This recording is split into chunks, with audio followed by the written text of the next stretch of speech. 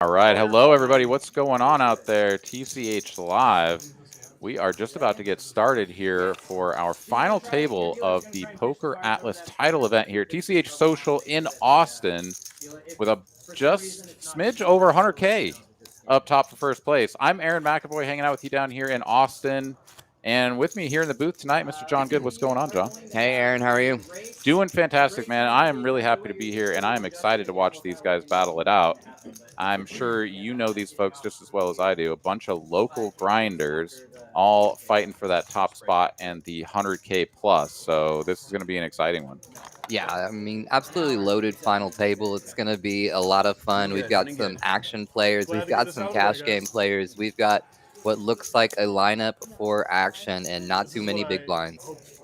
Yeah, a very interesting stack depth here. The average is right around 33 big blinds. Our chip leader going to be coming in with somewhere in the like 70 big blind sort of area, and our short stack going to be on somewhere around 12 13 big blinds. So the prize pool that we are looking at, 500K, was guaranteed for this tournament. We did overlay just very so slightly, so the prize pool does have 500,000 in it, and the lion's share of it will be claimed here tonight at this final table. Over 100K of it going to first place, in addition to a $2,200 entry into the Poker Atlas Tour.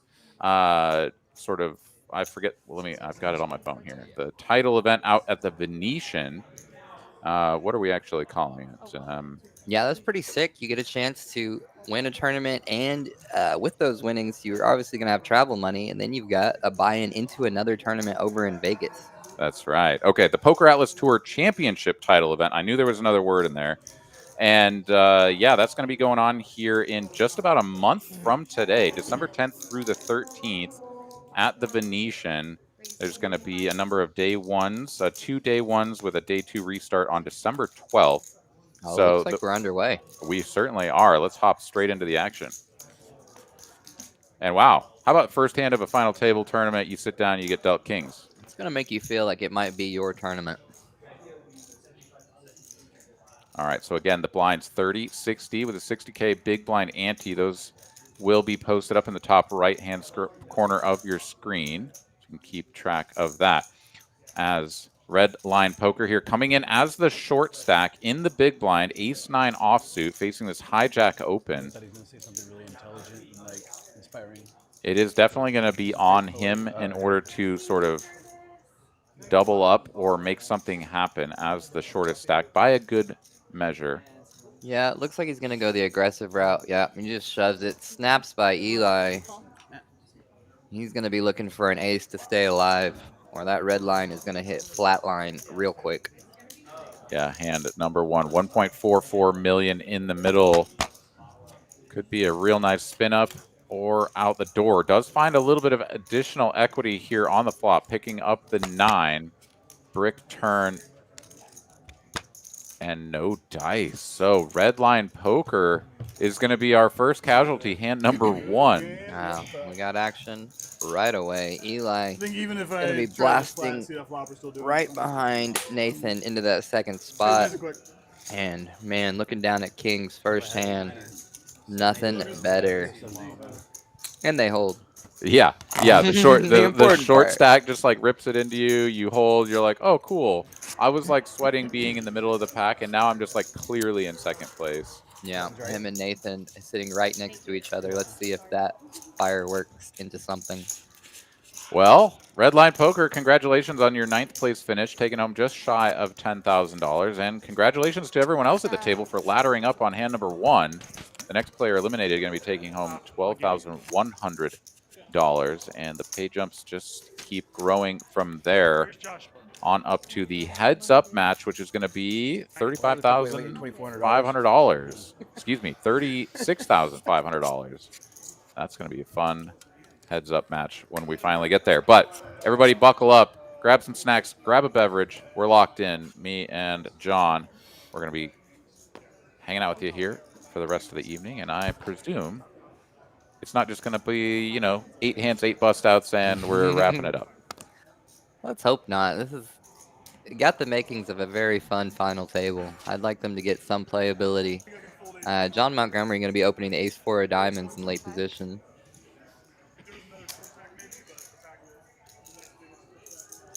JD here on the button. This might be a nice little squeeze spot in, sort of the earlier stages of the tournament, but given the ICM pressure here, not going to go for it. And John will take this one down. A big Kansas City Chiefs fan. That man is from Kansas, and pretty much see him on his social media all the time, at the games, Yeah, wherever he they goes to the are. games almost every week. He's got a section that he goes with and a big group of friends, and they seem to just make it to every single Kansas City Chiefs game. What a life. Heck yeah, man. Yeah, sporting the Kansas City hat there and Jersey. And jersey.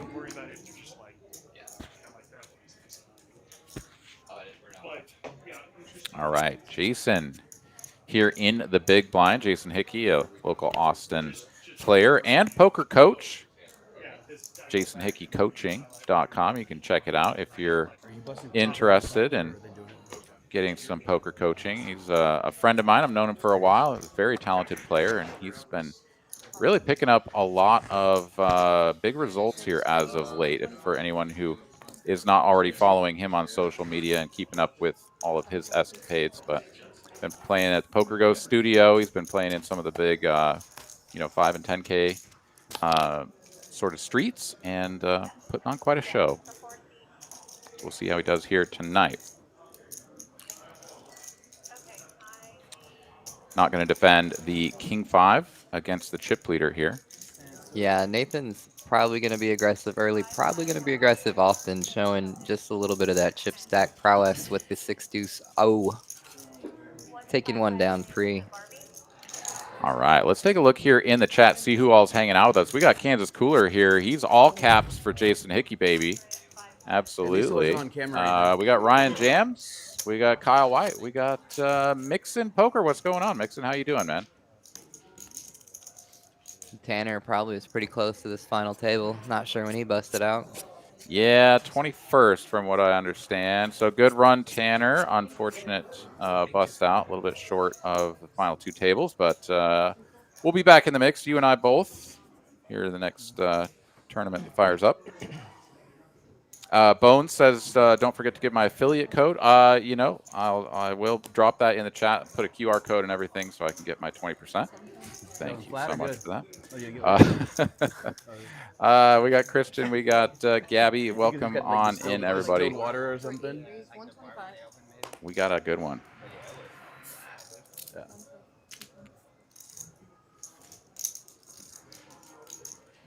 All right, JD here. He's going to flash the ace of spades as he takes down hand number 4. Show. Either the ace of hearts. Yeah, mixing also with the deep run 16th. Almost. Next time.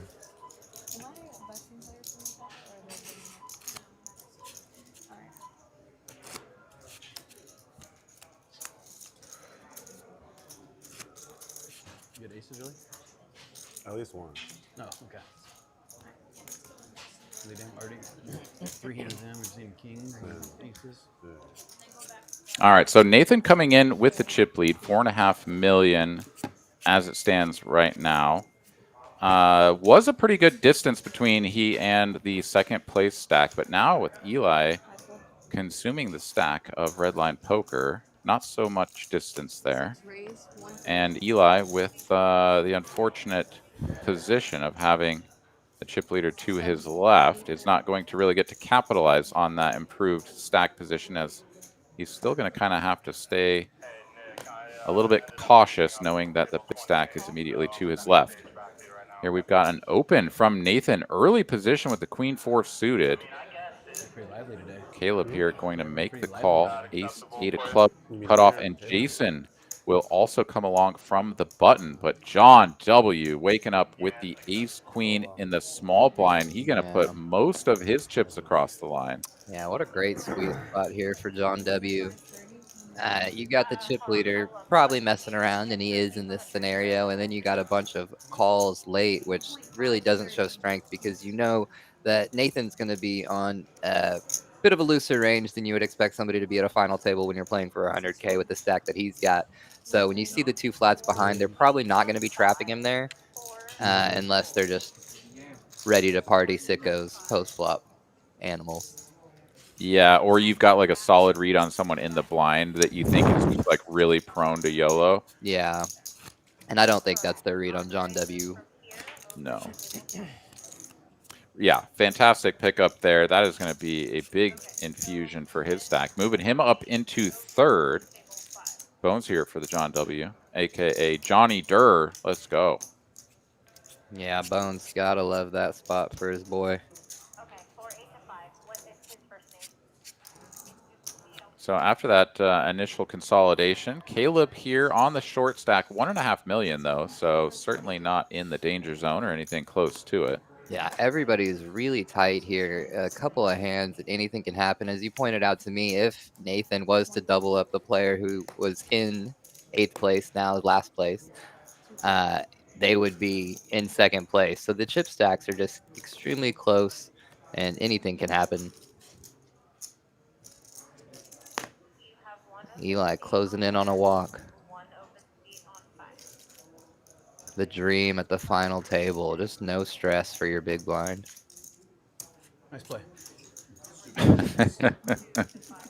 And yeah, a little bit uncomfortable here for Alex, going by Goya here as, yeah, he's got the two biggest stacks to his immediate left and is kind of just in the middle of the pack. So no real incentive to get after it, opening too wide or anything. But you and I have a little bit of experience with him playing in the cash game streets, and you know he just may not be deterred by the ICM. Yeah, I was situation. pretty surprised to see Alex fold the 8-9 suited earlier. I thought he was going to be getting in the streets with almost everything. It looks like he has talked to somebody recently that's told them folding is profitable.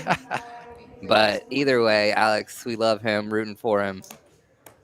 But JD has ran into it here. Let's go, Mike, joining us in the chat. What's up, buddy? Oh, wow. Dream spot here materializing potentially for Jason. This is an early position open from JD on the 9s.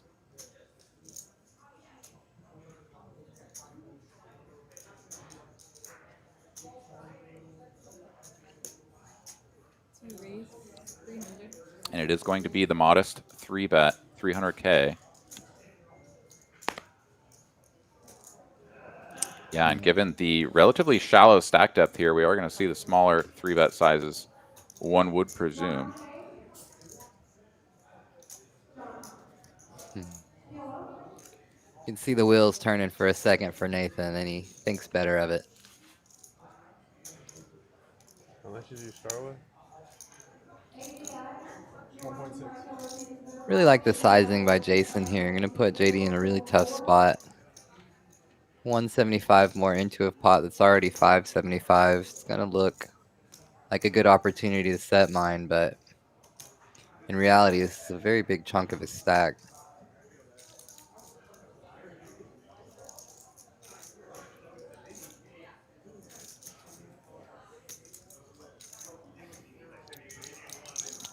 Nine's just a little bit too much hand here for JD to let go of, and he will make the call. 750 in the middle, so stack to pot ratio under 2, and we will see an 8-high flop, so a very interesting board here for these two players.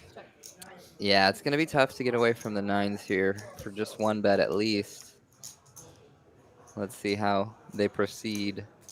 I'd like a small bet from Jason here. Just amazing flop for Jack, or Queens rather. Yeah, and you know, Jason, a very studied player, he's going to have an idea of how he wants to proceed here, whether this is going to be just setting up a turn jam or, you know, potentially going for the full 3 streets. But yeah, the 200K here, if called, will have Jason on sub 1 SPR. And as you say, going to be really tough for JD to get rid of this, right? I mean, like, give your opponent any of the ace, king, ace, queen, ace, jack. I mean, ace five suited, right? Maybe Yeah. Jason just isn't going to bring those into the mix here, given the ICM situation. But a very capable player. So nine's not going anywhere. Does Yeah, pick up a definitely not going straight anywhere draw. now. It's gonna be tough to get away. We'll see if Jason goes with the shove. I actually don't hate a check back here for pot control, but you are trying to deny a lot of equity from nines, tens, you know, and any of the smaller pairs you already beat. Yeah, he is gonna go with a check back. And wow, this looks like a deuce to seven type hand. 8, 7, 6, 4, deuce on board. JD does not improve, so he will finish second best, and probably just trying to get straight to showdown. No interest in a block. Yeah, he's just going to check. I think Jason might have correctly put JD on nines, tens, or jacks here. So let's see if he can go for, I think, a 400K bet here. Something right around there would be fantastic. I think if he does go for all of it, he might lose his customer. A little bigger. He goes 600K. Yeah, typically going to be tough to find a bet less than half pot in position. Jason basically putting out exactly that. Mixon imploring JD to fold. Not sure he's going to hear.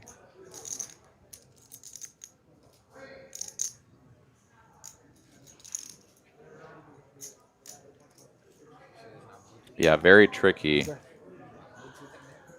Fossil. I mean, if you call and win here, you're now right up in the mix for the chip lead. You call and lose, and you're the short stack. It used to be signed. Greg Rammer, Fossil Man. Right there? Yeah, this is Greg Rammer. He won the main event like 02 or 03. And JD finds the fold, gets away from it, and will suffer no additional damage. Yeah, great fold by JD, keeping the stack intact, and that's the name of the game at the final table. Just keep the stack, keep surviving, get those ladders. Great fold. Dude. Super nice. Very smart.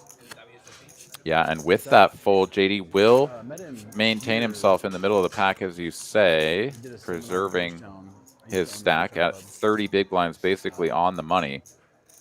And then we stayed in touch. And Yeah, I kind of wonder if Jason would have gone with that 300 to 400K, just not greedy at all bet if he would have got the side call, but I'm sure if you put it into a sim, he did the right thing, but I think he just knew exactly what JD had there and could have gone smaller and gotten a little bit of value on the river, but great fold by JD, just great play by both, honestly.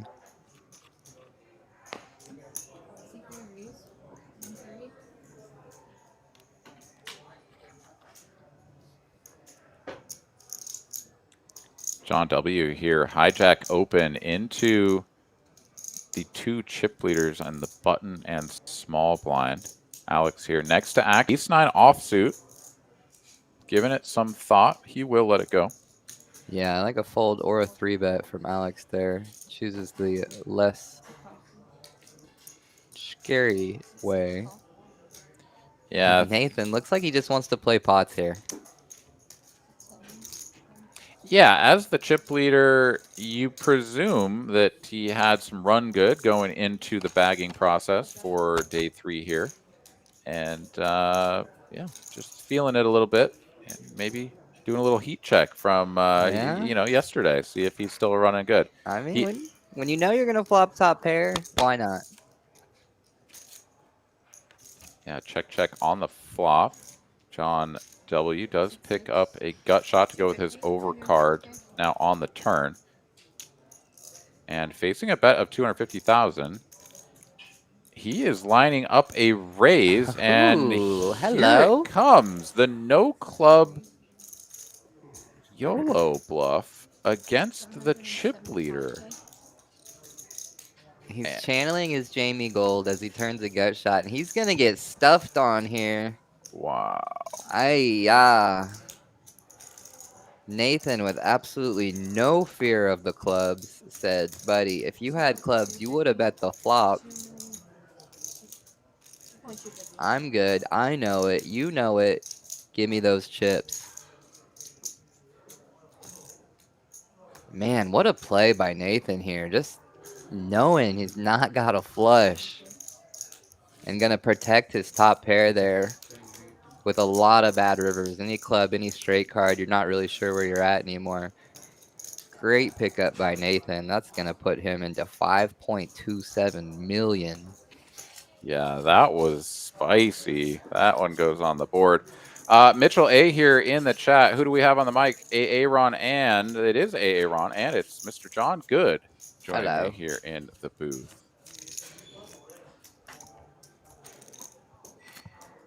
And yeah, absolutely taking it to the streets. I mean, yeah, that hand, like you have to dig real deep to sort of have the gumption to go for something like that against the chip leader when you know that they can just respond with that kind of move exactly. Yeah. And you have no recourse because you don't even have a club.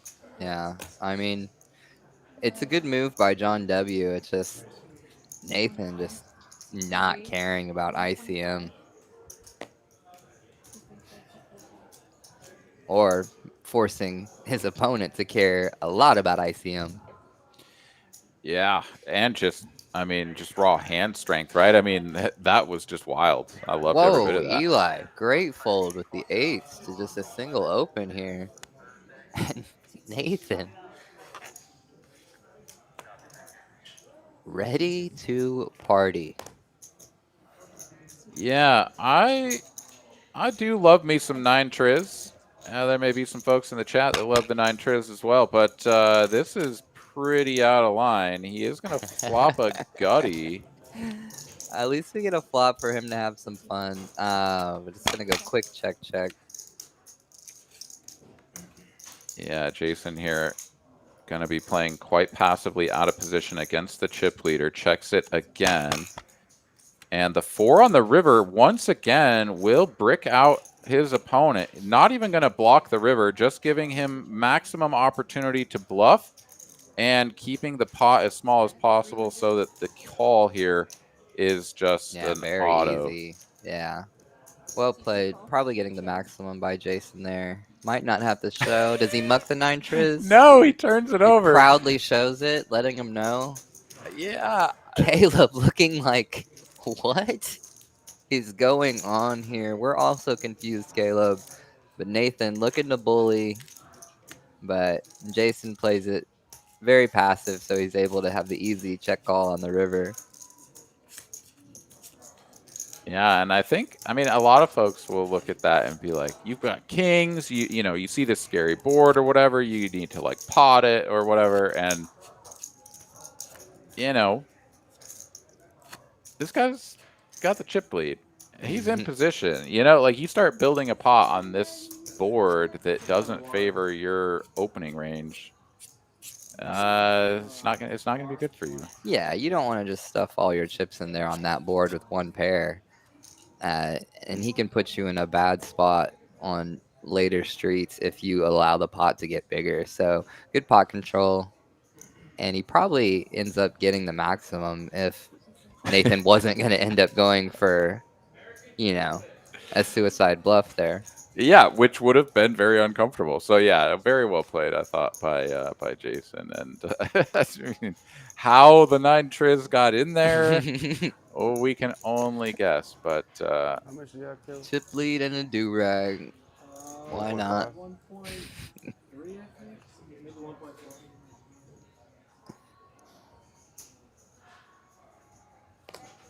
small blind here for JD. Yeah, this is just walk-in territory.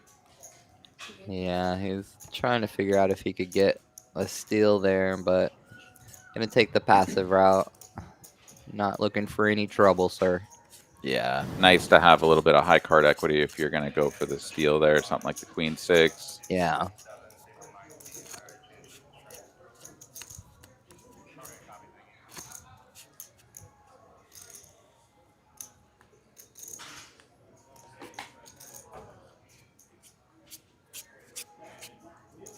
And Ronnie B. Yeah, I was actually just Christian. thinking, was there an 8 on that flop? In I guess fact, there was. 8 Yeah, high flop. Eli Yes. would have mashed it. Yeah, which, you said good fold, and I was curious as to whether or not, Well, just like I thought he had maybe a read on his opponent, knowing he was like strong pair there. But yeah, flat's definitely the correct play. Well, I mean, I don't know exactly, right? Like he's in a very tricky spot. He has the second most chips with the chip leader to his left. Now he was on the button and the chip leader was in the small blind, right? I don't know. We'd have to think about where the positions were exactly. As I don't think that a call was definitely like 100%, but seemed like the natural thing to do, right? Yeah, just call, set mine, see where things go. I mean, not even really set mine. I mean, you have You a could just play pair, it right? post, Right. I mean, but this is a single open raise. It's yeah. not, you have a pair.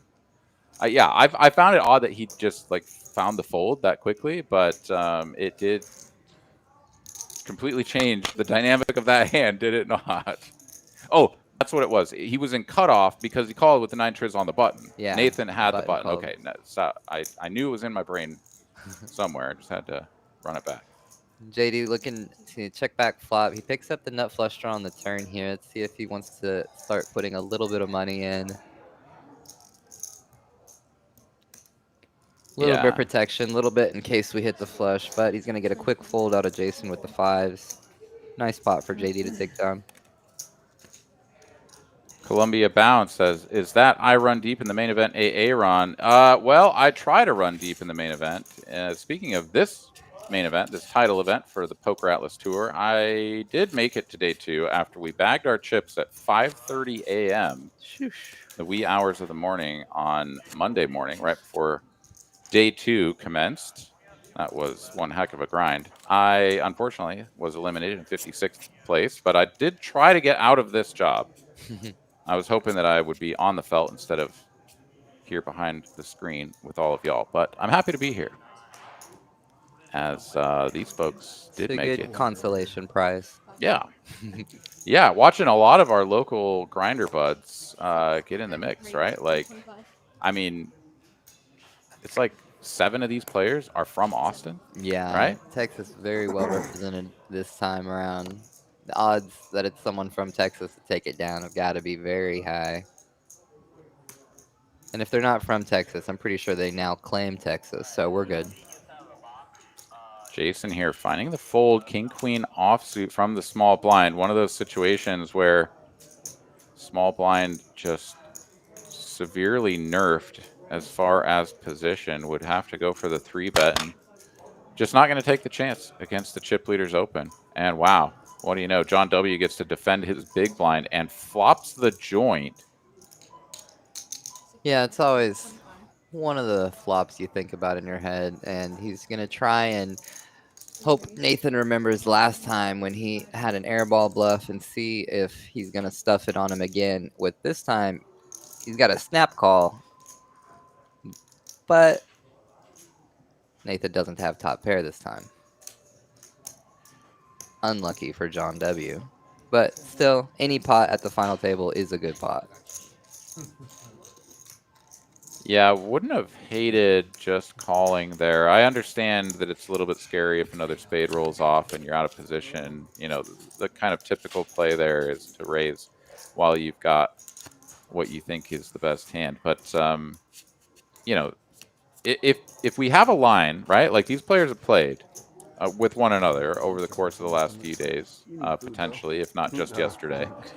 And given the line that John took against him in that hand with the king 10, it does seem that he's like, this guy could be up to no good. Yeah. Seems like a very good spot to me to check call flop and continue to show a little bit of like, maybe I have middle pair, maybe I have bottom pair and like a middling flush draw, right? Like there's a whole entire range of hand class that you could play passively, and you could, put your 9-6 flop flush in there and just kind of let your opponent go to work.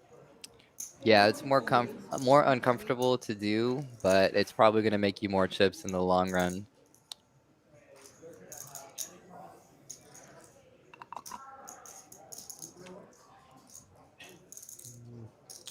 Jason here opening the button. A 9-7-0. Alex here in the big blind. 8-7 suited. Going to make the call. Yeah, fun one to defend with. 9 straight away in the window. Flopped gut shot and backdoor flush draw here for Alex Goya. Jason happy to check back his top pair no kicker, and he is going to turn it straight into a full house on the turn. Alex here with just 8 high, honestly a spot that, you know, he could think about starting to bet, but when Jason checks back, it's, you know, they're just not going to have a lot of jack highs and stuff that you're going to get folds from. So, Yeah, I think a lot of Jason's worst hands probably are going to bet the flop to just try and take it down. yeah. So when he checks back, he's usually going to be leaned toward at least a king high, something that's ready to get to showdown that has a tiny bit of showdown value one way or the other. I missed the first one. Huh? The retail? Yeah. All right. How do you put an elephant in a refrigerator? Oh god. You open the door, you put the elephant in, and you close the door. How do you put a giraffe in a refrigerator? What do you think, Eli? No clue. What? Same thing. What do you think, My Nate? best guess. Same thing? So exactly how? You open the door, you take the elephant out, you put the giraffe in, and you close the door. All right, so the king of the jungle is having this big party. All the animals are invited, and everyone shows up except one. Which one doesn't show up? The giraffe. The giraffe. He's stuck in a refrigerator.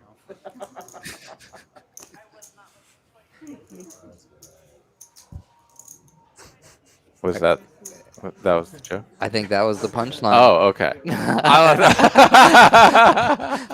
I think that was the whole You thing. know why a T-Rex can't masturbate? What? Why teabag? No, why a T-Rex can't masturbate? Because they're extinct.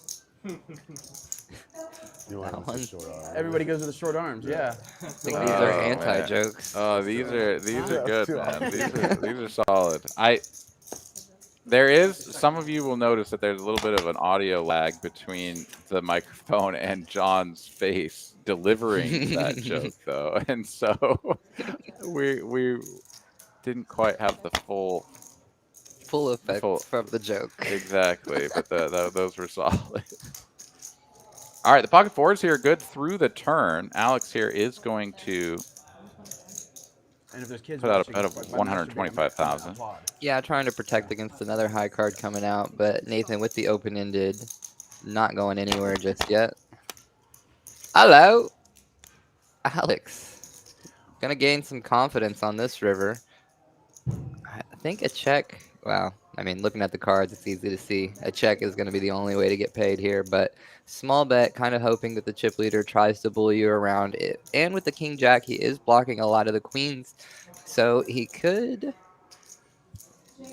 I mean, he's also just got that king of clubs, but yeah, the half pot from Alex is not the kind of bet you make if you're just like bluffing, right? So it's a little bit of the Yeah, that might have been a good spot for the old one big blind lead. Try to look like you're getting to showdown cheap, maybe get stuffed on. yeah, potentially, or as you say, just checking. Like the club comes in, so if your opponent has the flush, you're getting a bet from them no matter what. And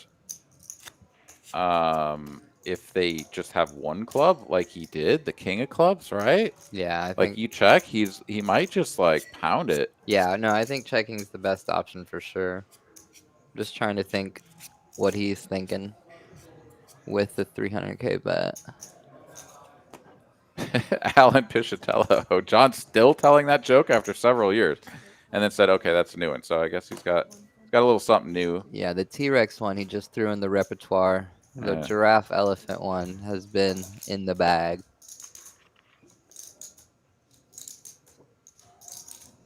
All right, button open into the 2 chip leaders.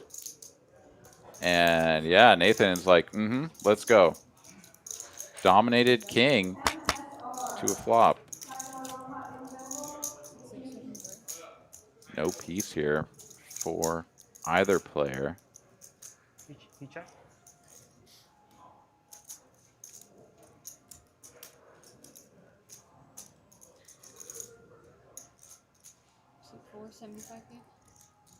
Very small continuation is going to keep Nathan around for a call. Picks up a gut shot on the turn and checks it over.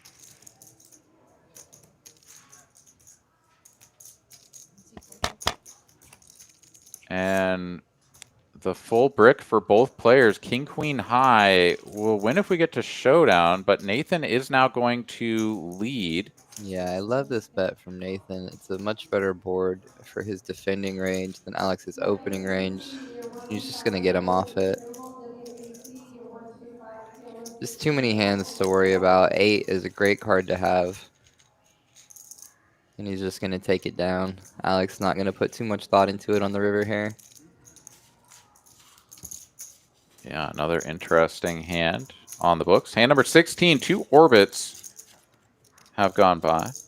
We have lost 1 player. Let's remind ourselves what these folks are playing for. The next player eliminated, $12,100 going to that player. The player coming away with the trophy and all the chips, $100,530, including a $2,200 entry into the PokerAtlas Tour Championship title event at the Venetian a month from today.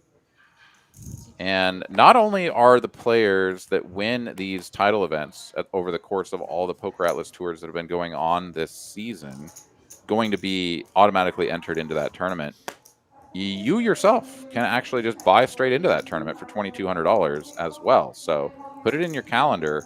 It's got $1 million guaranteed in the prize pool. Come on out and show the winners of these title events, as well as all the other folks that are buying directly in, just who's boss.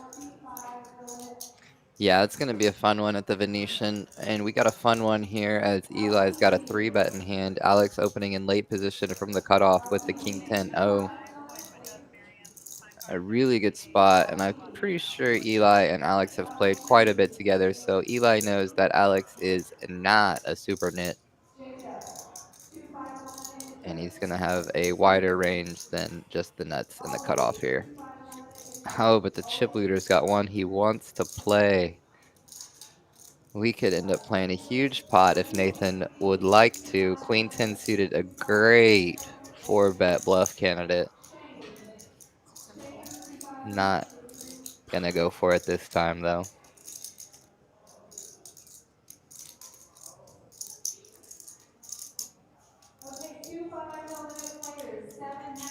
And Eli just going to take it down pre with the best hand. Yeah, I think I differ a little bit. I think the Queen 10 suited could be like a good 3-bet candidate, maybe.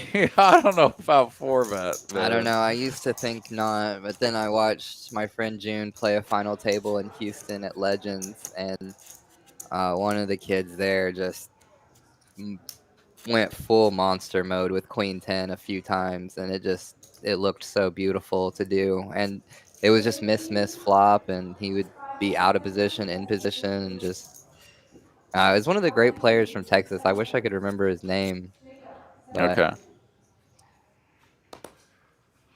I don't usually do it, but man, when other people do it, it sure looks good. Yeah, you see something that pops off, you're like, dude, maybe I should try that. I mean, if he would have 4-bet there, what do you think Eli's doing with the ace queen suited?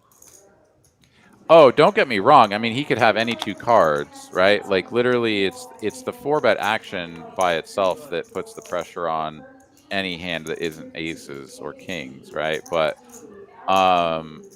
you know, if you're thinking about removal, the queen and the 10 maybe just not like your ideal candidates as far as four betting goes, right? Because now we're starting to get up into like pretty tight ranges.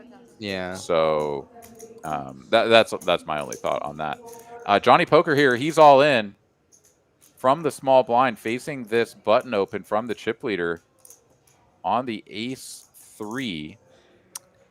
Yeah, John Montgomery probably just thinking that Nathan is messing around here, but Nathan's got probably stronger than a hand that he's expecting with just the single ace. And Nathan does not like folding. Yeah, but the stack depth here, right? Like you're chip leading, but like any hand like this one, you lose it and you're not in the chip lead anymore. So Yeah, and you're you in a have very tight clump with 3 other players. With Eli winning that big pot early, you'd probably have a chip lead over him if you were to call and lose here. yeah. But what he's thinking is, what if I call and win? Yeah, Then absolutely what? right. Tanner in the chat says like this jam from John. Yeah, I do as well. I think this is solidly in the wheelhouse. I mean, there's an argument to be made for a few pips lower as well. Just button open from the chip leader. They can have any 2 cards. Yeah, I wouldn't like flatting here. I don't really like flatting much at all from the small blind. It's just uncomfortable, worst position. But this is a beautiful candidate for a 3-bet jam. And he's going to just get it through. Probably the outcome John was hoping for if he saw his hand. It would definitely be the outcome he would be hoping for, as he was a little bit behind with the king-queen suited.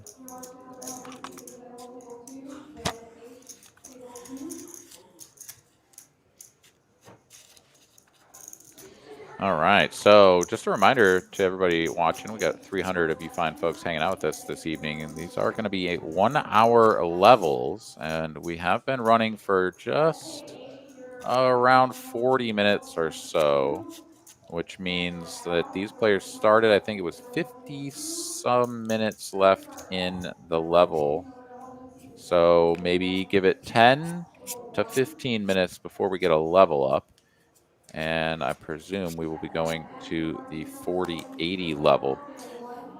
That's going to be a pretty sizable increase for the players near the bottom of the chip counts, as right now everyone is kind of hovering around the 25 big blind range, but at 40-80, John, these players, I think we're going to have like 3 of them drop below 20 bigs. Yeah, you're going to shrink from 25 to around the 18, 17, 16-ish big blind range. It's going to make it a lot easier to 3-bet jam some of these more moderate holdings like the ace-9 suited. If a chip leader is opening from the cutoff position, you've got it on the button.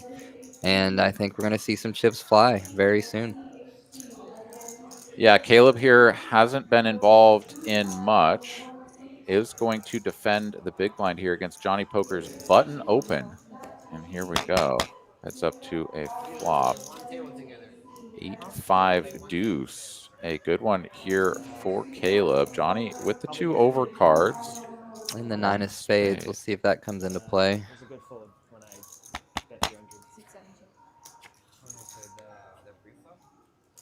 When it was a queen board.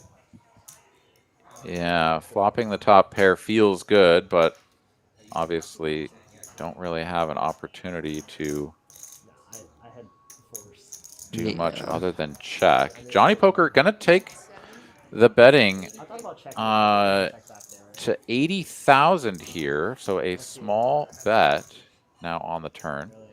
Yeah, I think John's just giving himself some options here, depending on the river card. Any subsequent overcard that comes over to the 8 is going to be a little bit uncomfortable from Caleb, but 80K, obviously, we're going to call here and just proceed, see what happens on the river. Just play some streets. Yeah, $500,000 now in the middle. River ace. Yeah, of great clubs. card. Great card for Johnny Poker to try and get him off an 8 here. If he was bluffing turn with just ace high, he now got there, obviously. Oh, no. He's not going to go for it. Caleb with a sigh of relief that he didn't go for it. Very happy to take that one down. No, No. Yeah, I guess feeling like maybe, you know, the king high has just ever so slight showdown value there. But yeah, one way or the other, it's a great card for him to represent had he decided to do so. And depending on the price, would have put Caleb in a pretty uncomfortable spot. Yeah, I mean, a So he is 2x here jam being there water. would have just been fantastic. But Caleb, a thinking player, might have sniffed it out. John doesn't want to take the dangerous route and just lets his king high maybe win 10% of the time and gives up other than that. All right, and after that hand, Johnny Poker now down to just about 1.4 million. And we can see there on the screen, right below Maddie, 13 minutes left in the level. So another couple of hands before we increase these blinds. Johnny Poker here, though, straight away back into the saddle. 2 red queens from the cutoff.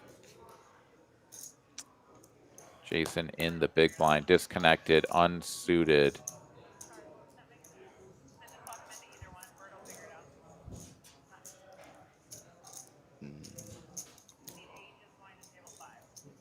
Wonder what he's thinking about.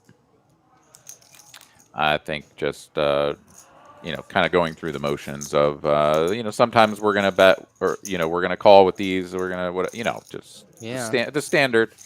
Think about it for a minute, but yeah, destined for the bin. Camera time. uh, He's got a coaching sticker on somewhere. Now, I do think that, you know, like some people will either try to like balance their like how long they think about things or whatever. I think probably the easiest way to be consistent about it, and this is what I presume Jason is doing, I could be wrong, but what I presume he's doing is thinking through just like in his mind, picturing like a range chart of like, these are the hands that I'm going to call with, and these are the ones that I'm going to fold. Like, he already knows what he has and what he's going to do, but he's like thinking through the process of what he would do on the other nodes just to like take a little bit of extra time when he is going to raise, for example.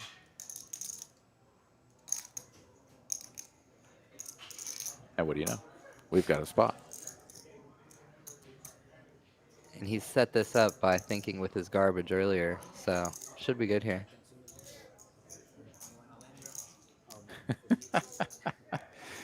Basketball Maven. How about a specifically designed Halloween-themed T-shirt for this particular PokerAtlas Tour with all of the dates for the various events and such on the back? How absolutely fantastically professional. Yeah, the t-shirts are specifically a promotion for this series, so. Yeah, all the dealers are wearing them.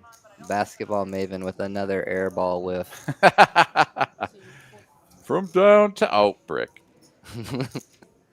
All right, Jason is going to get that one past JD, as the ace-deuce will not continue, and Jason will chip up a little bit further, solidifying his position. Maddie going to take a break, getting a shout out from Anna and Gabby earlier. Great job, Maddie. Absolutely. All right, so Nathan still hanging around with basically the chip stack he started with, 4.4 million.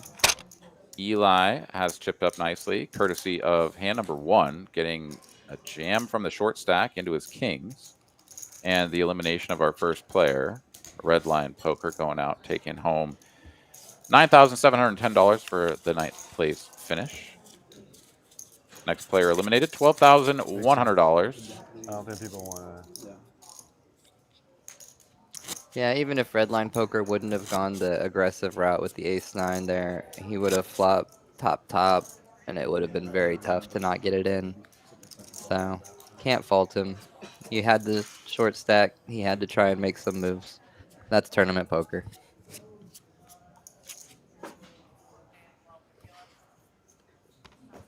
Uh-oh, the red cards. 5 folds.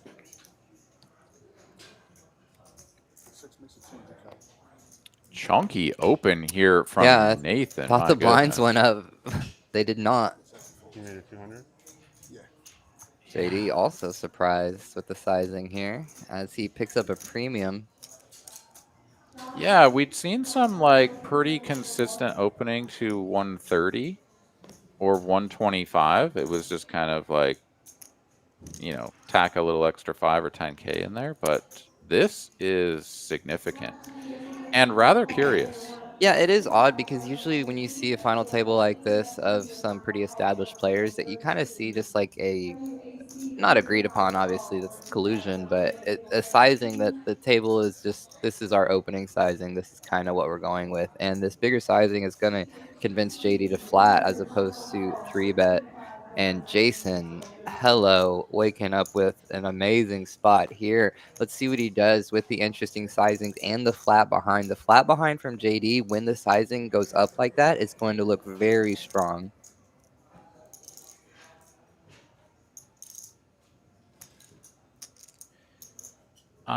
Okay.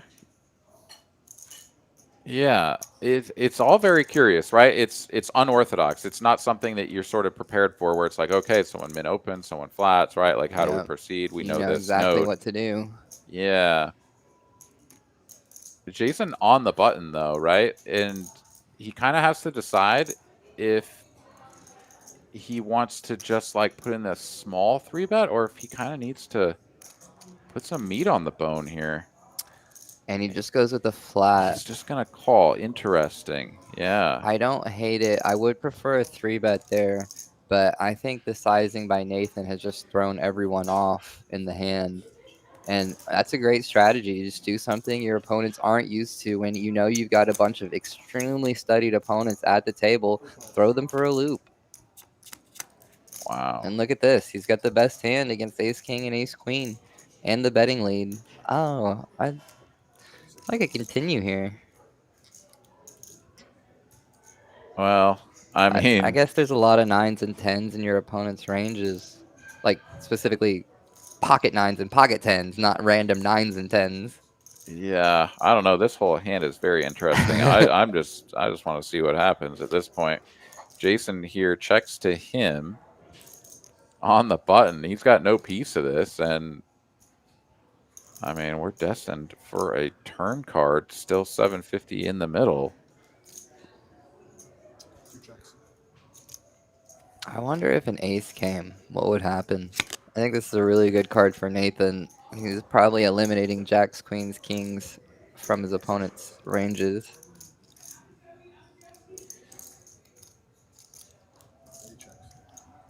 All right, quick check once again. Yeah, I mean the ace queen and the ace king can be happy to get to showdown, right? I mean, like this, Yeah, there's just I think they're now putting Nathan on an ace jack ish type hand and thinking that we could be good here.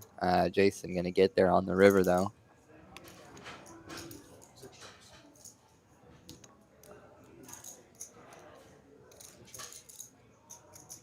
and 750,000 is a lot. Yeah, that's I about mean, half of an average stack.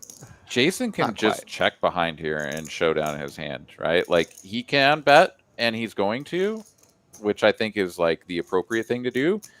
But like if he gets check raised, it's going to be very awkward. Yeah, especially with hearts. I mean, he's got the ace of hearts. Check raise is just gonna be tough to go. You're just so under repped.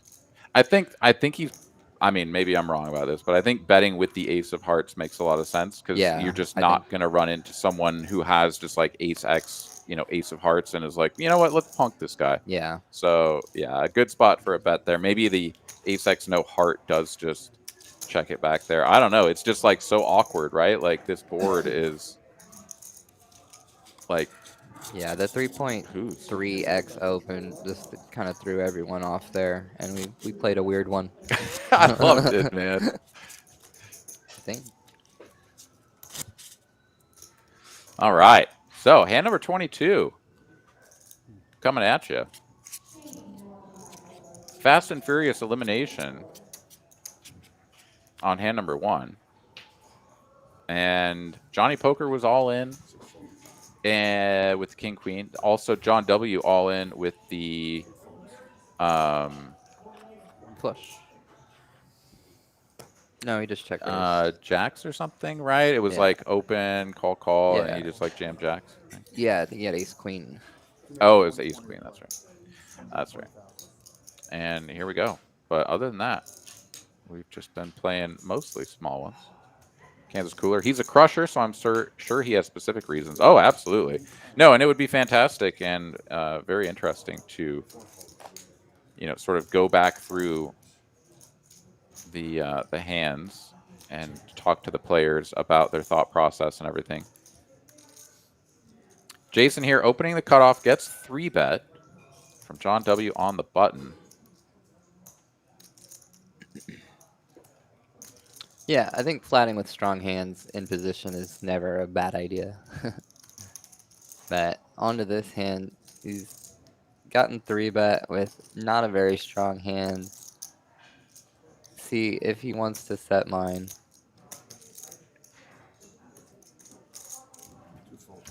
John W. just going to take it down. Yeah, when the stack to pot ratio is that shallow, you just don't have a lot of implied odds out of position, like not worth. Yeah, Jason makes the 2 snug cards fold. in the deck to make you feel comfortable in the hand aren't quite enough.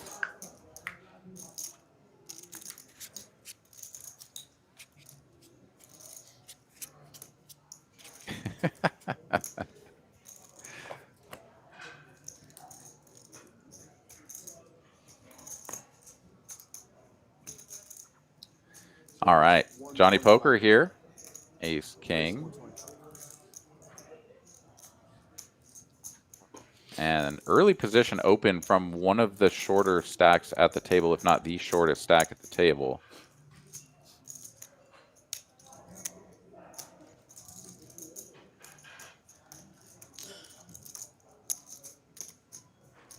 JD, though, is going to go for it. Really small 3-bet, which is going to allow him to get away from the 4-bet. Not committing his whole stack. But with the King 10 suited also in early position, gonna look like a good candidate.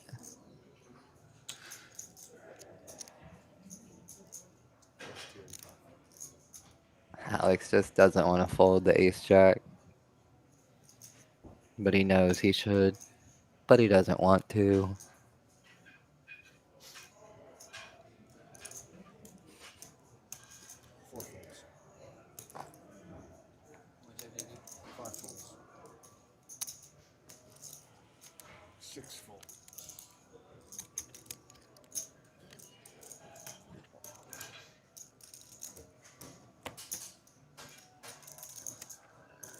Yeah, I mean, there's 3-bet, right? Like King, Queen O, King, Jack O are just like into the bin. So big win in that department.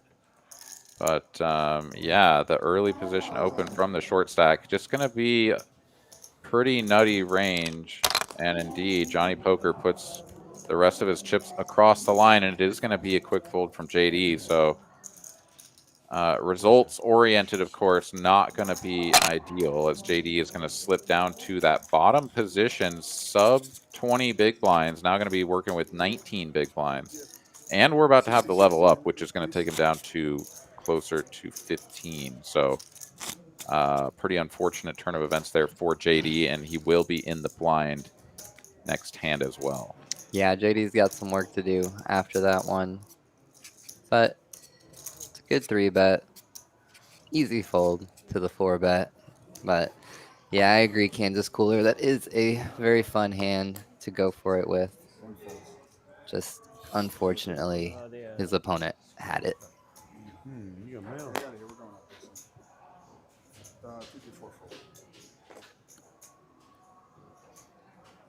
All right, folds to Eli on the button, King 9 offsuit.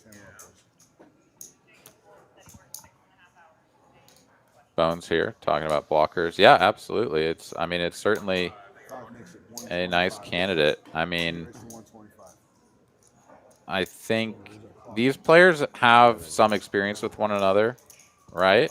Over the course of the last few days. But depending on how things all shook out, it's very possible that, from 3 tables down to 2 tables, the previous play, there are some players that you just may not have much hand history with, if any. Yeah. I think it's clear that some of these players have some experience with Nathan. but Yeah. their experience with John may be a little bit different. Yeah, I As think far as I, I think as things are going, it looks like Nathan has a lot of experience with a lot of these players. He seems to be getting very involved. People seem to be happy to push back against Nathan. Nathan seems happy to push back harder. And here with the five deuce offsuit, one of those situations where Nathan is just going to play that chip lead to perfection and just make it to where Eli just doesn't want to play pots with him. And yes, Mixon pointing out blockers are not real.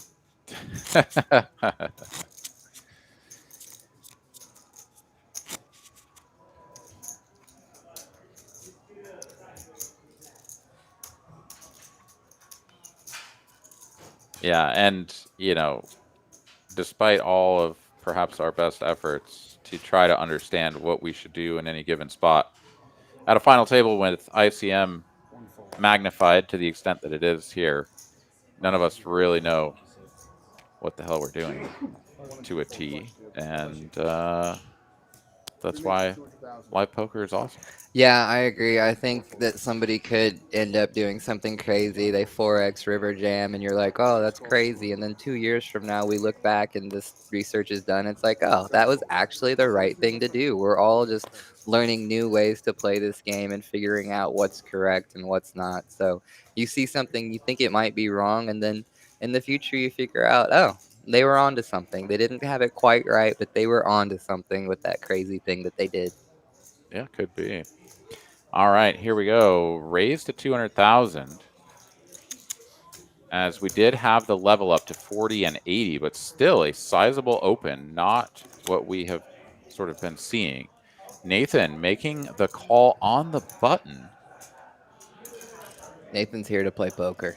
He really is. 100K, never heard of her. Let's party. And he flops top pair again against one of his nemesis. And he just stuffs it. He says, any draws out here? Get out. This one's mine. I got top pair. And he's really just playing guerrilla poker of I have top pair, you don't, get out.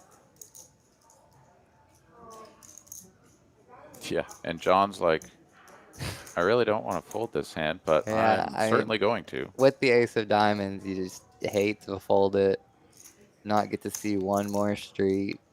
Maybe turn the nuts, maybe turn the nut flush draw, maybe turn top pair. You just have to let it go as this Nathan monster continues to pound. Amanda joining us in the chat. What's up, Amanda? Welcome in. And she's rooting for Eli and Caleb. Yeah. Well, the rich get richer. Nathan here now up to just under 5 million in chips. JD sub 1 million. Gonna have to post his small blind right now, and gonna be working with let's call it 12 and a half big blinds. Yeah, bad news for JD. He's under a million now. Good news for JD. He just paid his big blind. So you got a few hands, but he knows he's got to make something happen pretty soon here.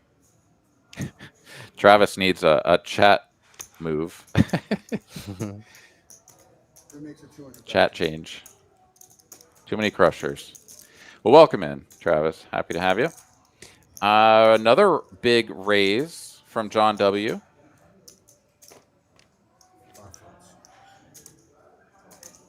Nathan got up a hand. He's not going to be folding here. This is a premium compared to the other ones. Surprised to not see him think about a 3-bet there. But yeah, it looks like he's definitely content just playing post flop and really applying maximum pressure when possible. Yeah, Caleb here with a little piece of a hand, but I mean, given the action, it's like, oh, thank God it went like this, actually, Yeah. because I can just fold this hand comfortably and don't even have to worry about what I would do otherwise. Yeah, King Jack is an annoying one to play, especially at a final table, and people are going to have stronger ranges. You flop top pair and not really know where you're at. But Nathan with top pair again here into John W. Just going to go with a huge sizing and take it down. like that. Yeah, and then, I mean, forget about what you even flop, right? It's like you're facing this 2.5x open from John W., who, right? Like if you call, stack pot ratio is under 2 instantly, you're out of position with King Jack. Oh, like Caleb is like, thank you. Yeah. I get to fold. I I don't have to agree. sweat this decision. I feel the same. I would feel the same way if I was in his spot. Like, just give me an excuse to fold this hand. I was thinking the same I'll thing. take it. Kind of feel the same way about Ace I was thinking 10 the same though, thing. but I was like, that's cool. if I was a better player, I probably would like it more. Yeah, some hands are just too much hand, but you know, out of position it just always sucks, no matter what. All right, John W. He's gotten punked out of 2 hands, at least insofar as he's probably feeling. Yeah, and Straight back to the well. you gotta love that. And a lot of players will be de-incentivized to play hands when they've lost a couple, and you get kind of like a queen 10 or a king queen, something like that in early position. Kind of just let it go, do a mental reset. But good to see John W. here staying in the straddle on the horse, ready to party. No, Saddle. I got close. Straddle, saddle, all of the above. He was in the straddle position. Tomato, potato. Johnny Poker in the cutoff. Gonna take the suited 1-gapper into the streets. Yeah, is that going to be enough to bring another queen 10 along? Yeah, unfortunately. I know the feeling. Trust me. Very interesting. Oh, dude, this is harder than I thought. I got the juice, rooting for Eli. Let's go. Buck99 super chat. 2 of them coming on in. Thank you. I got the juice. Jason is just going to get out of the way. No need to get himself caught. Yeah, that bigger sizing probably going to protect him. Aces, aces, aces. Well, he's just going to be dominated a lot, right? Like Every time. I got paid every time. Yeah. a sizable chunk of Johnny Poker's like flatting in position holdings are, you know, maybe some king queen, some ace queen, ace 10, things like this. The queen 10 flops the diamond flush draw, gets there on the turn. Yeah, you're going to let John Montgomery off the hook here with the check raise. John was just stabbing, just seeing if you had nothing. He had a lot with number 2 there.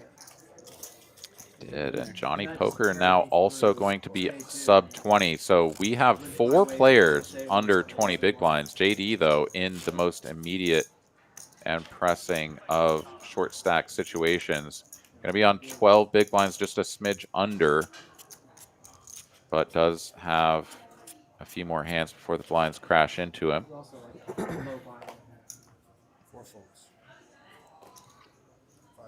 Yeah, JD knows how to play a small stack, so not worried about him here, but he is going to have to pick up a little heat if he wants to continue.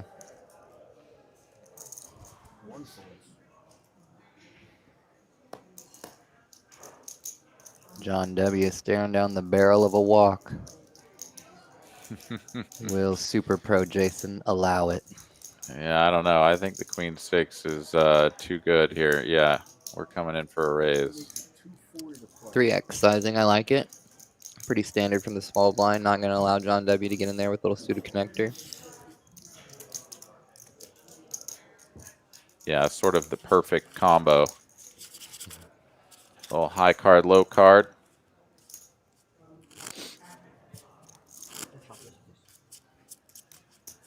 All right, so through 3 orbits here, the 3-bet percentage, John W. up at 17%. A couple players have done 0 3-betting. But through 28 hands, John, it feels like these players have a pretty good read on one another. We haven't seen any sort of long tanks or, you know, just like really what's going on here. It's kind of like, you know, the decisions have been come to fairly quickly. Yeah, no glaring mistakes. People just kind of playing their hands, doing what they can, playing their chip stack a lot from Nathan. But just kind of what we expected. Solid poker. Really anyone's game. Unless your name is Nathan, then it's your game. Alex, seen enough of it. Probably would fold to any other open, but he knows Nathan is loosey-goosey so far. He probably has seen, to this point, the opens of like the 6 deuce and the 3-bet with the 5 deuce. I'm not sure if they've seen that yet, but they know that Nathan is here and he is not switched gears from yesterday at all. Wow, overbet on the flop here. At all. So 1.5x overbet on the flop. Nathan just dropping the hammer. And yeah, that's the end of that one. Continuing to chip up now over the 5.5 million mark. Not quite double Jason, but getting into that sort of territory. And that's when you start to have, you know, sort of the real feel of a chip lead, you know, when you could double up anyone else at the table and not move Yeah. further down than one spot. Yeah, still be the chip lead. If you put the bottom 4 stacks together and combine them, you wouldn't quite have what Nathan has so far. So he's feeling great. He's playing his game, and he's got his do-rag.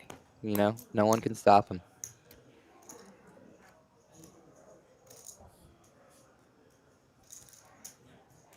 What makes it 160?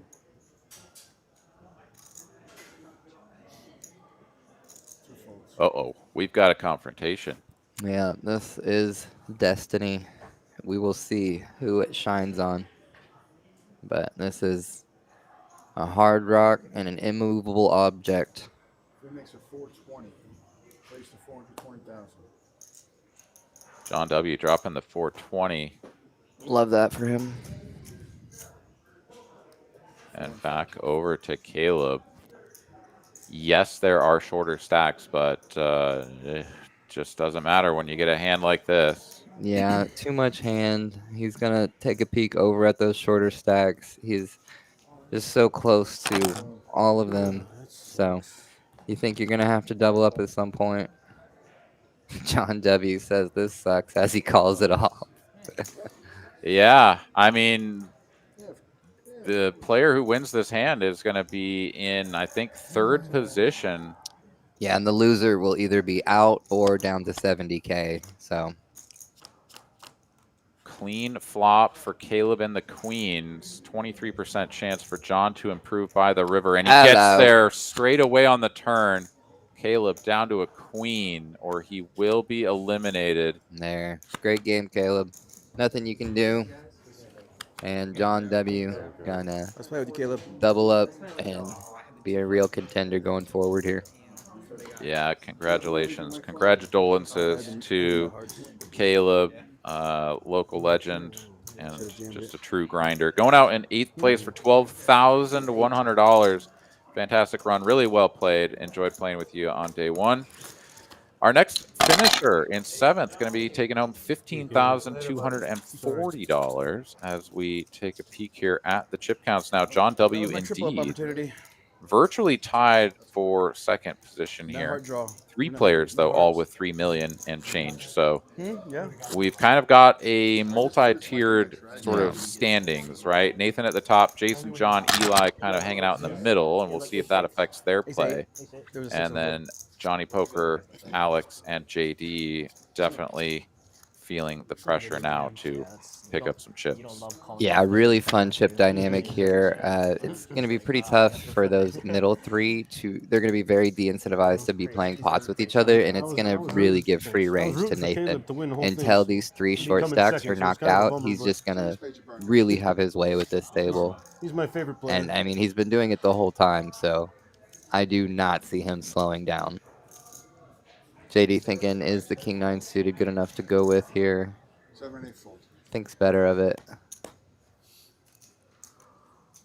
It's the right fold, but hindsight's 20/20, right? But really, this is just a dream spot for Nathan to have those 3 stacks right where they are at the 3.5 million range, and he's got that 5.5 million range to where he can really take the chance to hopefully not have to double one of them up. But if he does, it's not the end of the world. He's still got a ton of playability, so he's really the only one who can take those bullets at those 3 guys with the 3 million. And Nathan is just not going to stop flopping top pair against John W. So I think John W. should stop playing pots when Nathan still has cards. Yeah, it hasn't. It hasn't really worked out well for him. Also, just leads straight into the pre-flop aggressor. He's just like, nope, I have this, so And I'm betting. it's been creating a very funny dynamic between the two of them, where it seems like they've just been playing so many pots, and every time they play a pot, it's just going Nathan's way. And the one time John W. does have it, he flops the flush, he does raise, Nathan just snap folds. It just, for John W., it just feels like we can't beat this guy, we can't get the better of him. So tough spot. Another borderline decision here for JD. He's found a pair, but it is on the bottom end of the distribution. About to go through the blinds. That will be 200K missing from his stack, but he is sitting on just about 12 big blinds. So fives perhaps just a little too low. Yeah, you could convince me every decision is fine here. Wouldn't have minded a shove, wouldn't have minded a fold, wouldn't have minded a click. A click would have been pretty tough because I mean, it looks so strong that maybe you're going to get it through, but when you get 3-bet, it just feels so bad to fold. Yeah. Yeah, I don't know. I feel like the hand class that you click with is going to be much more like nutty or marginal than the fives, right? The fives just have tons of equity. You can't just be clicking and folding. So seems like a jam or a fold. I do like the fold there. I think you get sixes, sevens. You start feeling a little bit more confident about ripping 12 bigs in there into the field. But I mean, we're seven-handed, right? So fives are a little bit better. But yeah, I still think it was a pretty good fold there. As it stands, we got Nathan in the small blind defending his queen six offsuit against Jason's low jack open. No lead from Nathan, so it'll check over to Jason here. He'll get an easy continue. Yeah, I love a small size here. Probably just going to clean up any hand like the one Nathan has. And he is behind, so great job by Nathan to take down another pot from the chip leader.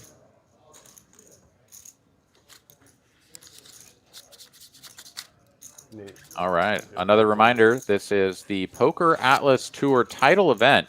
We had the PokerAtlas Tour come through here, TCH Social in Austin, Texas. We had a whole bunch of tournaments. You can see the dates and some of the events there on the back of the dealer's t-shirt.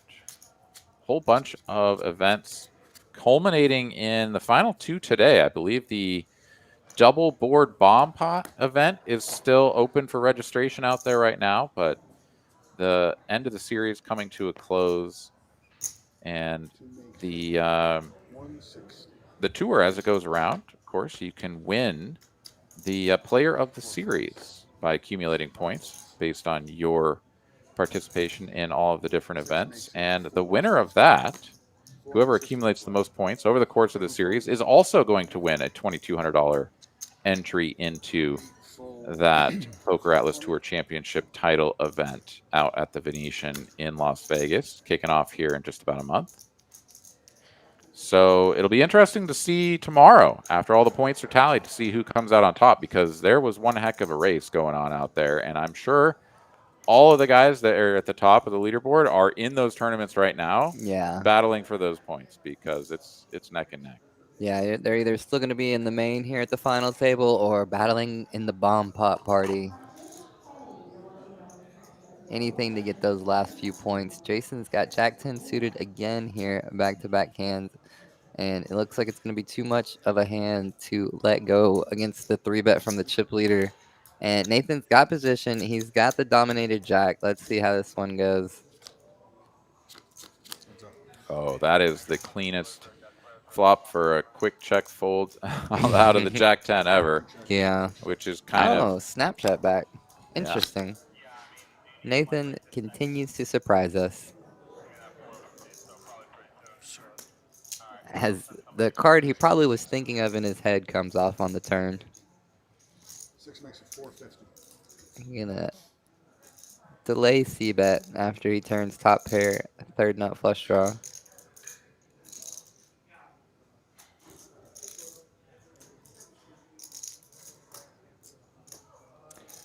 Prize pool, we gotcha.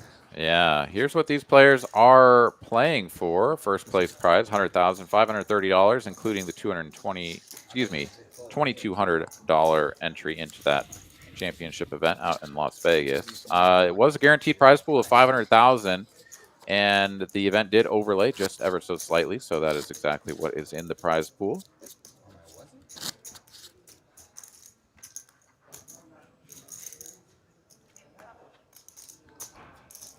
With that hand, Nathan here almost 2x his closest competitor, continuing to chip up, now up over 6 million. It is Nathan's world. We are just living in it. Alex here, low jack with the king jack suited, starting the hand with about 14 and a half big blinds.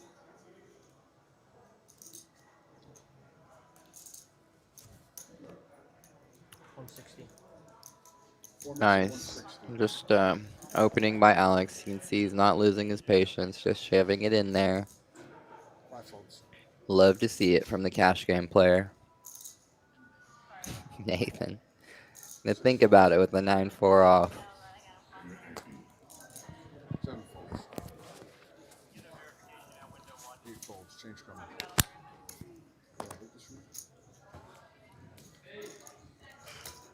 And Alex just going to pick up the blinds, 40, you need this. which at this point in the tournament is pretty huge. That's his 40 you put out.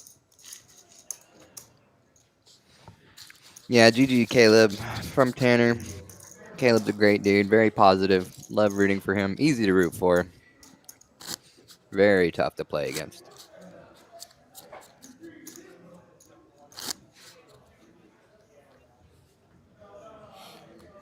So we do have some bios for some of these players. And Nathan here, based in the Austin area, originally from Quintana, Spain. And started playing professionally a couple of years ago. And enjoys creative escapes like playing drums, swimming in the natural spring pools here around Austin, traveling and seeking peace and profit. His long-term goal, though, I love this one, to stack bracelet after bracelet, setting ever higher benchmarks. Let's go. Nice. Yeah. And Nathan here, live tournament earnings, just under $12,000 total. Wonder if that's So, right. high water mark incoming for Nathan, no matter what the result.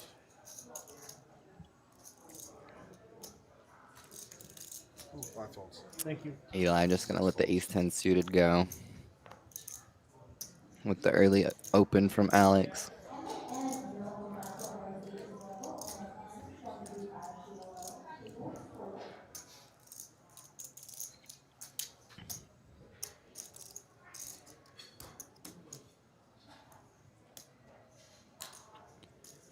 Yeah, Jason Hickey in the JD with the spot. right. You're going to go for it. He'll be very happy if Alex makes the call to see that he is not dominated. He is the dominator.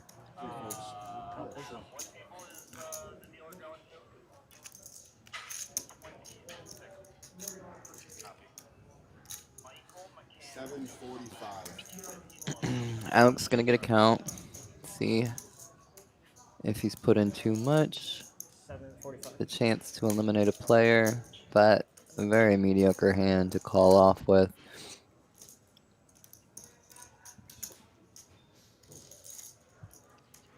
Probably close to the bottom of Alex's under the gun opening range.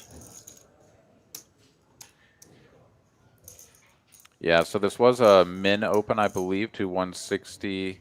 We see the 175 out there, which it is possible it's the full amount, but either way, this is just a smidge under 600,000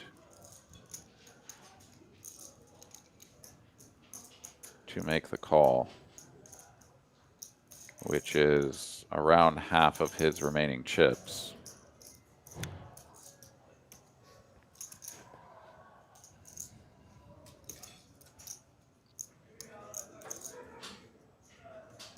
Yeah, so if there was no ICM, you would hope for at least like 36 to 38% to make this an almost profitable call. But when you bring ICM into it, it's probably an easier fold than it looks like. But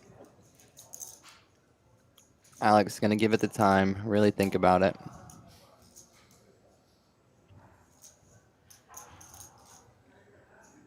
And make the correct decision. Nice fold, Alex. And Yeah. a really big pot for JD. It really is. Yeah, that gets him back up over 10 big blinds.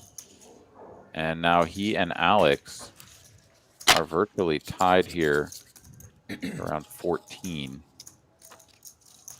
Johnny Poker up at 15 and a half. And then, yeah, everybody else sort of sitting much more comfortably up over 30 big blinds.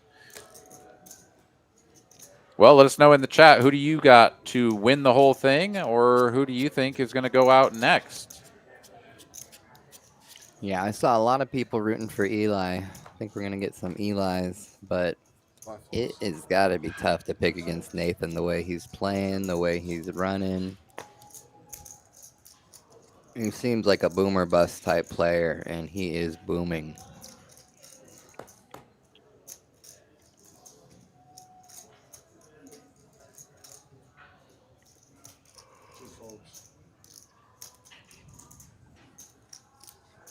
Ooh, a little walk here for Alex. Yeah, always feels good to get a walk right after you have to fold to a 3-bet. All right, we got some Eli. We got some JD, a little more Eli in the chat. All right, all right. Monique says, let's go, JD. I wonder if Frankie and Peachy are watching. That's his wife and puppies.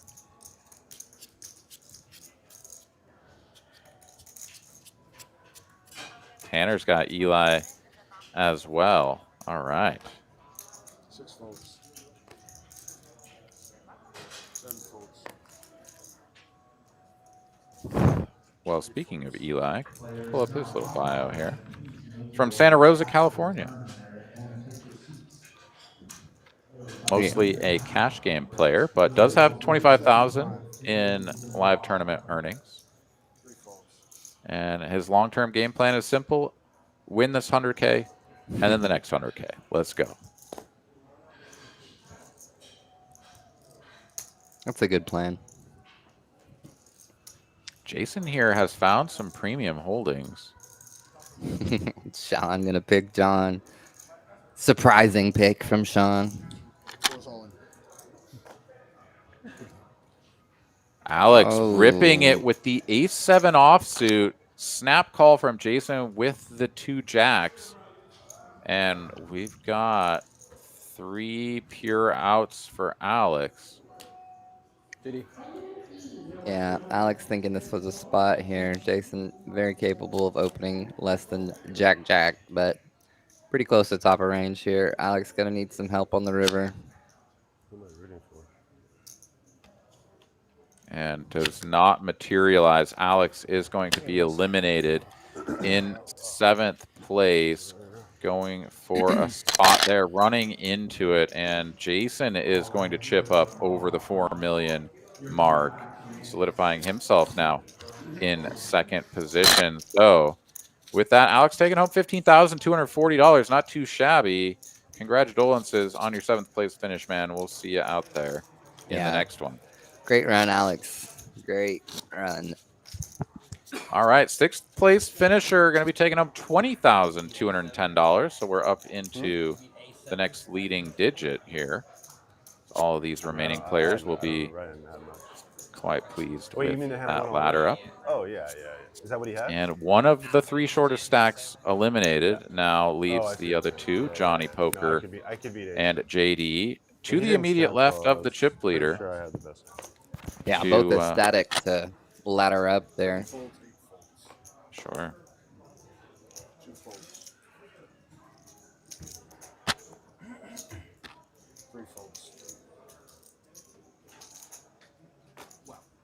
A walk to the chip leader who had jacks.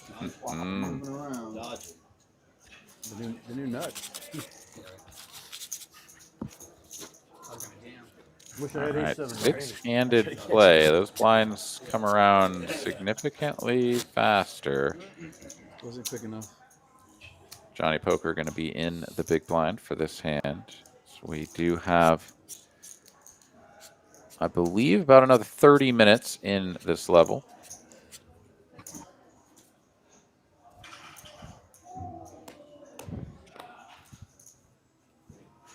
Eight folds, 2 folds.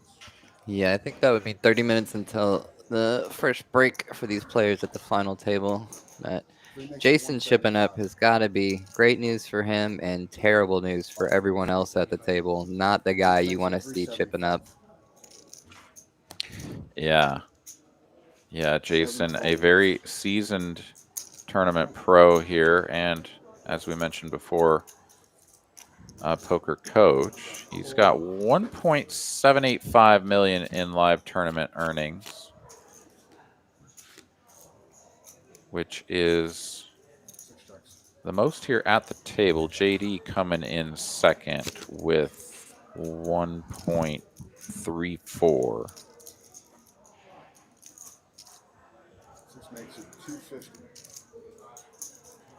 3 calls. Pair of sixes for Nathan. Bet and a call from John, and drills the 2-pair on the river. John just cannot get one through against this guy. This is crazy. And it's a very disguised 2-pair. It's going to be tough to put this guy on an ace. I think he's probably going to get paid off here. Really good sizing, not getting too greedy. Yeah, 600K. John just probably almost going to snap. Doesn't love it. But this feels like the time that Nathan just doesn't have it. Yeah, it's just so tough to fold there. 3 calls. And Nathan with a natural 9 taking her down. The naughty way to get 2-pair. Yeah, a little smirk there at the end too, as John is just like, man, seriously? Yeah. Give me a break, bro. And John, that really puts a cooler to his momentum, was skyrocketing up with Jason there to kind of try and compete with Nathan for that number. And now Nathan just does another miracle to just really put those guys out of reach. Yeah. I mean, John does have a few more blinds than his, sort of fellow short stacks, but yeah, that was painful. But he has shown us that he's resilient and not shy about getting in some pots. And very next hand, right back in the straddle. In the straddle. I mean, you love to see the resiliency from John, and to continue straddling after these rough hands is just impressive to see. Oh, wow. This is actually a get-right spot. My goodness, Nathan 3 bets him very light. And John instantly stuffs it in. He's like, no more garbage 2-pair, brother. I've got to be ahead of you, which he is.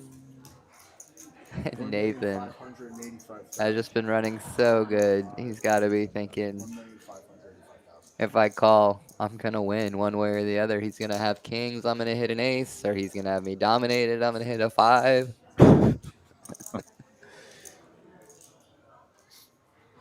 Yeah, I mean, the full stand-up and evaluate as opposed to the snap fold. I mean, this is a 4-bet all-in, snap all-in as well. Yeah.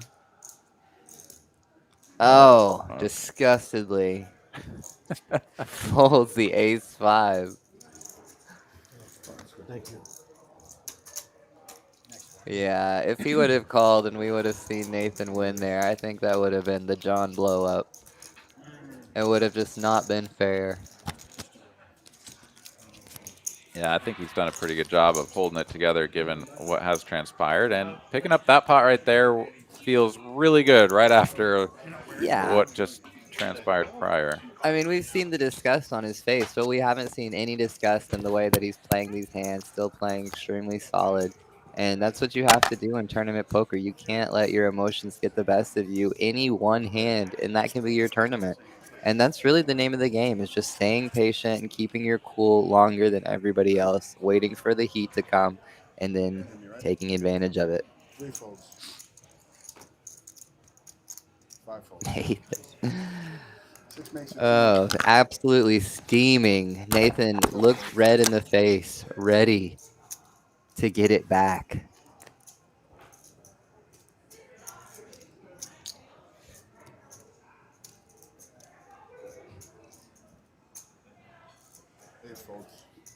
Quick And fold. yeah, no one looking to battle with him right now. Yeah, and whether he opens to 2.5x or min opens or whatever, I mean, he's gonna largely get the same result from these middling stacks, right? I don't see Jason or Eli taking any sort of marginal spots because they would be out of position against the chip leader most of the time.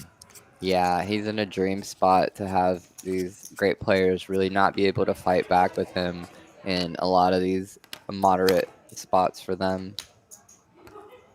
He's got all the chips to take all the chance, and really just he's able to make a mistake and it not hurt him. So here's JD's button with 11.5.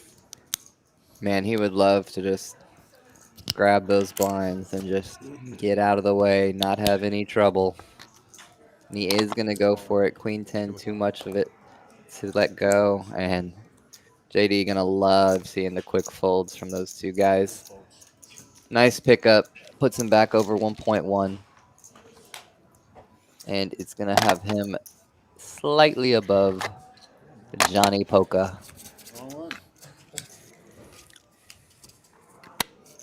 Were you able to play any of these events, John? No. No. I was working on I wanted to play the main, and that was going to be the only one that I could play, but then I got scheduled, and then I got offered a gig yesterday that I couldn't turn down. All right. So no opportunities to play, and there wasn't a turbo. That would have been fun, but who knows? John, gonna have a great spot for a shove here. And this is much more interesting, right? Like, so now Nathan's large openings are a little bit of a liability, perhaps, right? Because now he's going to be a little bit more priced in, given how much he's already invested to some of these short stack jams, right? So yeah, I think we're gonna see a call this time from Nathan. Maybe it's because last time he wanted to call and he didn't get to. Maybe it's because John Montgomery has a little bit less than other John, but I just have the feeling that Nathan wants to click call. And he does. And he's still got 33%, so Mr. Montgomery not out of the woods here, but definitely a spot that he would take. yeah, substantial favorite here. Let's take a flop. Diamond in the window. Wow, never easy. Flopped flush draw, virtual coin flip here now going to the turn. Give me 2 big black cards. 2 big black cards. John wants them. Give him those BBCs, baby. 9 of spades. Oh, and my he can't fade it as the God. offsuit 5 comes in. Great run, John. Nathan is on fire. Okay, guys. Yeah, he can do no wrong. I was eliminated on one of my day one entries against Mainly count, some make sure you didn't have the shenanigans, I will say, by the man in the pink jacket. Hi, Nathan. Yeah, so I understand the pain that John is feeling, Yeah. but it's a great run. Congratulations, man, on your deep run. $20,210 for Mr. John Montgomery. A great showing, man. Well done.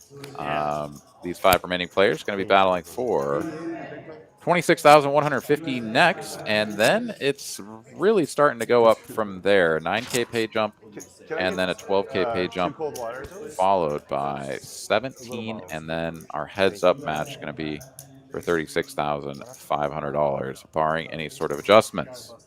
All right, 5 players remain. JD gets another you're right. ladder Yeah, it was up reversed, as yeah. the short stack, The so that's way going to you feel put good the for him. hands, Ace Queen was over here, the players over there. But yeah.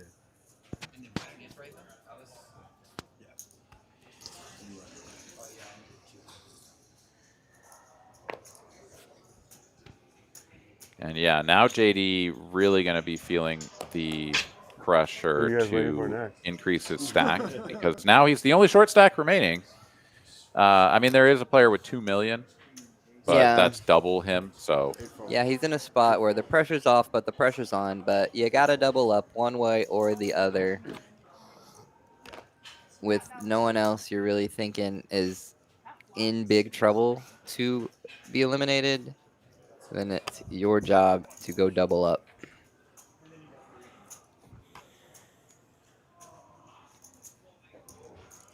Five calls.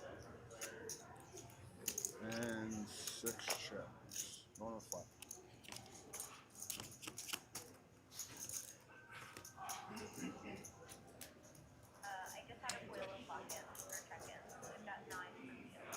Five checks. 6 bets, 100,000. all right, second pair here for Nathan, and he will bet a single orange chip for 100,000. Eli here going to make the call with the ace high. This is blind v blind.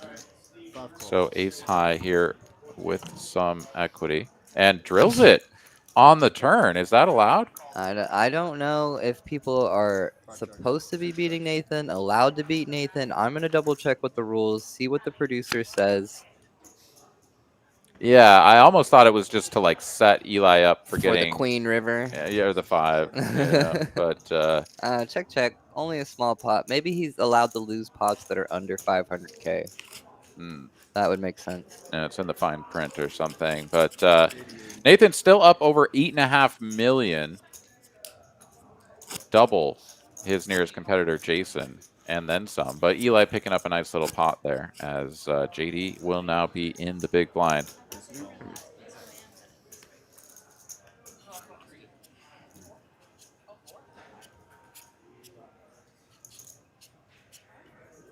All right, JD's in-laws in the chat, sending him the heat. Let's go.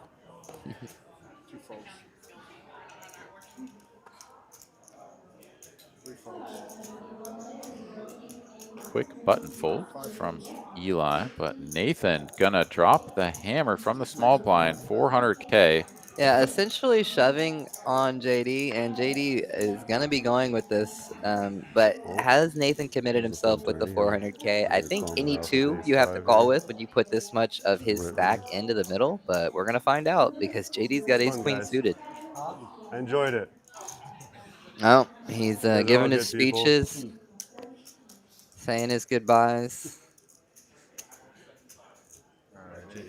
And he faded the snap, so now he knows Nathan has garbage. Wow, he's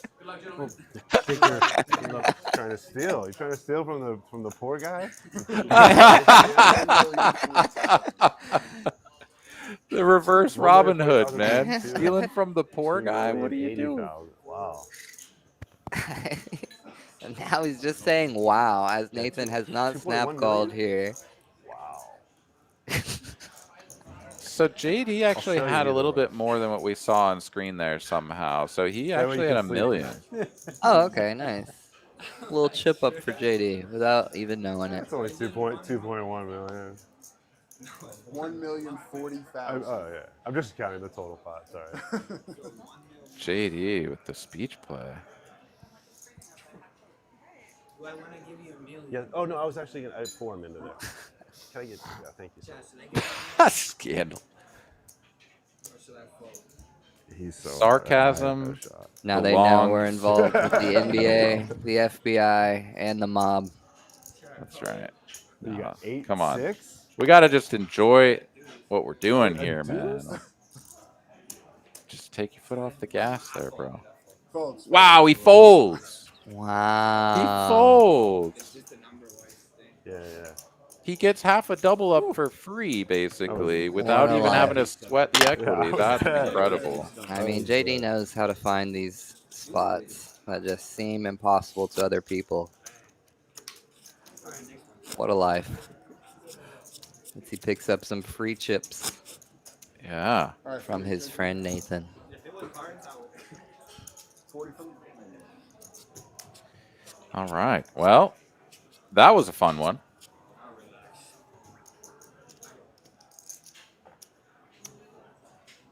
Handpan Boy Band. What's up, Ricky? In the chat, dropping the $9.99. Thank you, man. Says, let's go JD. Yeah, well, if he can keep pulling off the Houdinis like that. I mean, obviously he was ahead, but I mean, we've all seen the way Nathan's been running. Yeah, You no, put the he's. Jack Deuce up against me. I don't know if I like it. Yeah, I mean, if Nathan saw his hand, he would for sure call there. And if we know, oh, JD with another great spot here. Is this the heater for the tight man from San Francisco? The tight man with hand on his side. And a real one, back to back.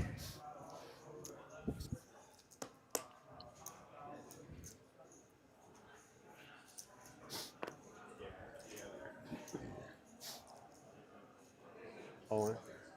Eight's all in. Chips across the line. 2 folds. And just like that, barring some sort of just 5 unreasonable folds. shenanigans, Well, JD's going to have 2 million in chips. yeah, Nathan did fly with the ace-9 suited here. He might think he's a bit over-repped, and JD was going for some free chips there. Under-repped, rather. Yeah. I don't know. He just got shown the ace-queen suited, so it's not like that one was, you know, a swipe. But Mitchell here advocating for the small bet or the shove. Yeah, absolutely, right? The in-between size seems awkward, but as it stands, he's just called here on the button, 175. Now facing this jam for 1.5. This is effectively like 19. Yeah, it is 19 big blinds. And he's put 2 out there. 1,545. No, 1,520,000. 1,520,000. And I called you the goat getting in the box, too. This is a trash head.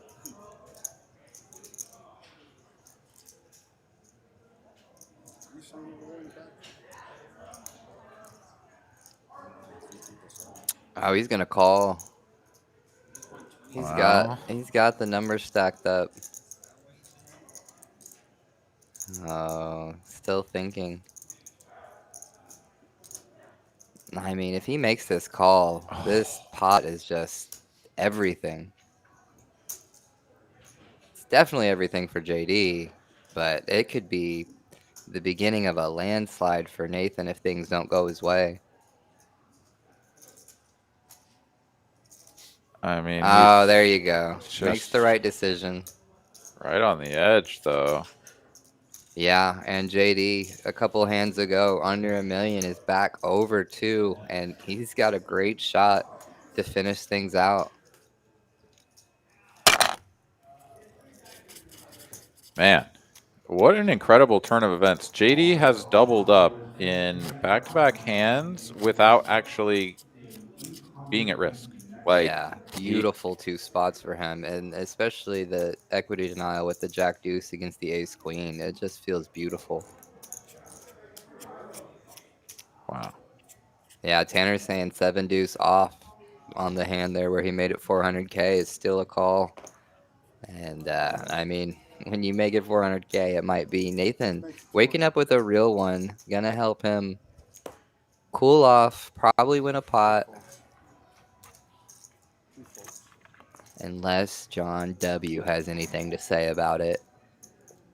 The old rivals. 3 calls. Heads up.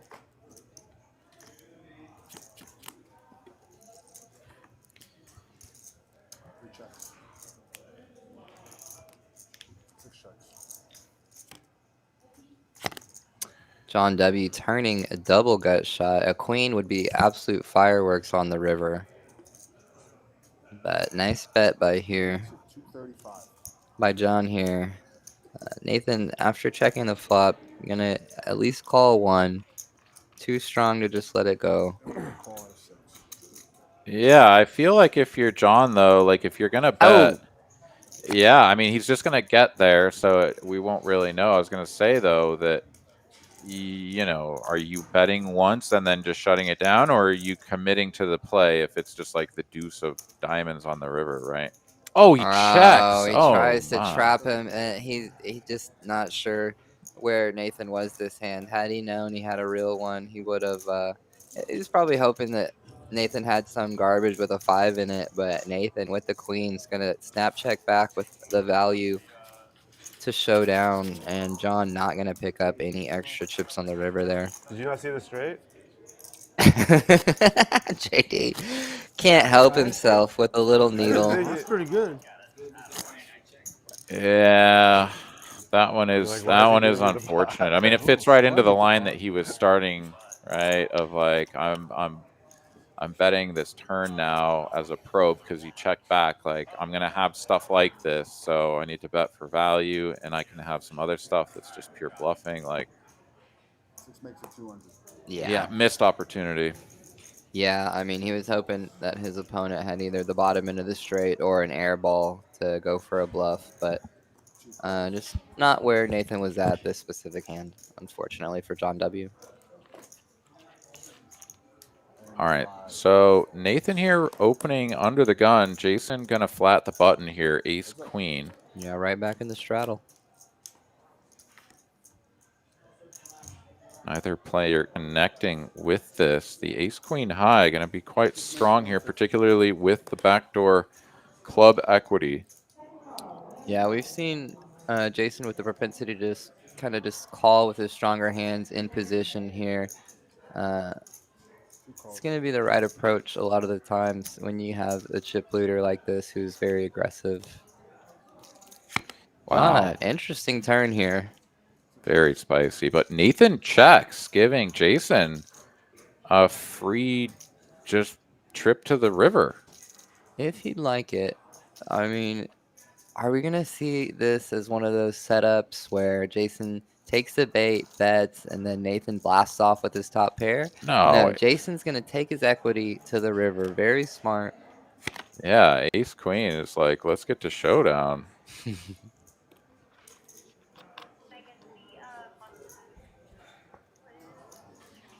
Nathan going to go micro size on the river.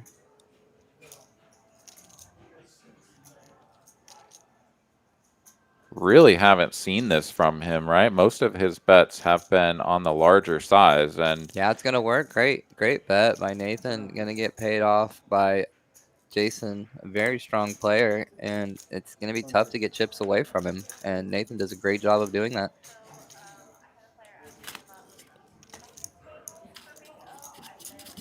And with that pot, Nathan, 8.3 million. Jason down to 3.5.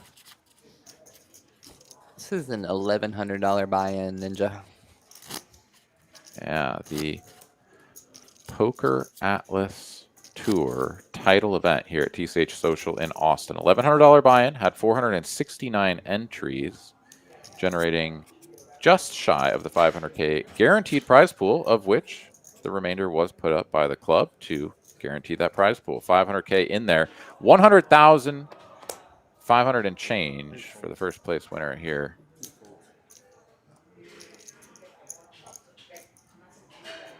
That makes it 175. 5 folds. Call out of the 6. What's up? No, I said heads up. I know. Action suit.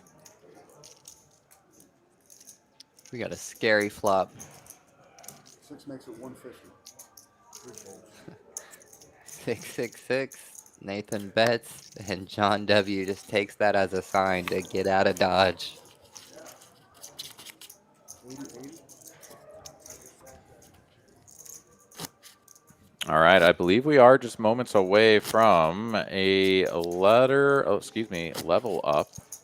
Should take us up to 50 and 100K. Yeah, 4 minutes you can see on your screen there till the blinds will go up. That'll take JD right back down to 20 big blinds.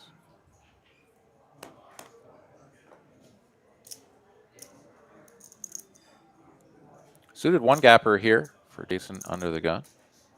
Going to be sort of bottom of opening range. He will take it. Who makes it 160 to play? 3 folds. Eli also waking up with a fun one. Not going to take it to the streets, though. 5 folds.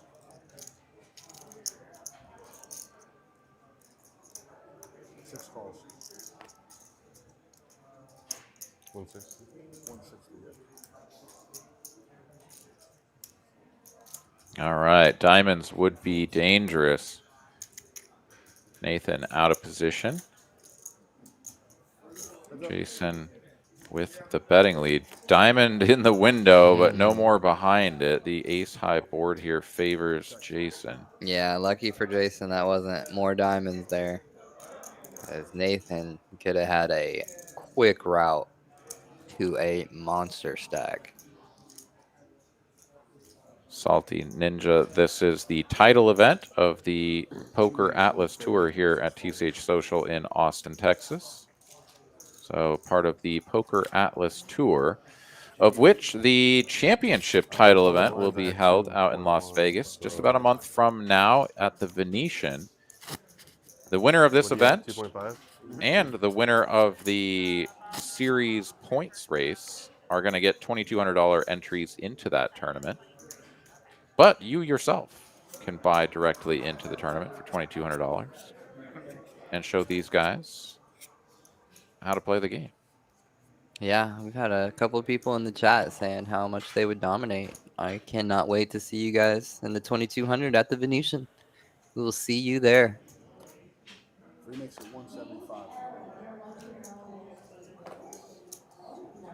Oh, here we go.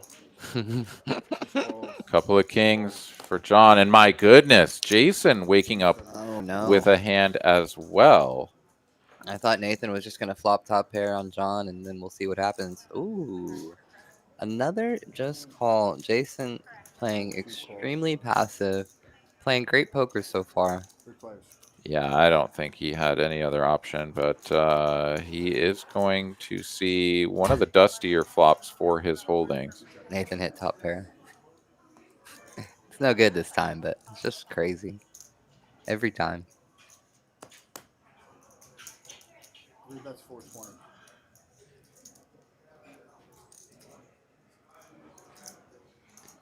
Jerky rooting for JD and supporting Jason. Yeah, absolutely. Wow. Great. Nathan just folds the top pair here. Great fold, Nathan. This dude's dialed.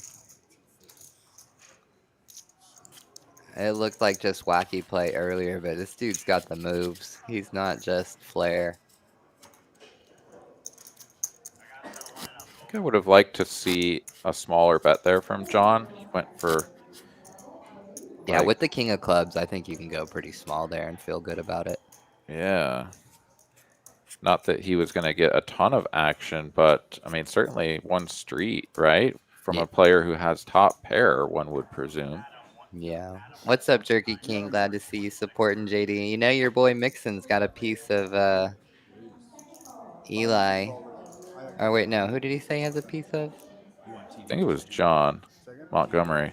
Oh, okay. Yeah, so you're good. You're going to update the chip counts too on the thing, right? Or maybe it was John W. I don't know. I think it was John Montgomery. I think you're right. All right, couple of tens here. You're going to update blind v blind. Jason will take it down. And just take it down as they're going to take a break. Who's the railbird? There's a lot of people railing these guys coming in and out. I've seen Nathan have a friend come up. I've seen JD have a couple friends come up, talk to him. Not surprising as we get deep in these tournaments. A lot of people going to be watching, coming up, seeing how their friends are doing. They're playing for 100K. Yeah.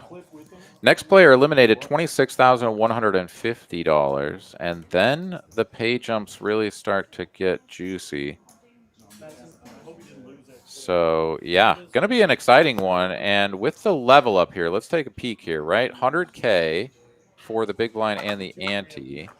And we've got, let's say, around 18 million chips in play, something like that. So 180 big blinds out there between 5 players. Rough numbers. Yeah, we're sort of right where we would expect to be.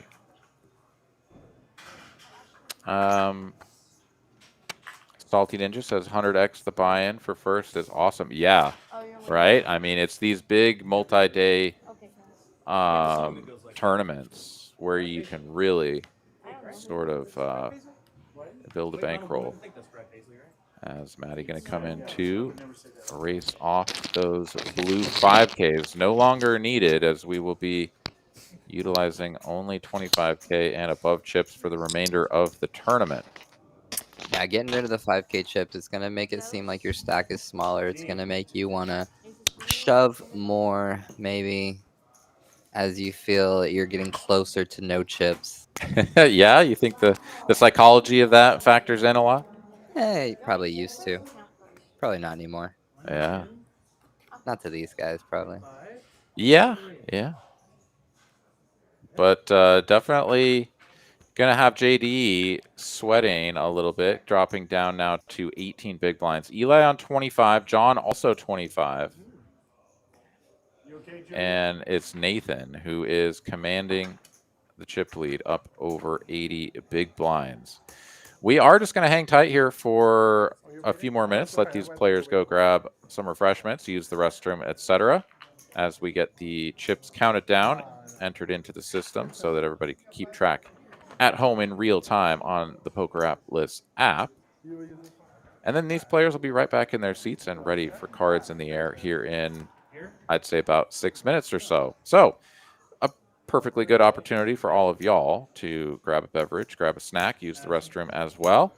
And why don't we go ahead and show you all a little advertisement for our homegrown poker tour, the Trailblazer Poker Tour, going into season 2, kicked off up in Dallas just last month, and now going to be kicking off down in Spring, Texas.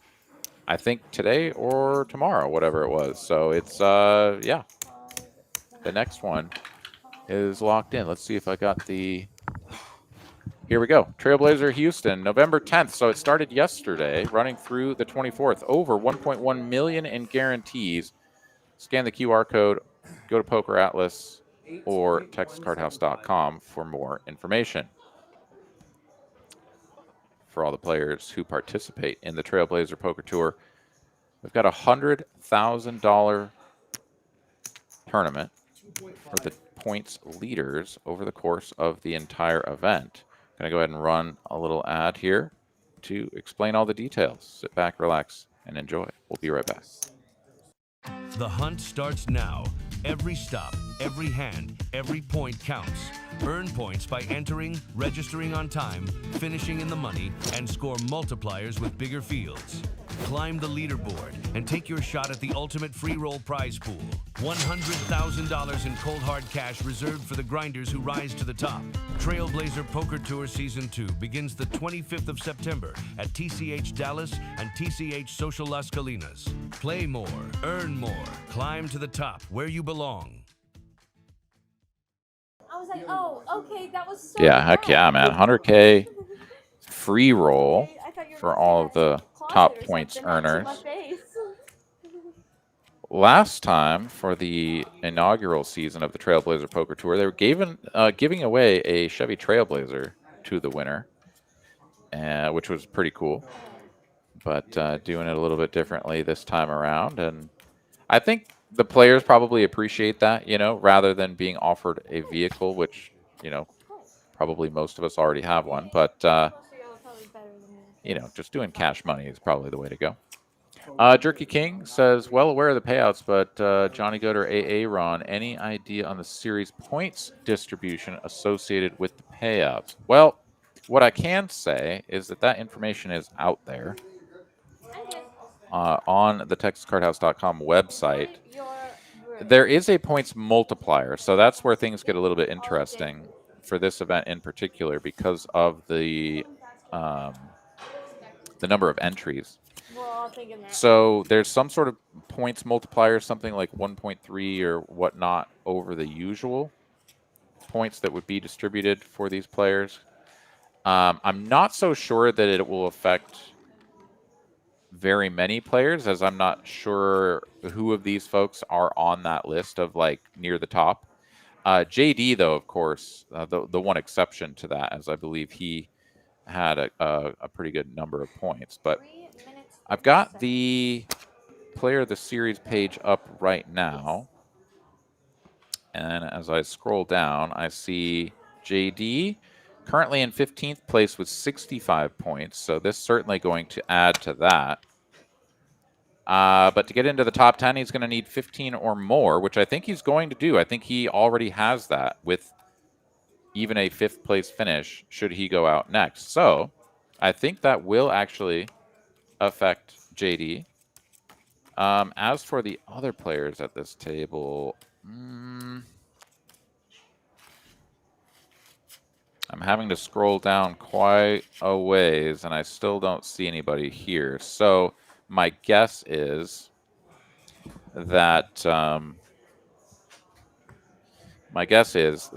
it's not really going to be impactful for the other players at this final table.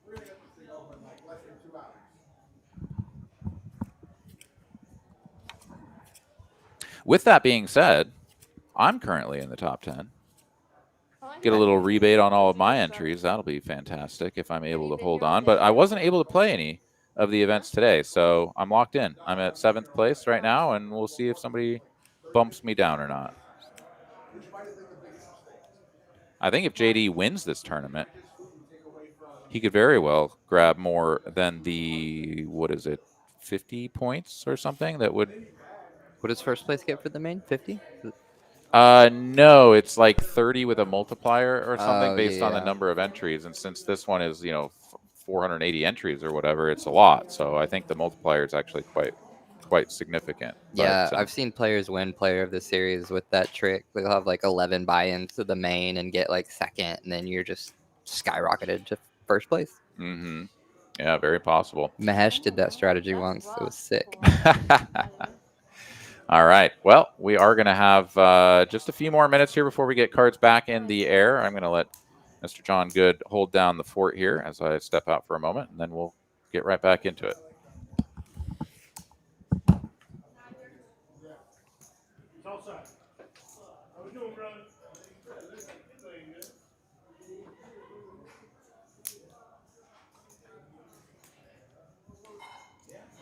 Wow, look at Jason, the only player staying at the table through the break, really getting intact with the felt on a level these other players could never because they took a bathroom break.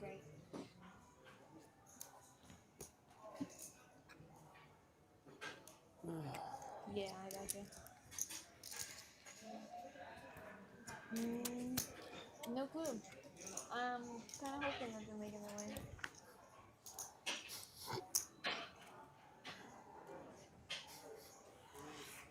Yeah, we'll be going to 50, 100,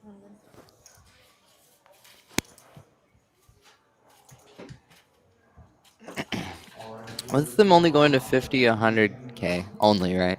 50, 100K, 100K. You still got 180 bigs at the table, so you're not in that range where you feel like there's really no playability under 100 bigs at the table. It's just the thing for 4 of these 5 players is they are under 40 bigs, so their playability is extremely limited, but they've still got a great chance, and they're still deep in a tournament with 100K for first. 24K locked up already, so they gotta like where they're at. And let's get back to it.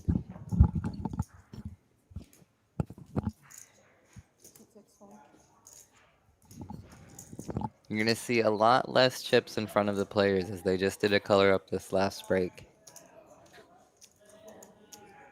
We'll see if the psychology makes people shove more, but we've decided we think it won't. All of a sudden, your JD's just like, oh, King 10, I'm all in. I don't I have only any have chips. 19 chips total.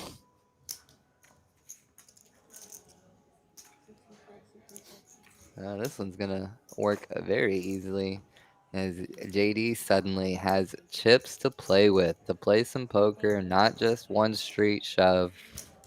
He's got a real stack, and he's in 5th. So all of these guys are above the danger zone. Nobody's 50.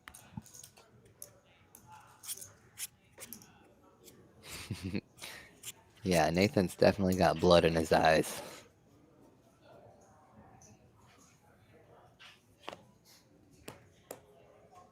Maddie is the new dealer, but she started it off, so whoever was in the middle was the new dealer. She's the old dealer. Oh, gee. All right, ace queen here for JD. He's waking up with some premiums. Yeah, this is what we were talking about earlier with the patience of a tournament. You wait for your heater to come, and you capitalize.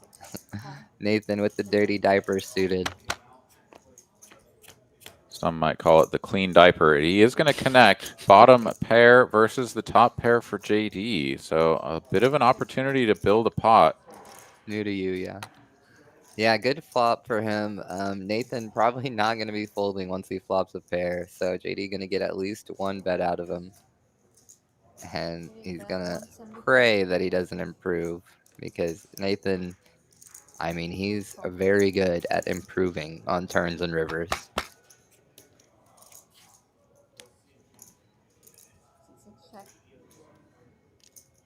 No, he's had the blood in his eyes since the beginning of the tournament.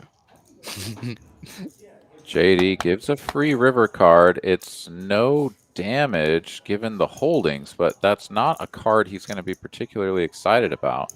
Oh, Nathan going to lead here, trying to rep maybe a 7.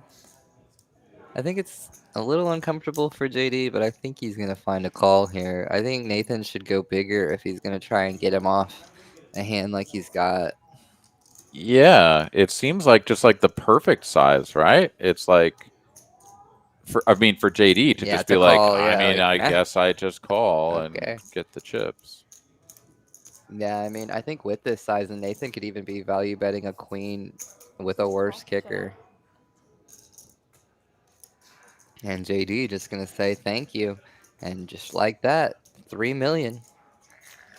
Yeah, I mean, it worked out like way better than expected because that could just be like a total action killer, right? Where JD is like, all right, maybe I go for bet check bet line on a lot of, runouts if he just keeps checking to me, but that's 7, maybe not so much. Don't want to open myself up, and instead it just gets led into for a bet like that he's happy to call. Wow. Yeah, I agree. I think JD would have checked that river back as well. So just an extra 400K for JD.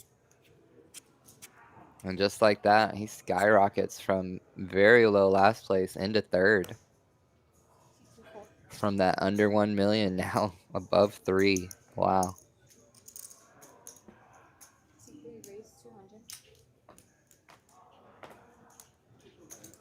All right, John W. running into it again. His nemesis here has the goods, has him well behind, but it's the tiniest 3-bet allowed. So John gets to make the call for only 200 more thousand, and he does, pardon me, brick the flop.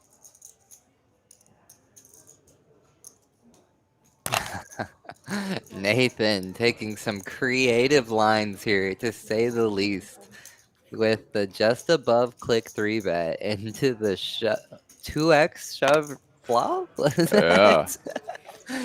We're gonna have to check that one in the sim, but who knows? Maybe 4 years from now, we're gonna look back and say Nathan was on to something. Or we're gonna look back tomorrow and say, what the helly? As he gives the double peace sign to the camera.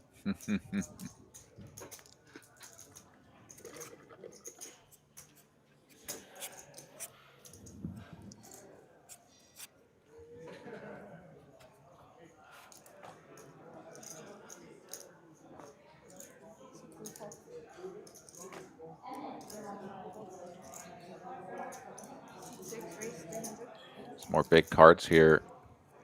Nathan on the button.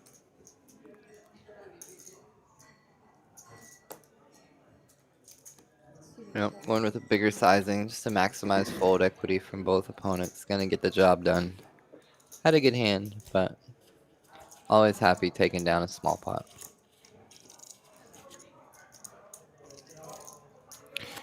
So it definitely does feel like, given the style of play that we've seen so far from Nathan, we're not going to get the kind of like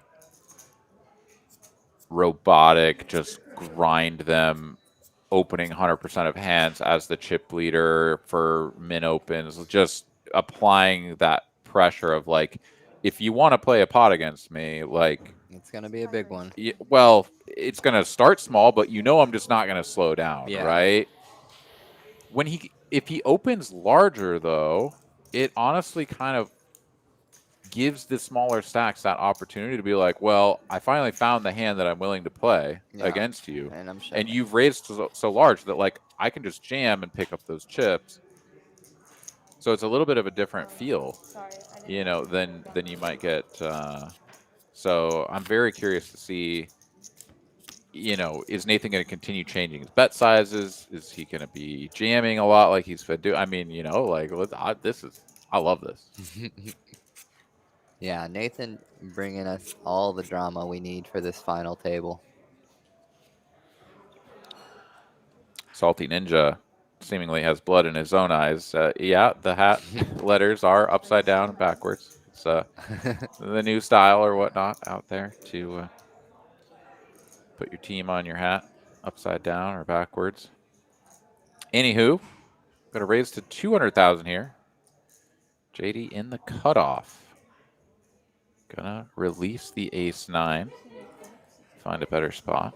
Yeah, one of those situations where you're like, I probably have the best hand, but I'm not really looking to battle right now.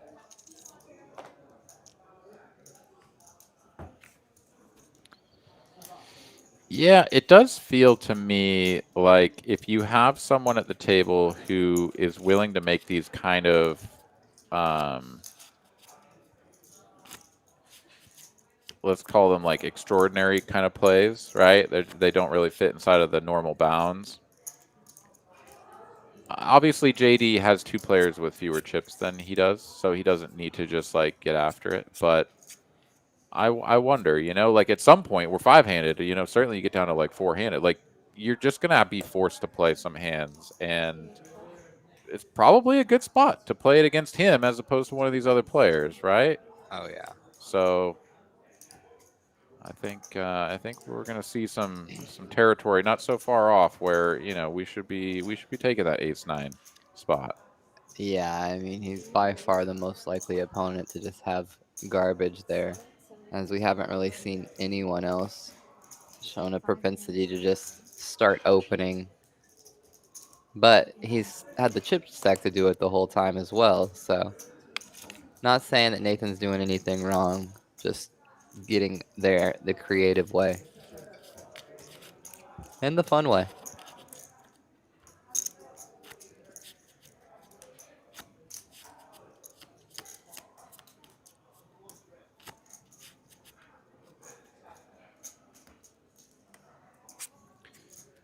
And despite the massive chip stack here for Nathan, up over 80 big blinds, his opponents are sitting relatively comfortable. Everyone up over 20 big blinds, so no one feeling the immediate pressure of the sub 15 big blind stack.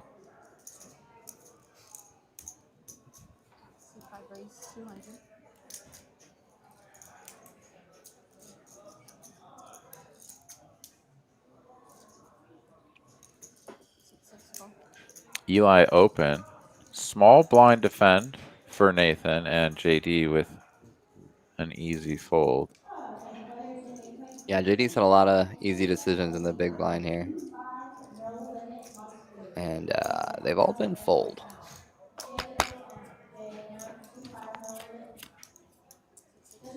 Middle pair here for Nathan. Ace high Gonna be better for Eli's range, but he is happy to just check it over. Nathan, though, picking up 2-pair on the turn, checks it. And I suppose, yeah, Eli can just continue checking with the nut no pair. And Terrible card for Nathan. I mean, you say that, but it's actually probably a decent card to call, to get called. Yeah, But he doesn't even Eli. bet the hand. Yeah, Eli happy to take his king high to the river. Yeah, I mean, I And think if no Nathan chips bets, going in. if he bets there, right? I mean, that's actually a brilliant card for him to get paid. But Oh yeah, I think king high has to call on that river. yeah. I don't know. I'm not putting on backdoor spades. He's got the queen of spades in his hand.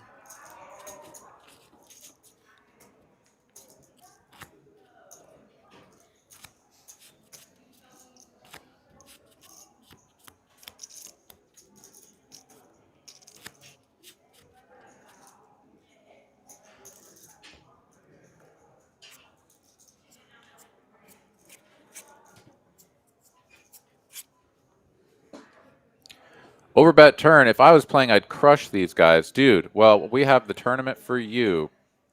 The Venetian 2200 PokerAtlas Tour Championship title event will be kicking off in 1 month from today. It's going to be 2 starting flights, 2200. You can buy directly in. They will have your name at the registration deck. They look forward to you registering and defeating whoever wins this tournament, as well as everyone else who enters that tournament. So excited to see you take that one down.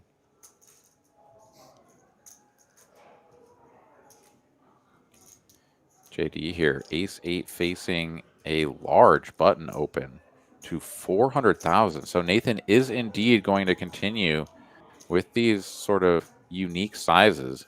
This is a 4x from the button. Yeah, just very sporadic sizing from Nathan. We're not able to kind of catch on. I doubt the players are able to catch on. Let's see if this leads to anything. I mean, it got him in that extremely interesting pot earlier with the ace king and the ace queen where they both decided to flat behind, but I'm just not sure what this is going to do in the future.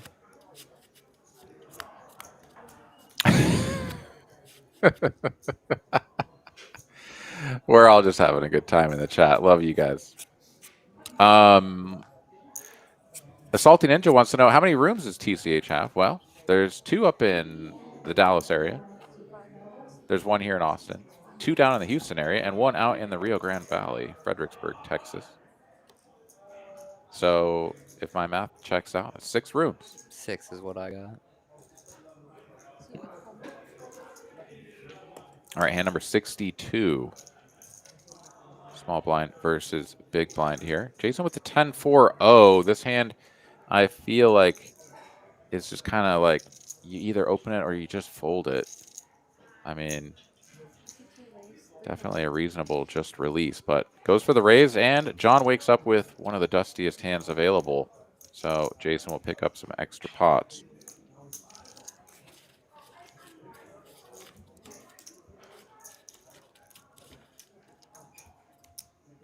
Tournaments are fun, you know, and Texas Card House runs a lot of really great tournaments. So we've got the PokerAtlas Tour here culminating in this event, finishing tonight, as well as the end of the series, a double board bomb pot. I think there's a Hold'em event that was also hosted today.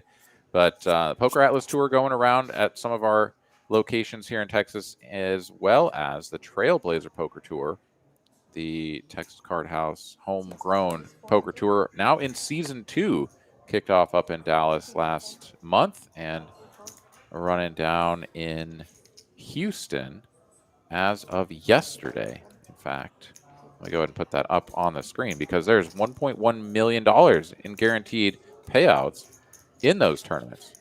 Texas Card House Spring. Scan the QR code, go to PokerAtlas or TexasCardHouse.com for more information. Tournaments are fun. It's like you get in there, you can only lose a certain amount, well, unless you do multiple buy-ins, of course. But you're just in that world. You're in that one place where it's like, let's just go play this game against all these other people playing the same game and see if we can win.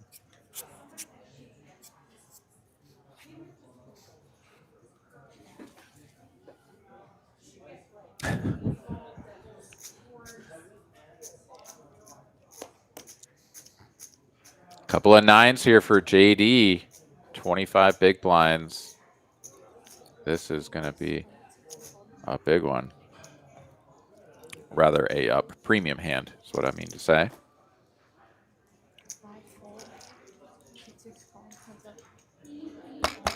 Yeah, he's just checking the schedule for the tournament.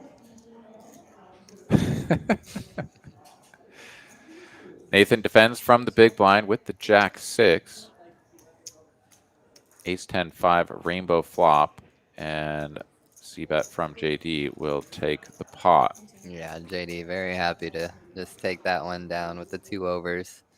Not wanting to get into a spicy one with Nathan there. So Jedi Master Ted, the champion of the Trailblazer Tour, is not getting a Chevy Trailblazer this time around. The top 100 players, I think, for the whole tour are going to get an invite into a 100K free roll. And that will be sort of the truck, you know, the prize for doing well, but not just like accumulating the most points and getting the top prize, but like, you know, being in the top 100 will get you in. There may be some additional thing for like who accumulates actually the most points, but I believe it's just, you know, the top 100 points earners getting into the tournament.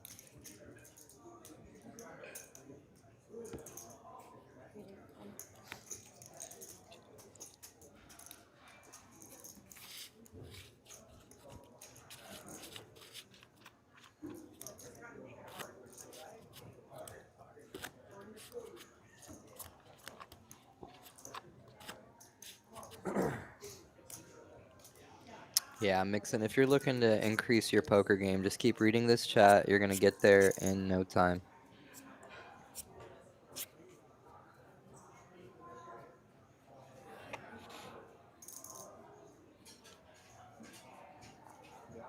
Ace-9 suited here. John W. under the gun. Nathan, not in there. That's interesting. And easy pickup here for John W. Yeah, we're kind of at a lull in the tournament here where all these short stacks aren't really in danger and have to shove. And they're kind of just waiting around for Nathan to knock one of them out. Hoping it's not them. Yeah, I mean, that's certainly one of the options. I think the other, right, is that because everyone is kind of like close in chips and not in immediate danger, as you mentioned, it's sort of like up to a cooler, right, for a big confrontation to arise. Eli here waking up with the queens. He's got half of a cooler. Yeah, like the queens versus the ace king earlier, something like that is kind of what we're looking for at this point in the tournament. Just so many thousands of dollars on the line each pot. The chip equity is ridiculous at this point. You just don't want to make a mistake, and folding just prints you money. So why not just fold? Overpair still good here for Eli, and one of the better looking boards for his hand, as you know, you sort of imagine that some of these disconnected holdings, like, you know, the 10-4, the 7-4, whatever, these are just going to hit the muck. But, you know, we say that, and John W. here is sitting on the 6-9 offsuit. Closes the action with a call, working on the gutty, as Nathan also in there with just backdoor equity. What lull? What tournament? Let's party. Jack on the turn. Some of the Jack 10 comes in. Definitely not your favorite, but I think at SPR1 we're probably still trying to get the chips in. Perhaps this is fine. I don't know. I guess a bet here. I mean, I guess he's just really worried about the 8-9s, the Jack-10s of the world, but I think we're just stuffing our queens on the turn there. Yeah, well, I'm not so sure that we're worried about it as much as like what hands do we get called by? Well, like if we bet the turn, we get called by them because they have some draw equity. But when we get to a brick river like this one and we bet, then they all fold, right? Like that's the danger, and that's what happened. I'm not so sure that either of those hands would have called, but you could certainly imagine some pair plus gut shot that would have paid a bet, and then on a river bet is like, well, this is probably no good third pair. Yeah. Right. So maybe a small bet there from the queens on the turn. Since, like, if someone backjams us, like, check raises us all in, like, of course, SPR1, we're in. So I think I would have liked to bet there, but perhaps that's just same. incorrect. I don't know. Maybe the chat can sort me out. Huh? Yeah, I just like denying equity just from anything. Even if you're 80 versus 20, just denying the 20%. Take the pot down. There's 1.4 million in the middle. I'm cool with that. But and if they want to call and put in a few $100K extra sure. with their 20%, right? Like that's good for you. Yeah, definitely fine with that as well. Yeah. Overbet turn agrees. Go small on the turn. See, there we go. Lock it in. Easy game. I wish.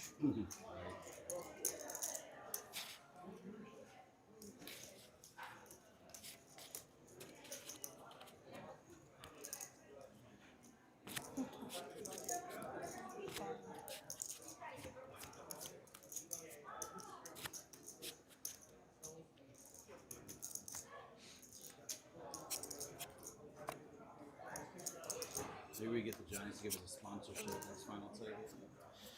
Yeah. We'll work on Valkyrie. That'd probably be the easier one to snag, right? Brand new. Team looking for people to push. All right. C2 raise 250.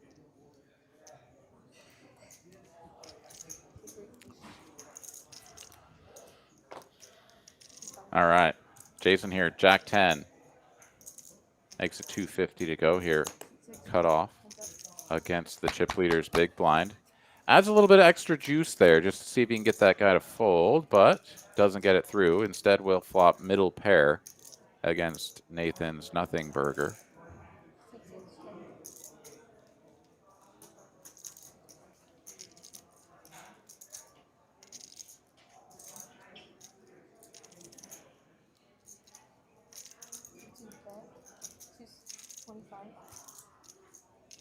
Jason's going to take this one down.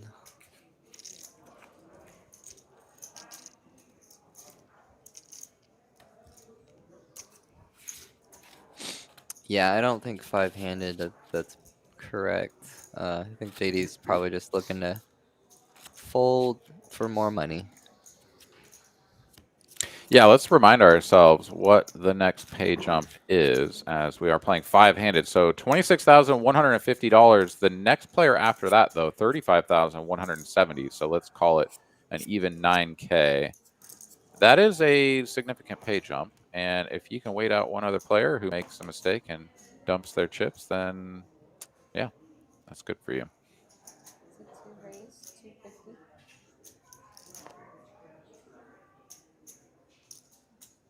Couple of tens. John W. here facing this open from Jason. The non-all-in 3-bet. Yeah, I think this looks much stronger than a jam. 775. 700,075. I just like the play given the fact that there are players behind. This is under the gun and UTG won effectively, right? Five-handed. So yeah. All three remaining players still have action. So you go all in and someone just wakes up with aces and stuffs it. Like, okay, you're cooked, right? But like you 3-bet 2/3 of your stack, or excuse me, 1/3 of your stack, or whatever this is, and then watch some jams go in behind you. You can safely get away. So I really like the play. Yeah.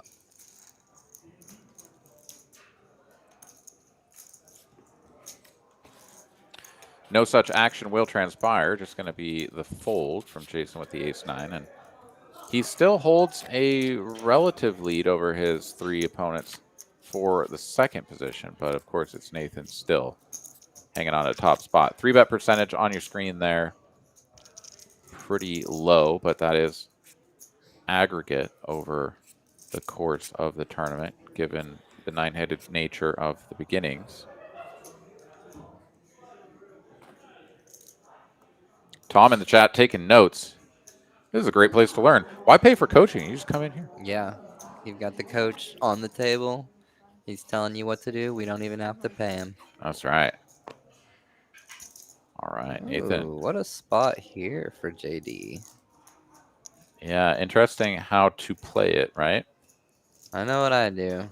I take it to my favorite bed and breakfast to stuff it in. There you go.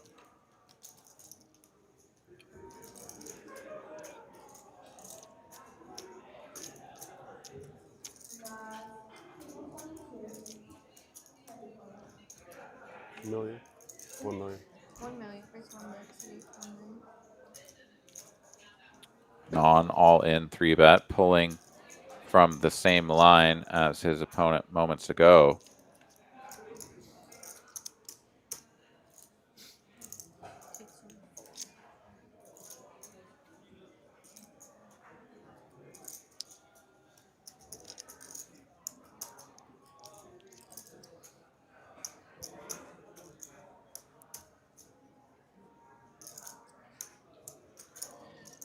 It's interesting, right? It's sort of like planting a bit of a flag saying, like, you know, if the big blind goes all in and you go all in, I can fold.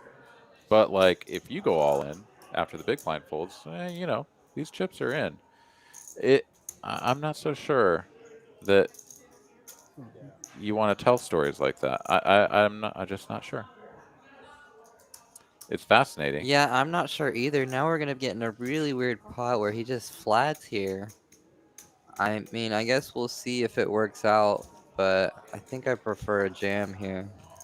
I mean, yeah, it just kind of takes away all of the in between. Never I mind. mean, He's a genius. You just drill top pair, you get the extra value. Yeah. Yeah, this feels like the nuts here. Quick all in. Nathan here with 3 to a flush, 1 over card, and he's out of the way. So, yeah, JD picks up $1 million. But, I mean, you could imagine a lot of sketchy looking boards. He's just going to have to launch it. Like, he has no choice, right? So, yeah, we never know if Nathan would have called if JD would have jammed or if he would have folded. So, looks like JD might have made the right play there. Yeah, clearly JD is a genius. We know. We know.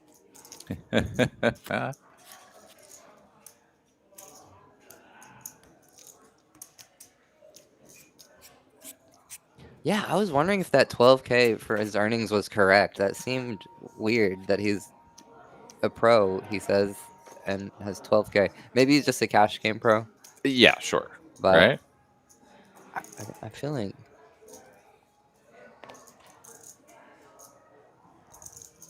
Yeah, just flatting and taking that to the streets is crazy. I agree.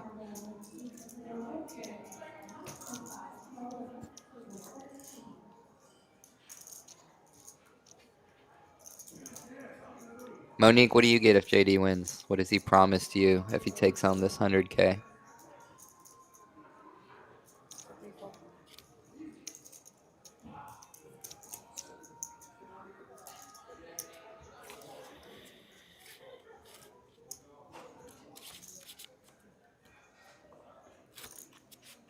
Yeah, 12K in lifetime via the Hendon Mob.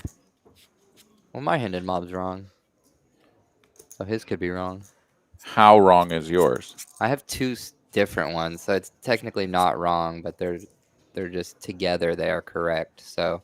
Well, that doesn't sound like. The answer here is that he has 3 million on one account and he's got 12 on the other. 12,000. Right? That's what I think. All right, Queen Jack here. And Nathan Just with the limping. first limp of the tournament. Here we go. Limping is pimping. Hand 73. We're bringing it out. Small raise here from JD. 275. All of it sounds pretty good. For Monique, by the way, not to put all of it with the Queen 5. All of it with any of these hands. Yeah, seems excessive. The limp. Nathan has finally found a way to maximize his possibility to get to the flop.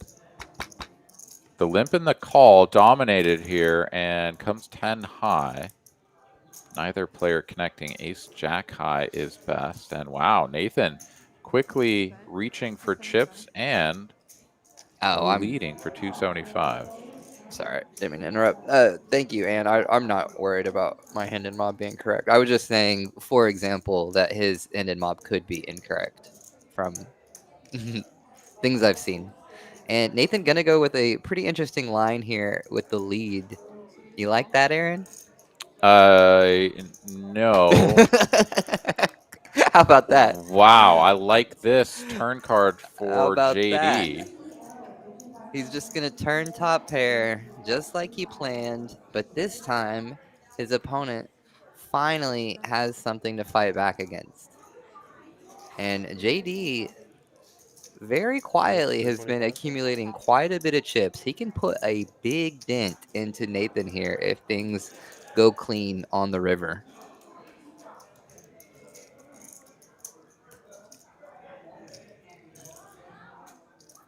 Yeah, and we'll see how JD plays this, right? I mean, top on the turn.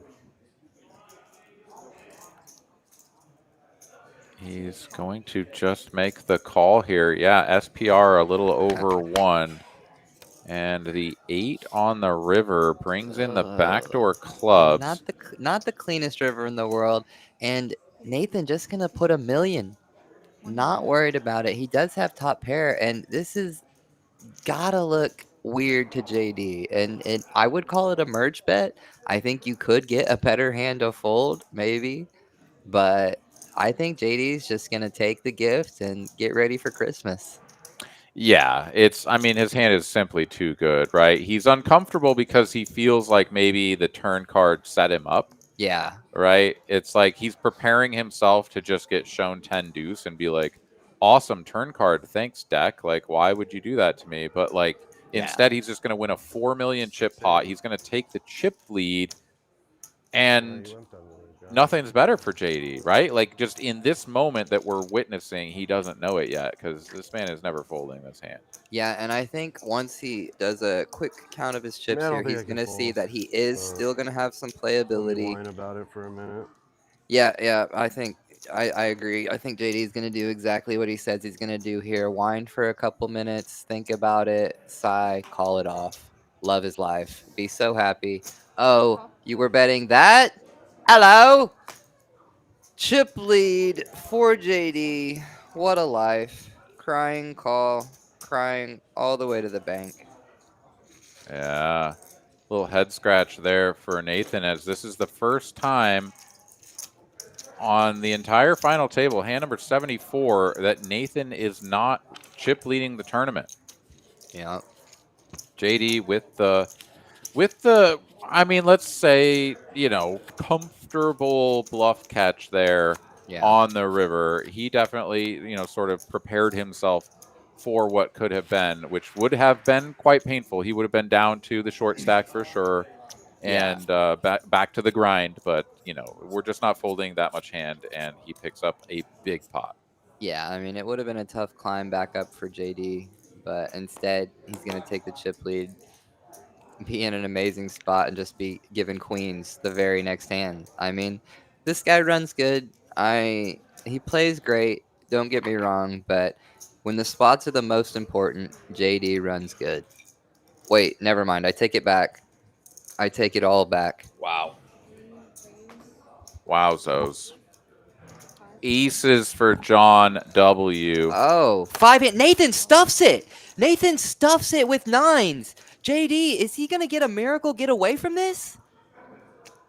What on earth just happened? Oh my God. Nathan just stuffs it. 5-handed nines is extremely strong, but you gotta think about this for a second, brother. Holy shit, Batman. This is an Omega cooler in the How much? works. I mean, Nathan all in for 5 million. JD has queens here. What's the difference in John W. and JD and Nathan's stacks? I mean, can JD still profitably call? Because if he call, I mean, obviously John W. is not going to like fold 5 when it million? gets back Right around under to him. 5 million? 50K short of 5 million? Does he run good again here? Is this him running good? Well, can he fold or can he make the call still here and be running good with the side pot? That's what I'm trying to figure out. Could this still be profitable somehow for JD? This is an unbelievable spot. Yeah, you just can't fold this hand. JD knows he can't fold this hand. 4.950, is that right? We're 5-handed. No, but I have You're 5-handed. Like, if you bust now, well, JD he still can't profit. bust. Did you He do the can't math? bust, right? Like, he literally can't bust. So, but if he loses Oh, he can everything be except for crippled 500K to 9. Yeah, if he Really? loses to the 9s. with Honey queens, off your but tournament? also has a chance to just like double eliminate and have the overwhelming chip lead. Like the 100K is his. If he wins this hand, the 100K is his, right? Yep, Like he yeah. knows this in Yeah. this moment. I mean, he's going to have a tough battle, but he's just going to have such an amazing chip stack. He's got queens 5-handed. Yes. And he puts it in. Of And course. the snap's going to come from John W. behind. This is amazing for Are John, you right? We're kidding talking me? about JD and Nathan over here, but this you is kidding incredible. me? We got to figure out the side pot. We got to figure out what is Nathan doing? I mean, well, I mean, he's playing the game he's been playing. He's, you know. I think we got to switch gears. Well, yeah. I mean, that's you're right. That's no not 9. Nathan, but holy shit. Well, this is the hand of the tournament. So for all 358 of you fine folks hanging out there on the internet, along with me and John, sweating this hand. Look at Son, just like, or whoever this is in the background, just like casually chilling on the couch, missing out on all this action. Yeah, doesn't he know there's 100K of EV in the middle right now? A huge pot in the middle, massive side pot. Now we get the rail. See, now Nathan could be down out of this tournament. Somebody in the chat earlier said Nathan's gonna get 5th the way he's playing. I thought even with the way he's playing, there's just no way. And here comes the rail. Everybody coming up. We got some dealers. We got some managers. We got some friends and family. All right, Maddie, you've created the cooler. Let's see what you're gonna do now. He almost breaks even. I wasn't sure. I still didn't do the math on that. There's too many chips. There's so many chips. This is 100K for first. Okay, 10 high board with spades. He's got the queen of spades, and that's the only spade.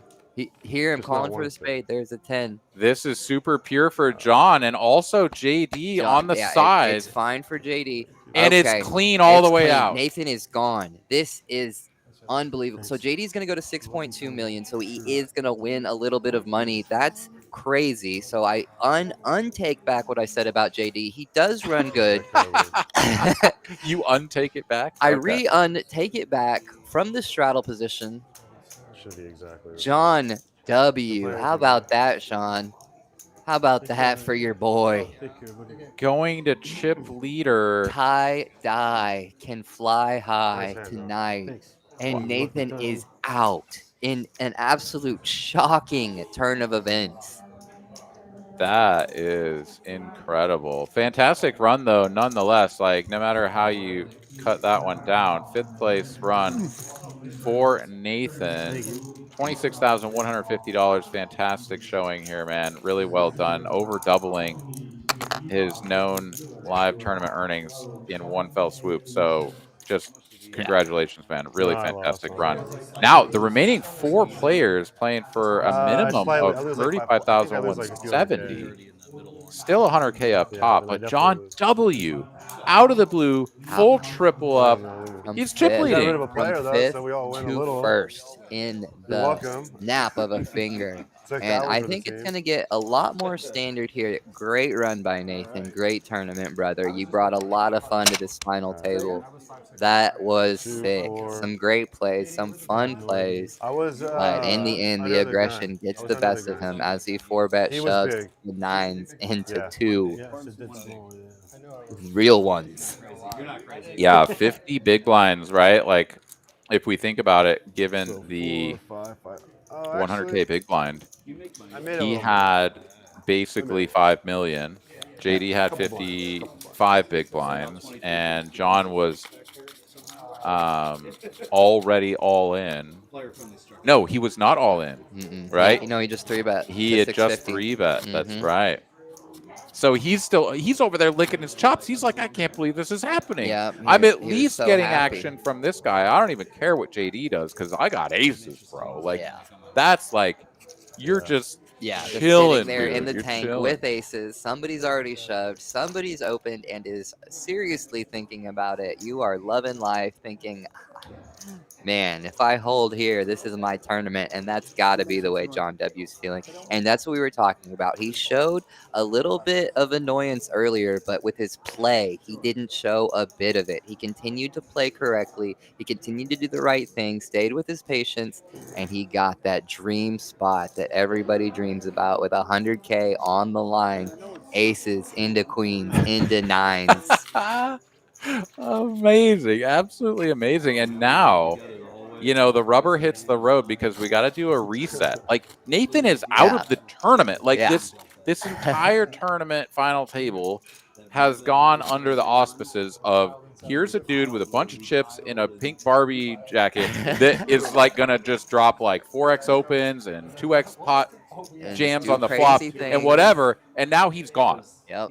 And now it's like everybody looking around being like, oh, Yeah. okay. Can I walk He deals across here? the street? Is this okay? Am I allowed to go here? 6-7 for Eli. Shout out.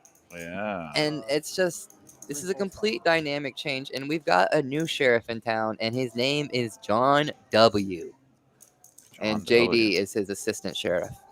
Yeah, sheriff is maybe a bit of I don't know, a title that he hasn't quite earned No, for yet. I sure would not, say but- he clearly has improved his standing in the community. But how he wields those chips has yet to be seen. As now, once again, Another fun flop. And right, you are. I'm glad we put the call into the FBI to get this tournament more exciting. Uh-oh, we're gonna get the guy in the chat again talking about scandals. Oh my goodness. Okay, top trips here. No kicker for JD, as Jason still working with 8 pure outs. We can see the 5 of hearts apparently has been folded. Small bet relative to the strength of the hand here. Half pot. Hoping to get action out of his opponent, and Jason is in position here.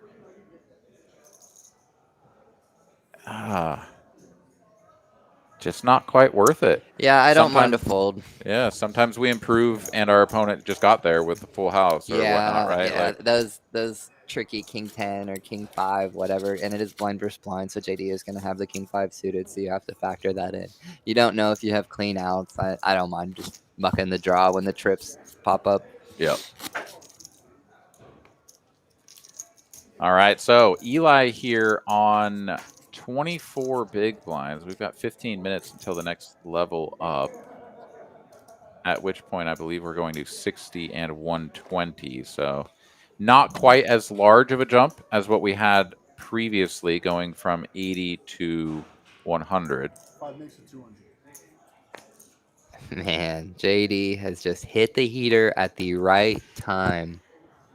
And yeah, a great point by Salty Ninja in the chat. JD gonna be the biggest benefactor from the aggressive play by Nathan, because if he's just in that pot against Sean W, he's just gonna lose a massive pot, be down to last place, and be in a really tough spot. I'm sorry? Instead, here he 100K? is, 3-betting the ace queen, chipping up. It makes it 775.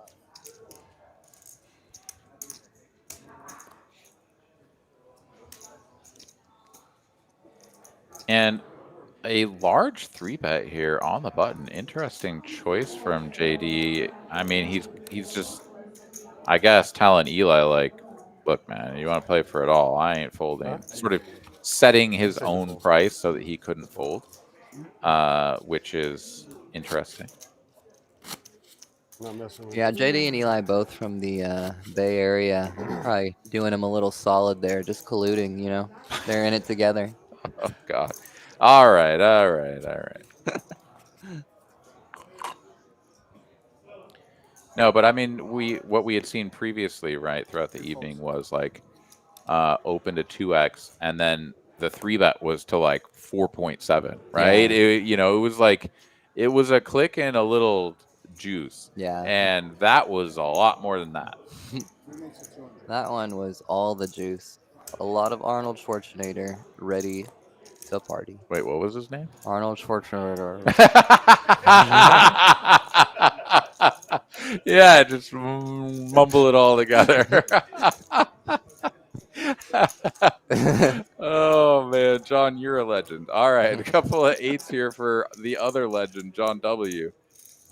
Facing a 3-piece here out of the big blind. This is small blind open, big blind 3-bet, and there's the rest of the enchiladas. Eli has to fold, and just like that, rather than seeing a flop with 2 overcards, he's going to have to lose roughly half his stack. Yeah, all of California is the Bay Area, brother. It's all just California. And they all just want to come to Texas. Wow. Yeah, John W. is the captain. Maybe now he could be promoted with his 4-bet shove blind versus blind. But things have just really turned around for John W. and JD at the right times.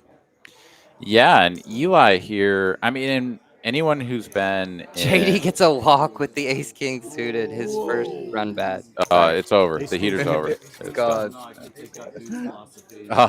But no, anyone who's been at a final table before has witnessed this kind of momentum change before, right? Like, it doesn't always happen, but it's pretty common.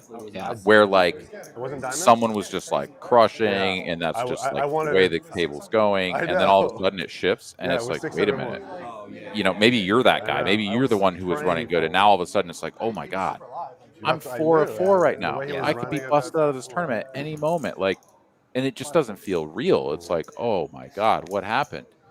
Yeah, that's where Eli's at right now. Exactly. The emotional swings in a tournament. That's what we were talking about earlier. We were saying you have to keep your emotions level. You have to be ready for these swings, and you have to continue to make the correct play. Let's see how Eli goes with his swing as he is just out of nowhere, kind of just at the bottom here. But if he just John had the same thing. He just ace 5 them. Don't usually last long enough to see a momentum change. Hey, man, any moment that'll shift. Right. The momentum change usually is a little later in the tournament, so unfortunate. Well, I don't know about y'all, but sometimes it happens straight away too, because I have seen tournaments before where, in fact, I think we've seen it here actually quite recently, right? The main event final table from this year. Someone comes in with a whole chip, basically chip leading the tournament with the final 9 players locked in, and then they're like the first one out, right? Yeah, I mean, that's brutal, yeah. but we've seen it happen. No, we've seen it happen, and almost kind of a similar journey there for Nathan. Arnold Not to be the first one out, not to be the first one out, but I know all of the words. Oh my goodness. All right. Ace-4 here for JD. And, you called John sort of the new sheriff, the new captain and whatnot, and certainly getting 8s and putting in the jam there made some sense. But oh my gosh, I think JD should also recognize this as a position of like, I'm equal in chips, and I can't just like, act as though John doesn't exist over there. But like, Jason is to my immediate left. He's the one who has to face my aggression first. Like, I get to open some pots, man. Jason's locked down, man. He's got to wait for Eli to bust. So, Exactly. like, JD opens, Jason's out of the way. Like, it can just fold through, you know? Like, Yeah, I don't know. Jason is in a spot here with his chip stack to where he's just got the handcuffs on. He's just kind of waiting to see. He cannot get out of line with Eli still in the tournament. Now, once Eli busts and there's 2 big stacks, Jason has free reign. He can really start getting aggressive and going for it in a bunch of stack pots because he's got to double up. Yeah. But he's also not shallow no matter what happens, right? Even if Eli just like gets smoked right now by JD or something, like Jason has 30 bigs. Yeah, he doesn't have to force anything, Yeah. of course. This is awesome. I love this. So drop a deuce in the chat if you guys are enjoying this stream, because I tell you what, this is freaking awesome. Yeah, this is a sick one. We're down to 4 great players. We had 9 great players to start, so no matter what, we were going to get down to some good ones. But, man, this one has been a roller coaster. Yeah, it's tough sledding for Eli. He's going to need a heater soon. But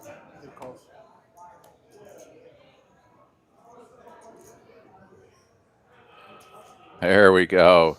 Let's get those deuces in the chat. This is a badass stream. I'm loving this. All right, Queen 10 here for Jason. 10-6 for JD. Small blind versus big blind, and drill it for Jason. JD here actually with a good candidate for a bluff. Try to get a jack high to fold. Has that backdoor diamond equity. He is going to check it over, though, and Jason here not going to get any value. is JD going to just sniff it out, lose the minimum blind versus blind? Yeah, no bluffing for JD. Just tight is right. Going to continue making the correct plays. And it's got to be tough for Jason to see. He finally gets to see a flop, and he just flops it. Puts 1 big blind out there, and his opponent's got no interest. But keeping your big blind always feels good as well. Damn right. All right, Eli here going through the blinds after this hand. We'll see if he wakes up with something, and he does. A couple of nickels. Yeah, this could be good enough to just go with here. 100%. 11 bigs, 4-handed, 2 nickels are the nuts. Here we go. Let's see if this is the start of something for Eli or the end of something for Eli. And just getting the... Oh, we're going to have a call here. Yeah, John W. can't fold a hand this strong. We're off to the races, boys. All right, 2.4 in the middle for 24 big blinds. If Eli holds here, he's right back in the mix. Jason going to kick back, throw his hands up, and say, you know what? Whatever happens, happens. But if this guy goes broke right now, that'll be awfully good for me. 2 10s on the board does leave some opportunities for running cards. Speaking of the devil. There it is. A ton of outs for John W. Is it too many, or will the 5 survive? Oh, barely. Barely not enough for John W. Eli gonna get the double and really give himself some playability. He's still gonna be in 4th, but he is feeling way better about his chances here. That is massive. That is a massive double up. And yeah, Jason not gonna love that. Would pretty much guarantee that Jason is like, let's have John knock him out. Like, ideal scenario, right? John knocks him out, and I go into 3-way play with John as the chip leader, and JD over there, the middle stack, right?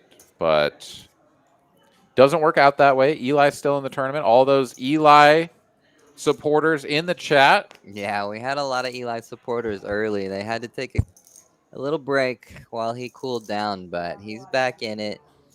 I expect them to come back with him. It's also a pretty interesting pot for JD. I wonder who he was rooting for, because did he want the pay jump, the immediate satisfaction, or did he want the slow burn to be able to kind of have that big reign over all three opponents like he does the situation we see that ended up playing out like he's got now, to where he is the one that's got the big chip lead on John W. Got about 1.5 million more than him. And we're going to see if he's going to be able to take advantage of that. Yeah, I would say my 2 cents are that when you have the sort of like clear and present chip lead, you are happy to keep the shortest stack in when they are on dust. Yeah. Because it handcuffs everyone else.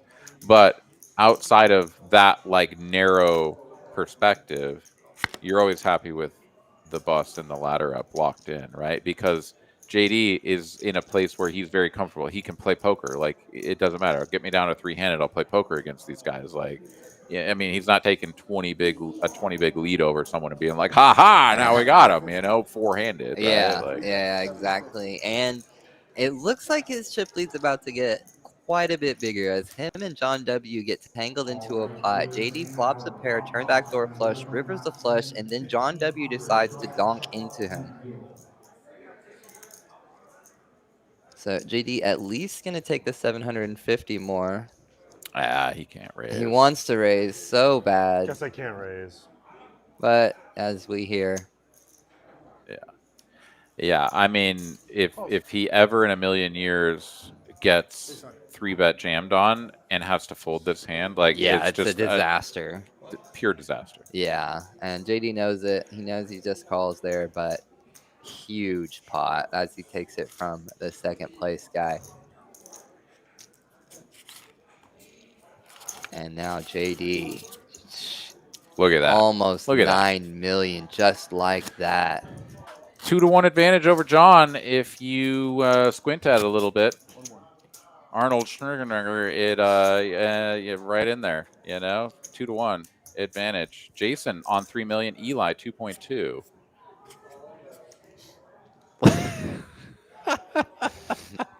I'm having the best time tonight. This is awesome. All right, pocket 4 is here for Jason.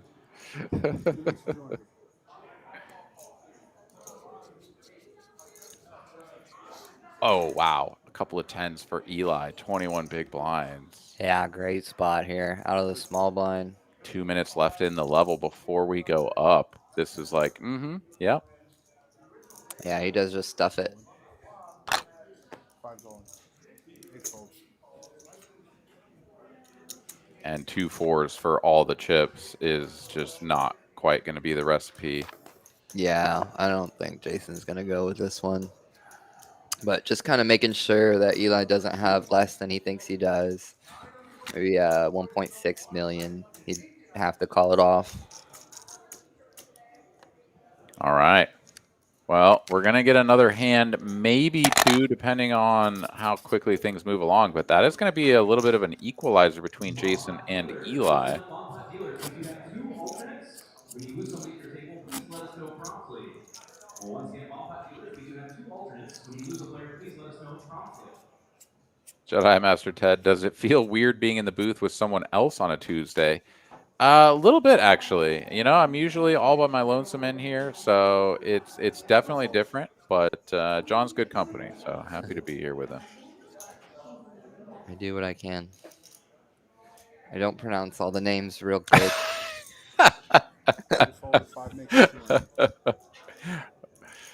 It's a battle of the King Jacks here between JD and Eli. See if JD goes with the aggressive route. 4-handed is definitely enough of a hand to 3-bet. Yeah, but like 3-bet small fold to a jam. I mean, he's off at 26 here. I don't know. Like, we need a plan for when we get jammed on, right? And like the plan, if we do this with King Jack, should be probably to release it. So we don't want to go too big. Yeah, I think I would just 3-bet fold it. But I would just, in my mind, I would just think this is gonna work. Let's cross that 4-bet bridge when we get there and hope we never get there. He's got me pipped every time. And Eli gonna let it go. Yeah, great play there from JD. shows the king Get that one. on fold, and Eli's going to be like, wait a minute, I had one of those. What was your kicker?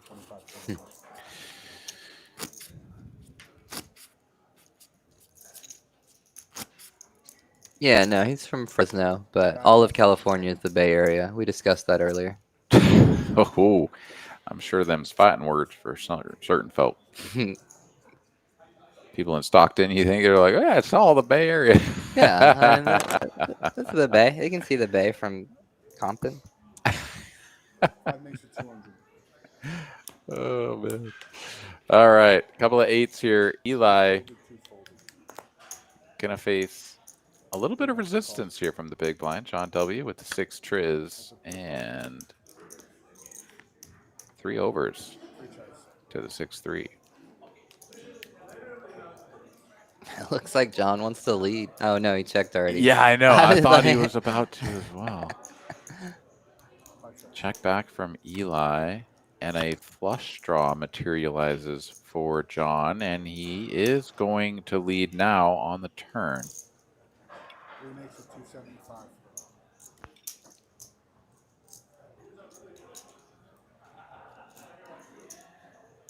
Couple of eights now.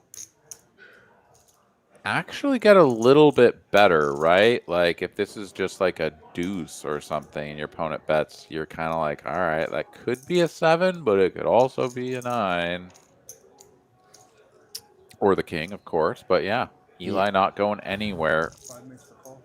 Too much. Interesting spot. I think there's too many draws present to just fold the 8s as is.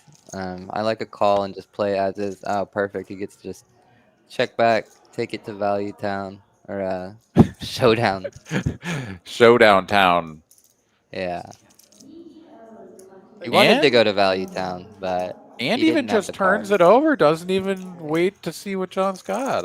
Yeah, you know. that is an interesting decision by Eli to not see what his opponent's got there. Yeah.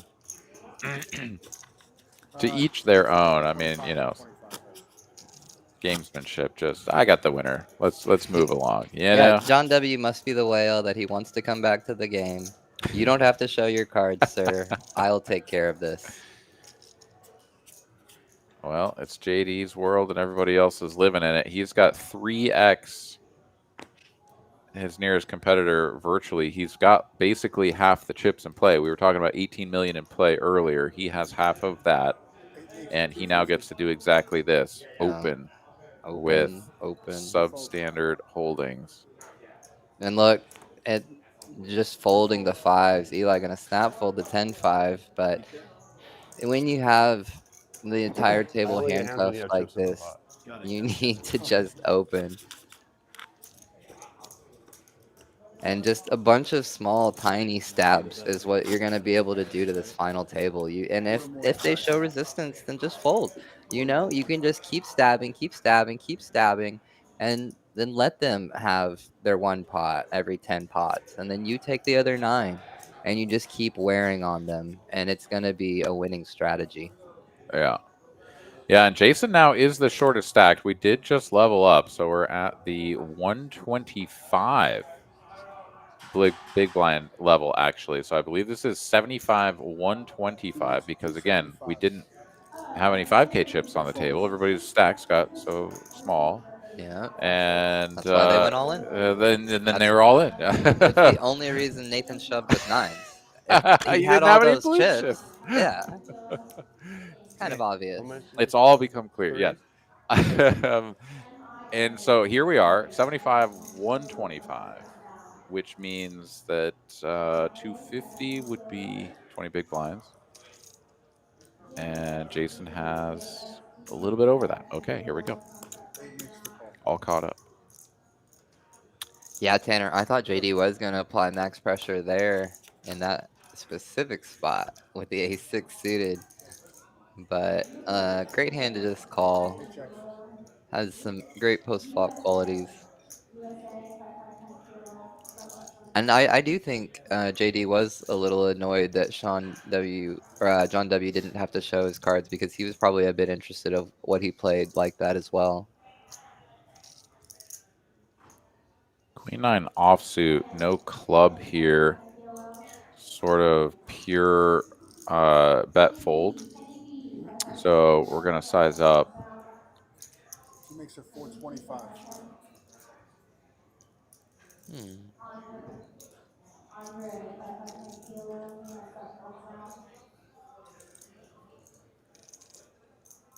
Interesting for JD, right? Yeah. It's kind of like exactly the reason for the size up. Like the ace X, just like no connection is like, all right, for a small bet, like ace high is pretty good. When he goes big, now you're just uncomfortable. I mean, he's even got 3 to a straight. Let's it go. Really well played by Jason. That's picking your spots.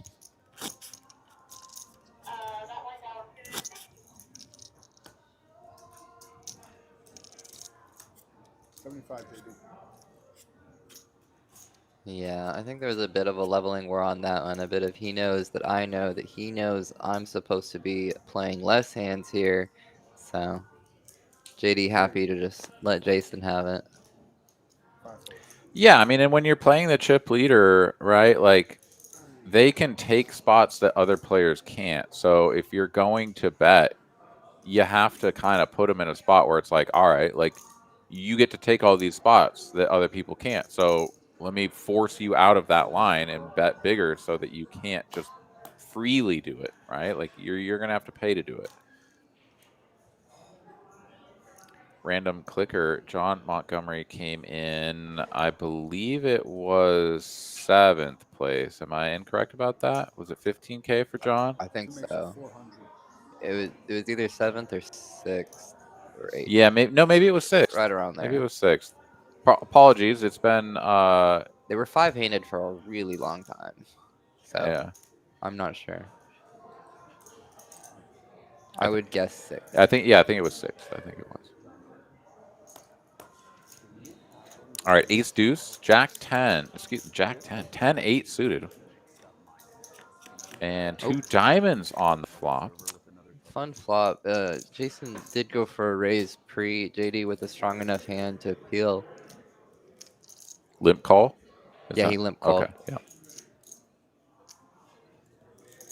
Check, check. To the turn we go. Diamond on the turn would be the spiciest card, but that's not the way JD likes to party. He likes to get 92% equity and have his opponent bet into him. Step 1 complete. Yeah, Jason's not betting. Hate to break it to you. I don't know. I think this is a good bet small spot. With ace high showdown value? I mean, I don't know. Oh no, that is a bad card for Jason. Picking up the real showdown value of a pair. Yeah, now he beats all those ace highs. Yeah, depending on JD's move here, which, I mean, I think anything's fair play. Block to half pot. Oh, he's going a little over. 575? Yeah. I like that. I would go a little smaller to try and get called by ace highs from my opponent. But, oh, yeah, great size. Just gets snapped off. Great sizing, JD. Yeah, it's a terrible card for Jason. He can't fold. You think he would have got called by more if he went like 700K? He would have still got called? I do think that the size starts to become relevant when you get over 3/4 pot, but 6. That's what we thought, John. Yeah. Yeah, 6th place. Yeah, great run, John. I thought you played really well, man. Just unfortunate way to go out there. But yeah, no, I mean, when the bet is somewhere between a block and 2/3, I mean, it's the range is like you can't fold a deuce. I mean, if you potted it, yeah, sure, right? Yeah. Now you're like, okay, what the fuck is this guy trying to sell? Well, I was just thinking size to get called by an ace high, like smaller would have been, but I was just surprised that he called so fast. Well, yeah, I mean, if you, yeah, ace high. There's going to be a fair bit of ace highs in that range, given the way it played out. If he's going to attack it to try to get it to fold with a bluff, right? He needs to make it big enough. Yeah. So, you know, you don't want to have like your bluffs look like they're huge and your I want to get called by an ace be too small. Yeah, no, for sure. And yeah, as we see, it was exactly perfect. If we just go off results, that's all you should do, right? Whatever happens means it was right. Now, I do think it was about the right size. I don't think he wanted to go bigger. No, no. I was thinking smaller, not bigger. Well, sure, but then you were asking sort of like, would he have called a bigger Oh bet? yeah. I was just curious. I was just saying I think he should have gone smaller, but I was just wondering what. Yep. Makes the call. Yeah, dude, this shit is awesome. Loving this tournament. We got 400 people just about hanging out with us, also enjoying the tournament. Thank you guys so much for hanging out with us here on TCH Live. As we get the ace-ace-4 flop, the 10-4 out flopping, the superior 10-6, blind v blind. No improvement here for Eli on the turn, drawing to some chop outs. Rather, not chop outs, but the 10 would actually counterfeit his opponent, give him the 6 kicker.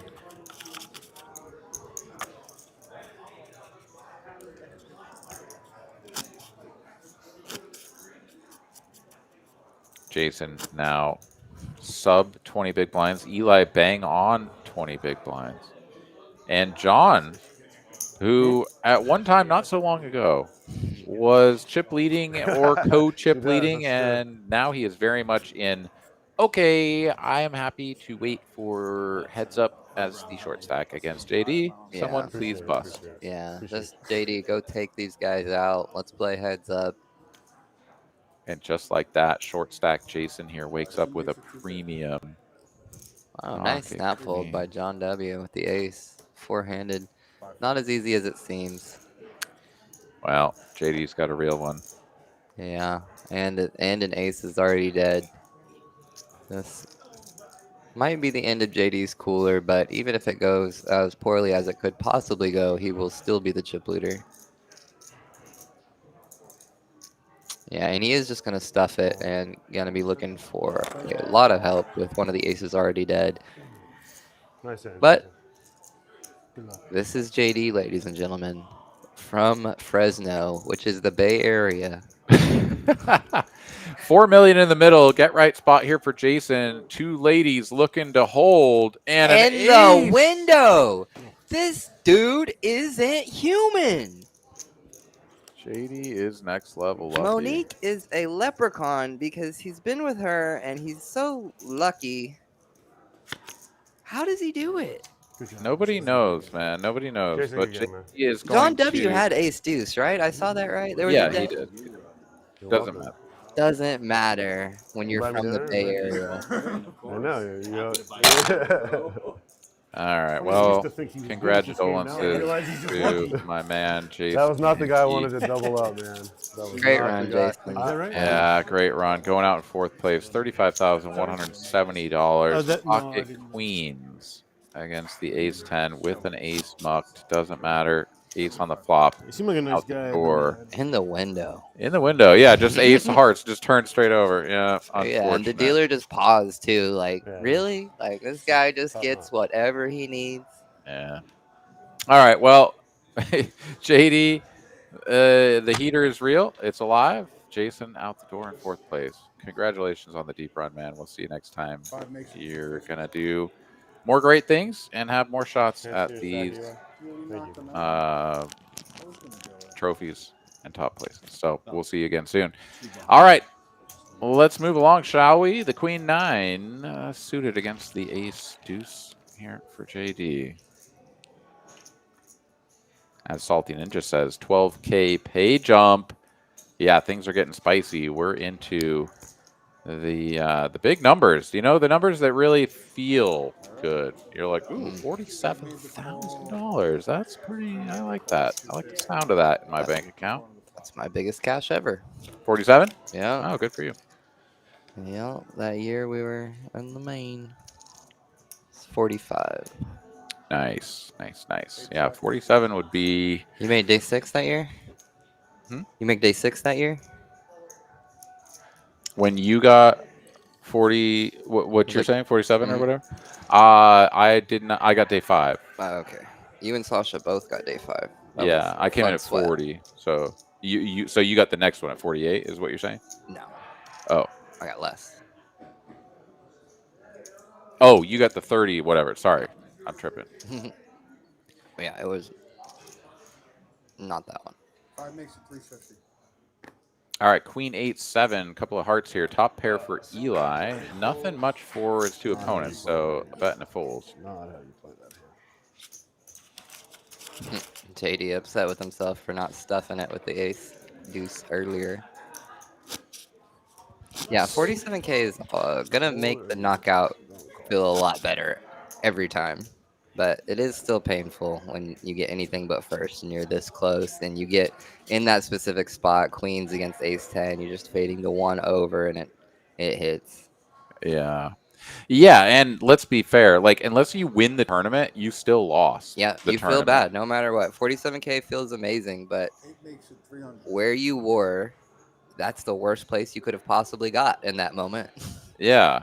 Like, I have gotten second in tournaments before and felt horrible about it, right? I mean, yeah, give it a day or two or whatever, and like then you settle down into like, I got second in the tournament. Like, sign me up for second in That's all I tournaments. I needed. like this. Yeah. But in the moment, oh, it's awful. It's It's absolutely god awful. Yeah. Especially if you don't like you got it in good and you lose the Oh, tournament or yeah. something, and you're just like, oh, I was right there. not like that. Not like that. Someone's looking out for me.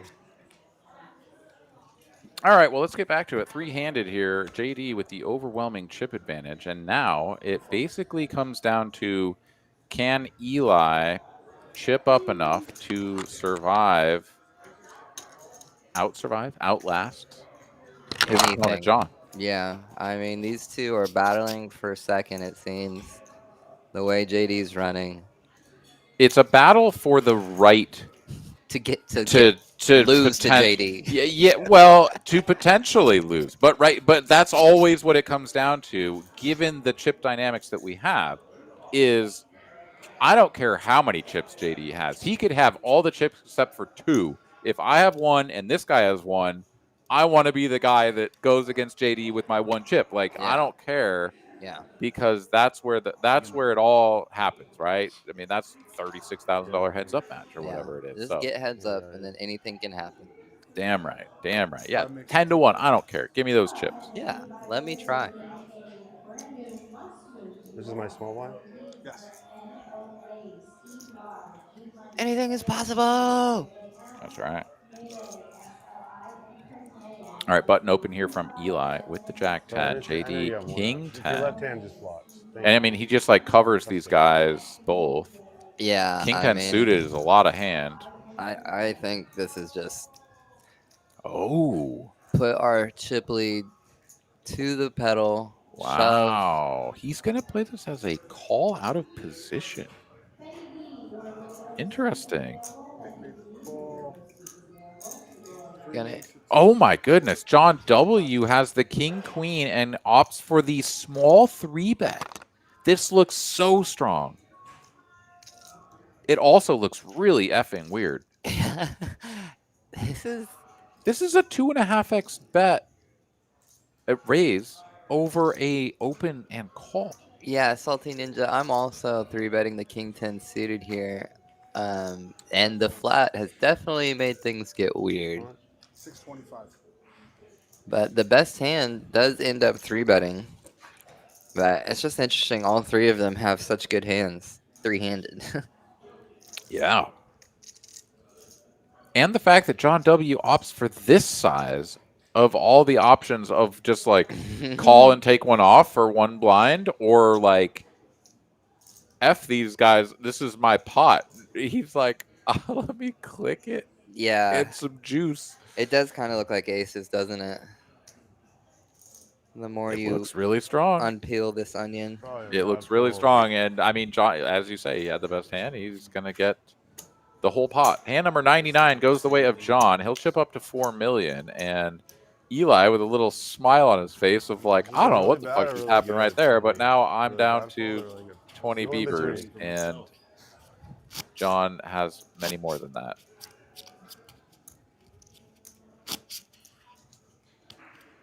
All right, let us know in the chat. Who do you think is going to win?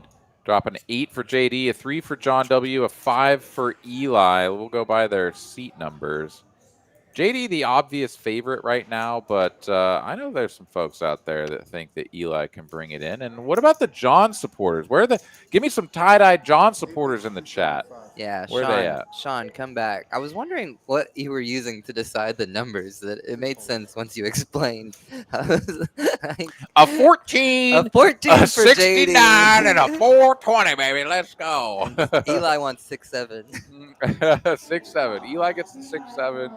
I think John could work the 420. Oh yeah. Yeah, JD. All three of these players can work the 420. I can guarantee that. I can make a royal flush. Yeah, we're gonna take a short smoke break. We'll be right back. The table has voted they are going to take a break as a team. Yeah, and it's going to last 1 The J. dealer. I just follow the good dealers around. All right. 3 and a rainbow. Nice. Let's go. Love it. All right. You're in the blind every freaking hand now that we're down to 3-handed. So in your short, you don't really have many choices. You're going to play what you dealt, and you better hope it's decent. Over to Eli here after John folds the button. Jack 5 suited. And you just also have to know that, like, a lot of limps are going to get raised by the chip leader. Yeah. So maybe we still do it, right? We're still going to limp the Jack 5, and when we get raised, we're just going to fold this hand. But we're setting up. Knowing that this is the dynamic that JD did not actually seize upon here, given the 10-8 offsuit nature of his holdings, right? Then we just, like, limp the ace-jack. Mm-hmm. He piles it on us, and we snap it in there, and we hope to double up, right? Yeah, I mean, it's going to be a lot of play now. There's nowhere to hide 3-handed. You have to play pots. You have to find a way to get these chips, and you got to get creative. I think setting up plays for the future are very smart, but you have to get to a spot where you get to the future here. And you're going to face a lot of this, where, like, you flop a little bit of a piece, 3 to a straight, 3 to a flush draw, but, like, you didn't take the betting lead. You don't have any initiative. And you have no idea where you're at. And Eli's just going to stuff it. Eli said, I've had enough, JD. I'm also from the Bay Area. I mean, I said 3 to a straight, 3 to a flush. He's got 3 to a flush, 4 to a straight. He only needs a 4, and he's got an overcard. I think this is a pretty juicy spot. At the same time, are we ever jamming like 7-3, 6-3, 4, 5? I don't think we are. No. I mean, anything that strong. 7-3 maybe, just because there's a lot of bad turn cards with the counterfeit, with the 4, the 5, the 8, the 9, blah, blah, blah, blah. But yeah. I think this is ballsy by Eli, and Dude. He is lucky JD did not have a pair here, because I think JD is calling with a pair. Yeah, he just, like, shows up with, like, queen 3, and he's like, well, I don't know. Maybe the 3 hits the muck. Maybe the 3 finds the muck, but I don't know. You could get off a 3, but I don't think a 6 or a 7 is folding. But, I mean, either way, great pickup by Eli, and he needed those chips bad. So I think it was just one of those pots that he wanted more than JD, and he proved it. I like it. I like it a lot. All right. 12 million here for JD. Limping, I am not sure we do a lot of limping as the chip leader, but he's going to do it. John W. will check it back. Oh, thought it was a good flop for him for a second. Womp.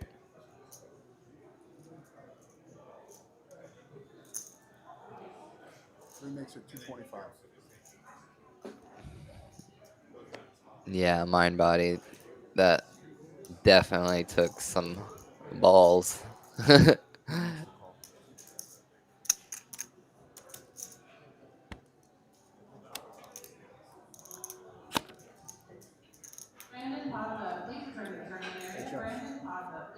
And JD gonna pay off 1 bet, and John W gonna keep the pot small on the turn, not getting greedy here. And it JD's gonna looks, block though for value. yeah, just gonna block bet. Make sure he's not gonna have to pay off more than what John W wants to set. So just basically setting his own price, saying I'm only willing to lose this much, and you're gonna have a very strong hand to raise anyway. So kind of losing the minimum. Yeah, what does he think he's gonna call him that he beats? I guess all the pocket pairs that didn't trip, like didn't set up on that river and such. Yeah, no, I like it. I like it. I wouldn't necessarily think about it as like I'm setting the price I'm willing to lose, but I mean, because you want to win, No, yeah, right? yeah, But yeah. like, But it does function that way, though. It's yeah. sort of like the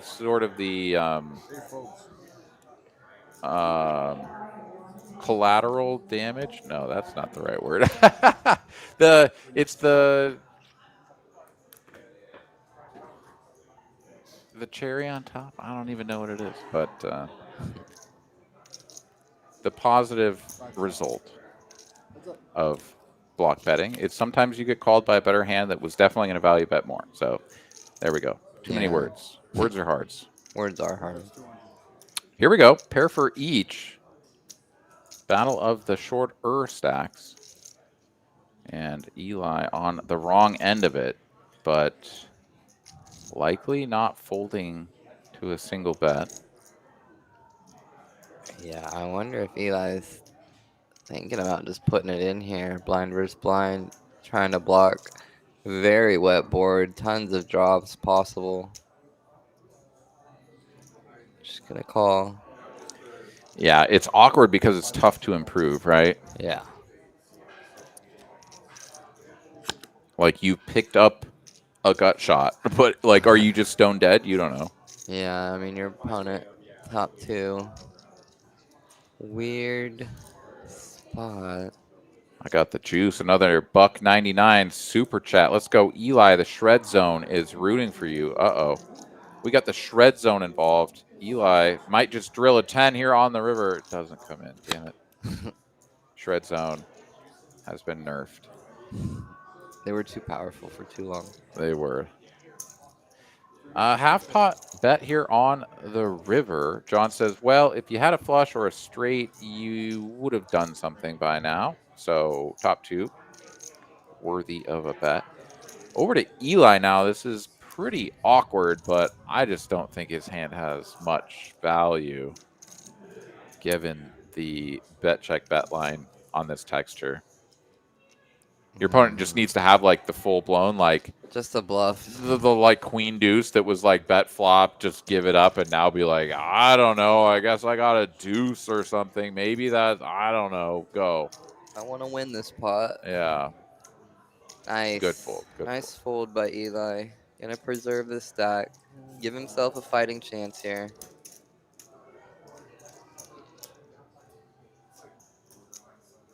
JD over there, sort of indifferent. He's like, whatever you guys do, just figure it out. I got the chip lead. Honestly, probably wouldn't hate it if like John sort of cripples Eli, you know, because then JD can just kind of like pick up a few rounds of blinds against John and like extend the lead a little just until Eli gets dusted. Like anytime you have that opportunity to just be like, I'm way over here and that guy's way down there and there's somebody in between, I get to pick on the in-betweeners. That's nice. Yeah, there's a lot of scenarios here for JD where he just gets to bully these two for a while they just pray the other one gets knocked out. Yeah, like 1 out of 3 hands, like John has to wait for Eli to like act behind, right? And so he's just like, I just have to fold because like Eli could just totally YOLO it in at any moment and lose to JD. Like, so 1 in 3 hands, JD is just like, this is mine. Started the hand with about 2. Okay, Eli's gonna limp the ace-8 here. I think he's looking to stuff it on JD or snap call. Plays on. Yeah, oh, whoa. Okay. Whoa. Eli. I don't think that's GTO. There I must thought he have been. trapped. Was there? You think there's a card reader? There's only 3 hands being dealt. I think he just had like a gut that was like, this doesn't feel right, limp, Yeah. and then he jammed on him, and he's like, that's why I didn't feel right, and folded. Like you know, Maybe. right? Because otherwise he would have just open jammed it. Yeah. Oh. He must have had a gut. That was interesting.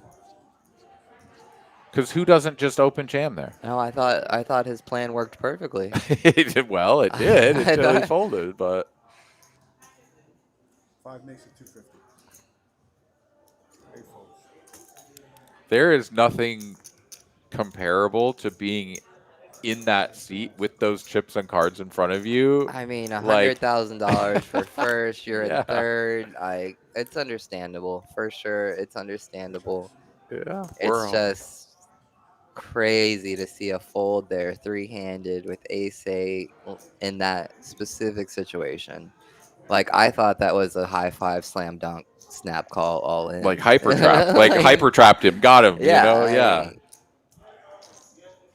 No, he could feel the third place payout like in his pocket. He was like, "Oh no, I don't want that. I want more. I want this yeah, pocket feels empty. It needs money in it." All right, John W. here flopping a pair. Both players with a flush draw. Yeah, we've got the makings for a 3-handed cooler here, but you don't see quite the aggression of it to work itself out on the flop there. Both players with a flush draw. Eli with the nut flush draw. John W. with the pair and the flush draw. Eli now with the pair and the flush draw. 3-handed, it just seems like everybody's got too much of a hand to not get more chips in. But nah, dude, we got showdown value. If we're yeah. Eli, if we're John, we could be going for value, I think. But Eli over here, Eli stuffs it. John hates it. With I the don't ace of know. hearts here, Eli's been playing so tight, so solid the whole time. And John W. just doesn't love it.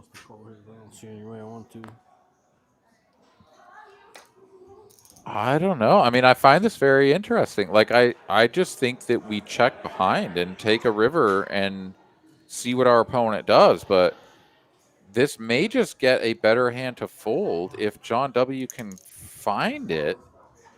And he does. So what do I know? Highlight reel plays from Eli. Wow.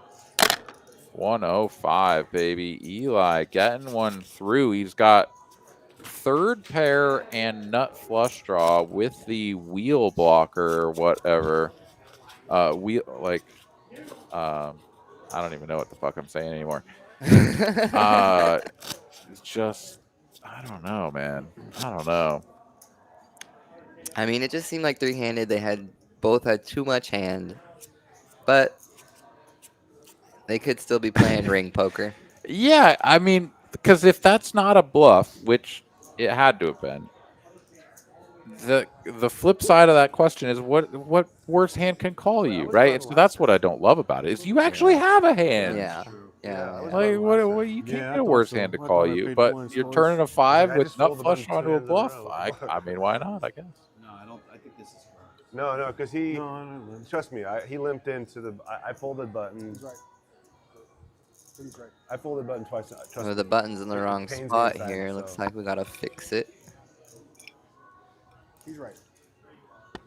Okay, so now what? I'm going to let the hand move the Kill button. it. Yeah, You tell us what we're doing. You tell us killing what the we're hand doing. move the button. All right, button in the wrong spot. We will get it sorted out. While we do so, let's take a look at what these gentlemen are playing for. Still 3 players remaining. 47, 150 for the next player eliminated. Then 64, 50. Oh, I see why Eli was upset. He got dealt ace king in the big blind. Oh, that's unfortunate. In the hand that wasn't real. That was somebody else's hand. Already 40. Oh, it should have been JD's hand. So already 47K locked up. Everybody's happy. But who's going to be the happiest with 100K to first? Big pay jumps and then a 36K showdown coming at the end. Eli with ace-8 again in the small blind. It's so weird how poker does that to you. Now we're going to open for a small size. I mean, he probably would have gotten the same result if he'd limped it, right? It would have been like the limp and JD just like stuff it, the king. As it stands, now he's in a weird place and just going to let it go. Yeah. I prefer like a fold or a shove there. And I think just letting it go is definitely the better option. You had also stats on the buttons. No, you're good. We're just confirming that was right. But that we made the correct decision. Yeah, decision is correct. You got me in the back. That's my fault.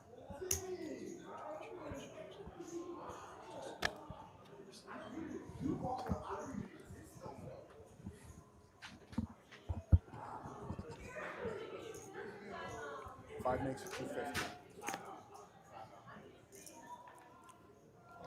8 folds. All right, another ace-8 showing here for Eli. It's his hand. It just gets ace-8. He's just an ace-8 kind of guy. You know? I mean, honestly, three-handed, give me ace-8 every hand. I'd be all right with it. Yeah, I'd be doing a lot of shoving. I'll take those blinds. I'll take those blinds. Oh, you have king, jack. Okay, cool. I'll take your stack.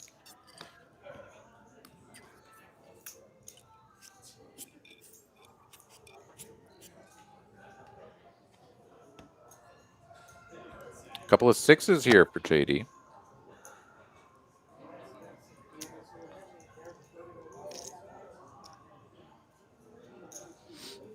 It makes it 300.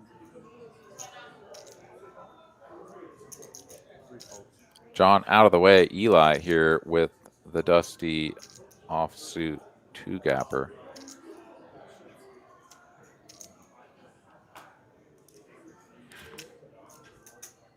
I was calling a shove. I don't know if you So he says. JD video evidence. lets him know I was calling a shove. JD, you know, he's big on the speech play when he's like feeling it. You know, like when John's short, he's just like sealed up over there. You know, he's not saying a word, but as soon as he gets a little bit of chips and some things are going on, man, JD likes to talk. I like it. Yeah, JD is definitely a player who likes to have fun. 3 makes it 275. It's easier to talk when you got chirping. Eli. Oh, hello.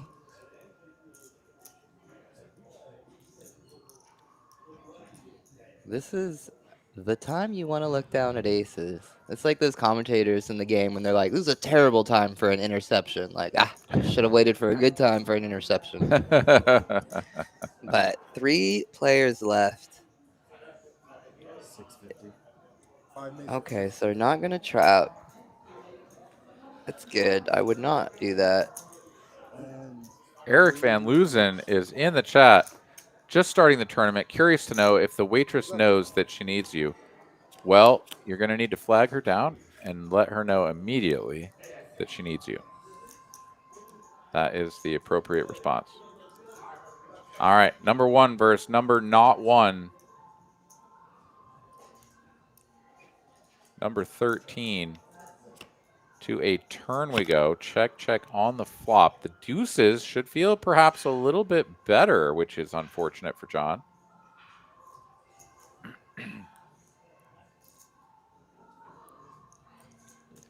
As Eli will now put out a 1/5 pot delayed continuation bet.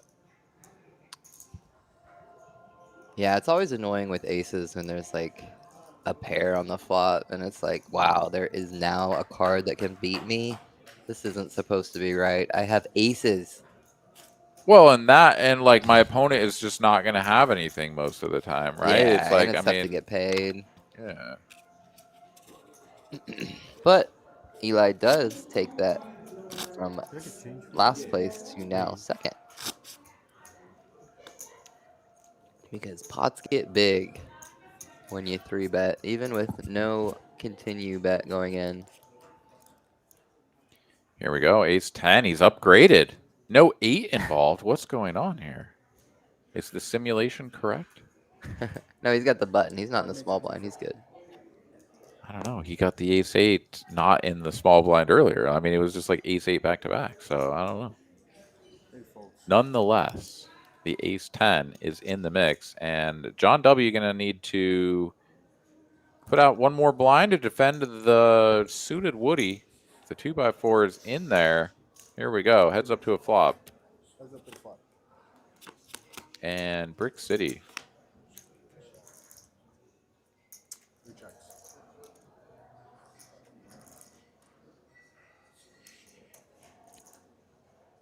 I just have to say to all of the players that participated, not just in this final table, but in the entire event, but particularly to the folks, the fine gentlemen that came in here and played this evening, just an incredible tournament. Really good play. I enjoyed competing with everyone in this tournament, and I think we've seen, like, especially tonight, a really good showcase of, like, strong, thoughtful, battling poker, right? And also just huge shout out to Nathan for bringing the heat. Like, he came in, he's like, I'm going to 4x open. I'm going to 2x pot jam. Like, doing things that, like, these other guys aren't doing, right? Like, he brought his own style of poker to the game tonight. So we've had a little bit of everything, and I just really appreciate it. I thought it was has been and continues to be just a fantastic game of poker as we continue along three-handed here with the pocket nines now showing up for John W. He is on a little over 20 big blinds. We'll put in a three-piece chicken McNugget against JD's button open. 750. And a Jack 10 suited here for Eli, but that's the fastest anyone on the history of poker has folded Jack 10 suited. Yeah, I think Jack 10 suited deserves a small funeral, Eli. Like, come on, brother. He's like, ladder up, come on. Get him. Go, JD. Yeah, mess that guy up, please. And I hope you don't need a Jack or a 10 of spades, because that one's dead. JD feeling spicy. But when you're JD, you know you're gonna run good. You can call in spots like this. Yeah. I bet he takes them out. I mean, SPR just barely over one, and queen in the window, one overcard to the nines. What a life, man. Feels good. What a life. EVL, 9 trizzles. All in, with the I Aaron call. Izzle. Dealer, I call. How much? Oh, he's got to get the count first. This is JD, John. Come on, he's got to get the count first. Yeah, he's got to whine a little bit. How much? 2,300,000. Yeah, this is an overbet of the pot. JD says I can't fold to someone on the rail, and indeed cannot fold. Makes the call, and John W. is well behind. Yes, you do have to be a TCH member to participate in tournaments. That's how the club runs it. You get a membership, and then you're able to play poker in Texas. That's the loophole. 9 or a 6 on the river. Doesn't come. 2 pair for JD, and John W. is going to go out in third place. Fantastic run, John. JD has turned his satellite. He won a $280 satellite to get into the 1100. Got to the 1100, made day 2, one of the shorter stacks. Battles all day, makes day 3, final table, and now he's heads up. Second place, 64,000. First place, 100,000. I think Eli satellited in as well. I'd have to make sure, but it looks like these boys are turning $280 into 64,000 and 100,000. Yeah, there's a lot of money on the line here for these two gentlemen. As we go into heads-up play here, JD with the lion's share of the chips, basically a 3-1 plus advantage.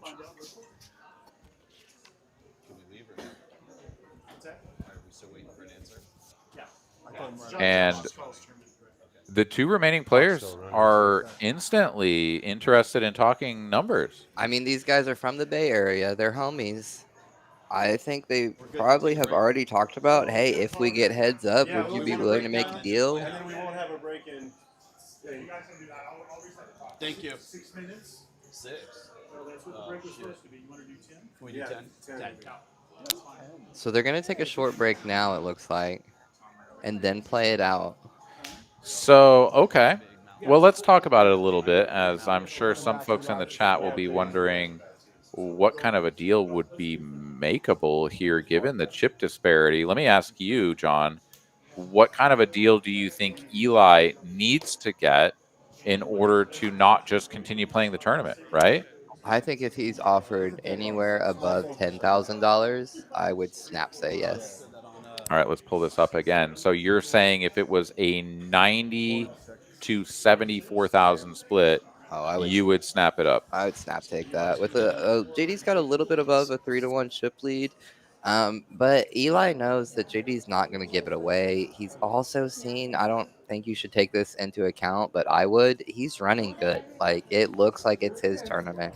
If I can get more than second place, like that's just a huge win. I'd be willing to maybe take like 9,000 or 10,000 from each, play for that, chop it up, make some kind of deal, give JD 20,000 more, and then we play for the trophy. Just anything more than second place feels like a win with how the things are going. But I mean, like we said earlier, just get the heads up and anything can happen. So it's just really where Eli's mind is right now. If he thinks he can beat JD, how JD is running with the massive chip lead. But me personally, you give me 74K, I'll go home. Well, so here is a counter to one thing that you said. I tend to think that what you're saying is sort of, understandable. The player that makes the most money in this tournament is the player that's going to get the trophy and the top points. So if that is at all valuable to someone, the amount valuable to JD. Well, yeah, but like if you're going to play it out for a certain amount, but it's for less than what JD would just like lock up, then like JD gets the trophy, he gets first place. It doesn't matter that you're playing for 10K. You're basically like shut the stream down, the tournament's over. You and I are just literally playing a 10K heads up. I already won the tournament. Oh, that would be fine with me.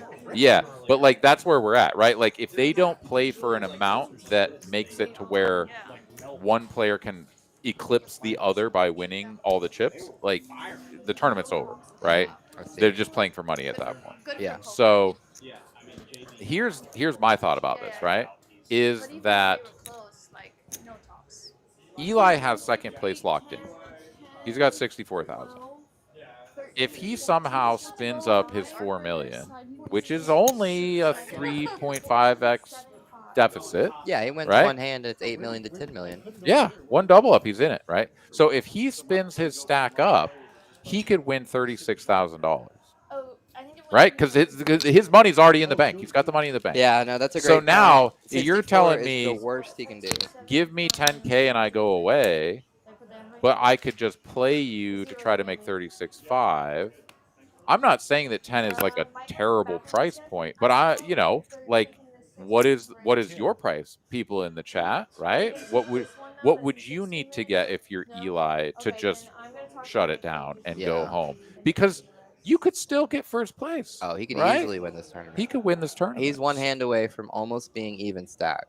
And then we could battle heads up for a freaking 2 hours or whatever it is. I mean, how fun would that be? Right? Like, Heads up for poker. 36K. Let's go. So we don't know what these players are going to decide on. They've taken a small break, and we're going to just hear back as to what they come up with. But what you can see on screen there, right, is that JD has a very good chip lead, but not insurmountable for his opponent. All right, so we just want to clarify that JD won a $280 tournament that gave him like a multiple tournament package. So he actually, it was like a 5K package or something. Yeah. Where he won entry into this one. It was like a 400, a 300, and there was like some other value in there, right? So, and he got the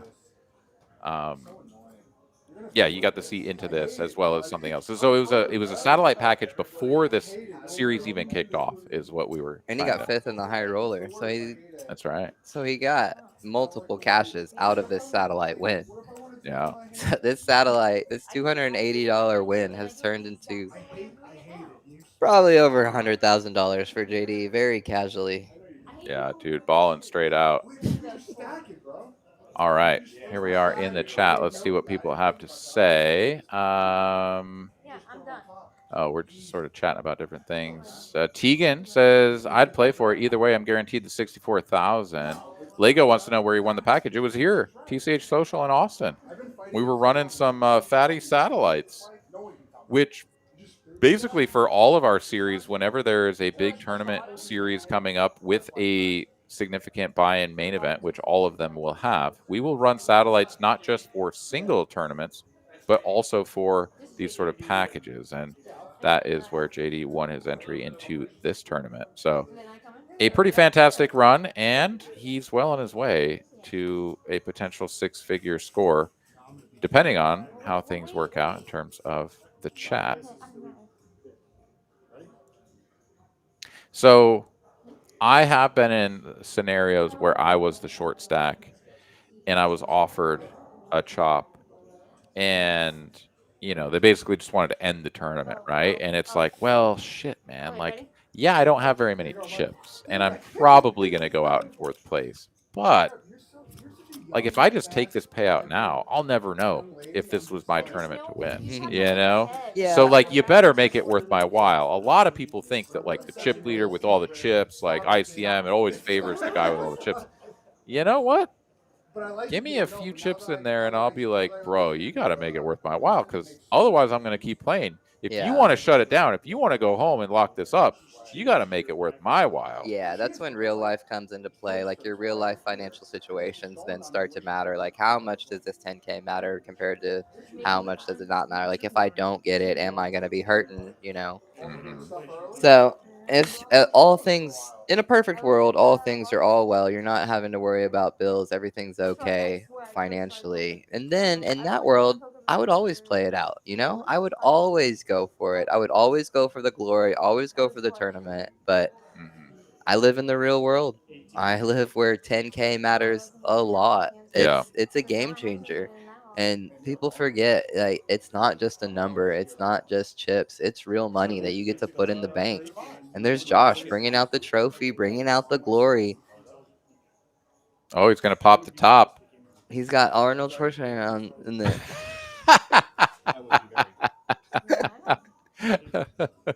Oh, he's got to peel the tape off. I don't know if he can Hulk out enough. Oh, there it is. Okay, the tape's off.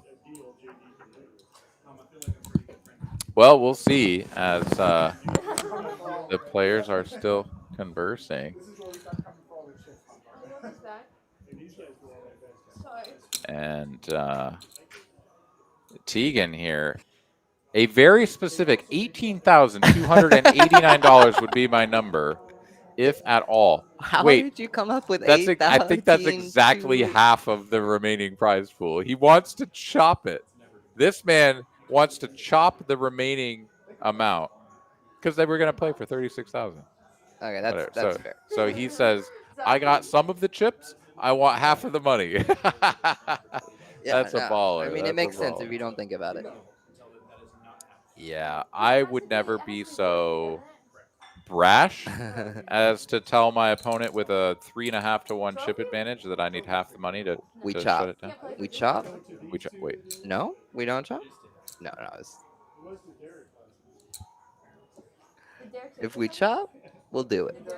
No chops, no do it. Tegan will give him $1, the extra $1. Minus $1. That's smart. So that he gets the trophy and feels good about himself. Yeah, he'd obviously say yes then. Yeah, I don't know, man. I feel like so I've gotten to heads up in a tournament a number of times, and there have been times where people were trying to chop like 7-handed, and all the way down to heads up, there was like chop talk, right? And one way or another, it like didn't happen. And I've also had tournaments where it's just like not a peep. Nobody even thought about it. It was Yeah. like we're playing the tournament, And we know and we're playing someone's the gonna win the tournament. tournament. Yeah. Like, and it's amazing how different the vibe is when you have those two different scenarios Yeah. playing And out. when you know you're playing it out, you're like, we are locked in. You're just there. Yeah. It's like that's what's on the screen. That's what we're playing for. The trophy comes with the money and first place. You know, there's none of this like, well, if I just give you this much, then I get the trophy in first place. No, it's over. We play. None of that. Yeah, Nate, I feel exactly the same way. Yeah, both of these guys are friends of mine, but it just seems. Let's listen. Maybe we can hear. We're just gonna skip this next break. Yeah. Yeah. Anytime, I appreciate it. Good for teaching you something. Sorry to shut you down there, but I thought they were going to tell us what happened, and then Thank you. No, they're just saying they're playing for it. they're playing it out entirely. Okay, Oh, I'm perfect. feeling better now. The spread is a little bit better. Can you put this on me? Sorry if did you want to finish? Okay. What we got going on over I here? hope no one caught that. You were on the shirt, right? Yeah. There you go. Thank you. All right, so playing it out for what's on the board, as far as my understanding. So this is basically a $36,480 heads-up match about to commence. All right. I mean, you're basically What are the playing chips heads that up on there? for more than Alright, third place money. Like 14, this, 1.4. each step you get farther, it becomes that this is the tournament. Like this is everything now. You're exactly right. It's basically fourth place money Yeah. with a little juice on it. That's what they're playing for. Heads up right now. It's everything. Oh, dude. So good. So good. Well, y'all are here for it. 335 of you fine folks, along with myself, Aaron McAvoy, and Mr. John Good, hanging out here at TCH Social in Austin. Waiting to see who takes this one down. JD with the chip lead. Eli on the button to start hand number 1 of heads up play. And we'll see if bringing out the trophy ignites a little bit of fireworks for the boys. Bob Smith says, not even making the payouts closer. I'd do 75 and 90 and play for the rest. Well, yeah. 4 makes it. What? How much is second? It was basically the 10K that someone was talking about, right? Taking 10K off of that and putting it down there, right? What he said and play for the rest. Yeah. There's no rest, yeah, brother. There isn't any rest. Yeah, I don't know. That is the rest. Play for $1. You know? Pay for that dollar that we got earlier. That's where the dollar came from. Or what. Okay, so we got an open on the button and a 3-piece already. No hands scanned in. Oh, what did they have? Okay. Are we about to play a big one here? Straight away, hand number 1. Yeah, I know. I'm trying to figure out how to do it right now. It's a little bit. All in. Snap call. What on earth? Did we just get insta-cooler? Yeah, they're playing for everything. Oh my god. We're stuck in this camera view. We don't really know what they have. It looks like Hands versus kings? Feel that? It's good. 9s, right? 9s? What does he have? 9s versus kings? Wow. All right. I you can't wanna see know JD's what you want hand. from me? He's got kings. King of heart, king of diamond. Oh my god, he has kings. Oh my god, JD. Is this real life? He just Heads up? He just got cold decked hand 1 of heads up. Is this by real 9. life? King of diamonds. Yeah, it's 9s versus kings. Heads up, nothing Eli can do. Absolutely nothing. The money has to go in. Need to know my flop? And 3 hearts, JD just flops him to 1 out. What? Good. 9 of spades, the only All card in, that can first come. hand. JD's got the kings. Eli's got the 9s. And JD's got him to 1 out. He's not going to hit it. JD finishes with the nuts. Don't mind if I do. That's 100,000 in the bank. JD It's takes over. it down. Literally one hand of heads-up play. JD's on his feet. I don't think either player can really believe it, especially after the conversation they just had that resulted in them deciding to play it out. I can't believe it. It just ended. It was more anticlimactic than my first time. It was over before it started. Oh my god. Oh my god. Well, congratulations to Congrats, JD. JD. What on earth did we witness? Let's pull up the payouts here one more time. Congratulations and condolences to Eli for his second place finish. $64,050, a fantastic showing and a great result. But wow, one hand of heads up play leaves JD holding the trophy.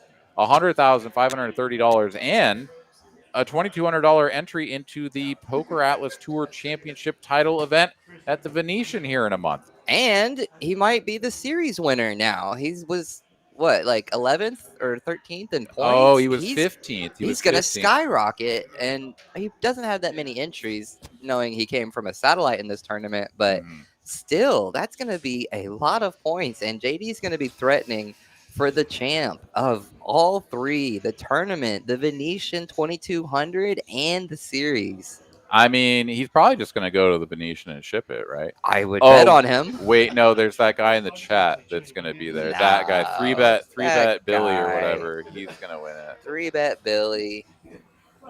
No shot. Oh, wow. Well, here's the end of the story.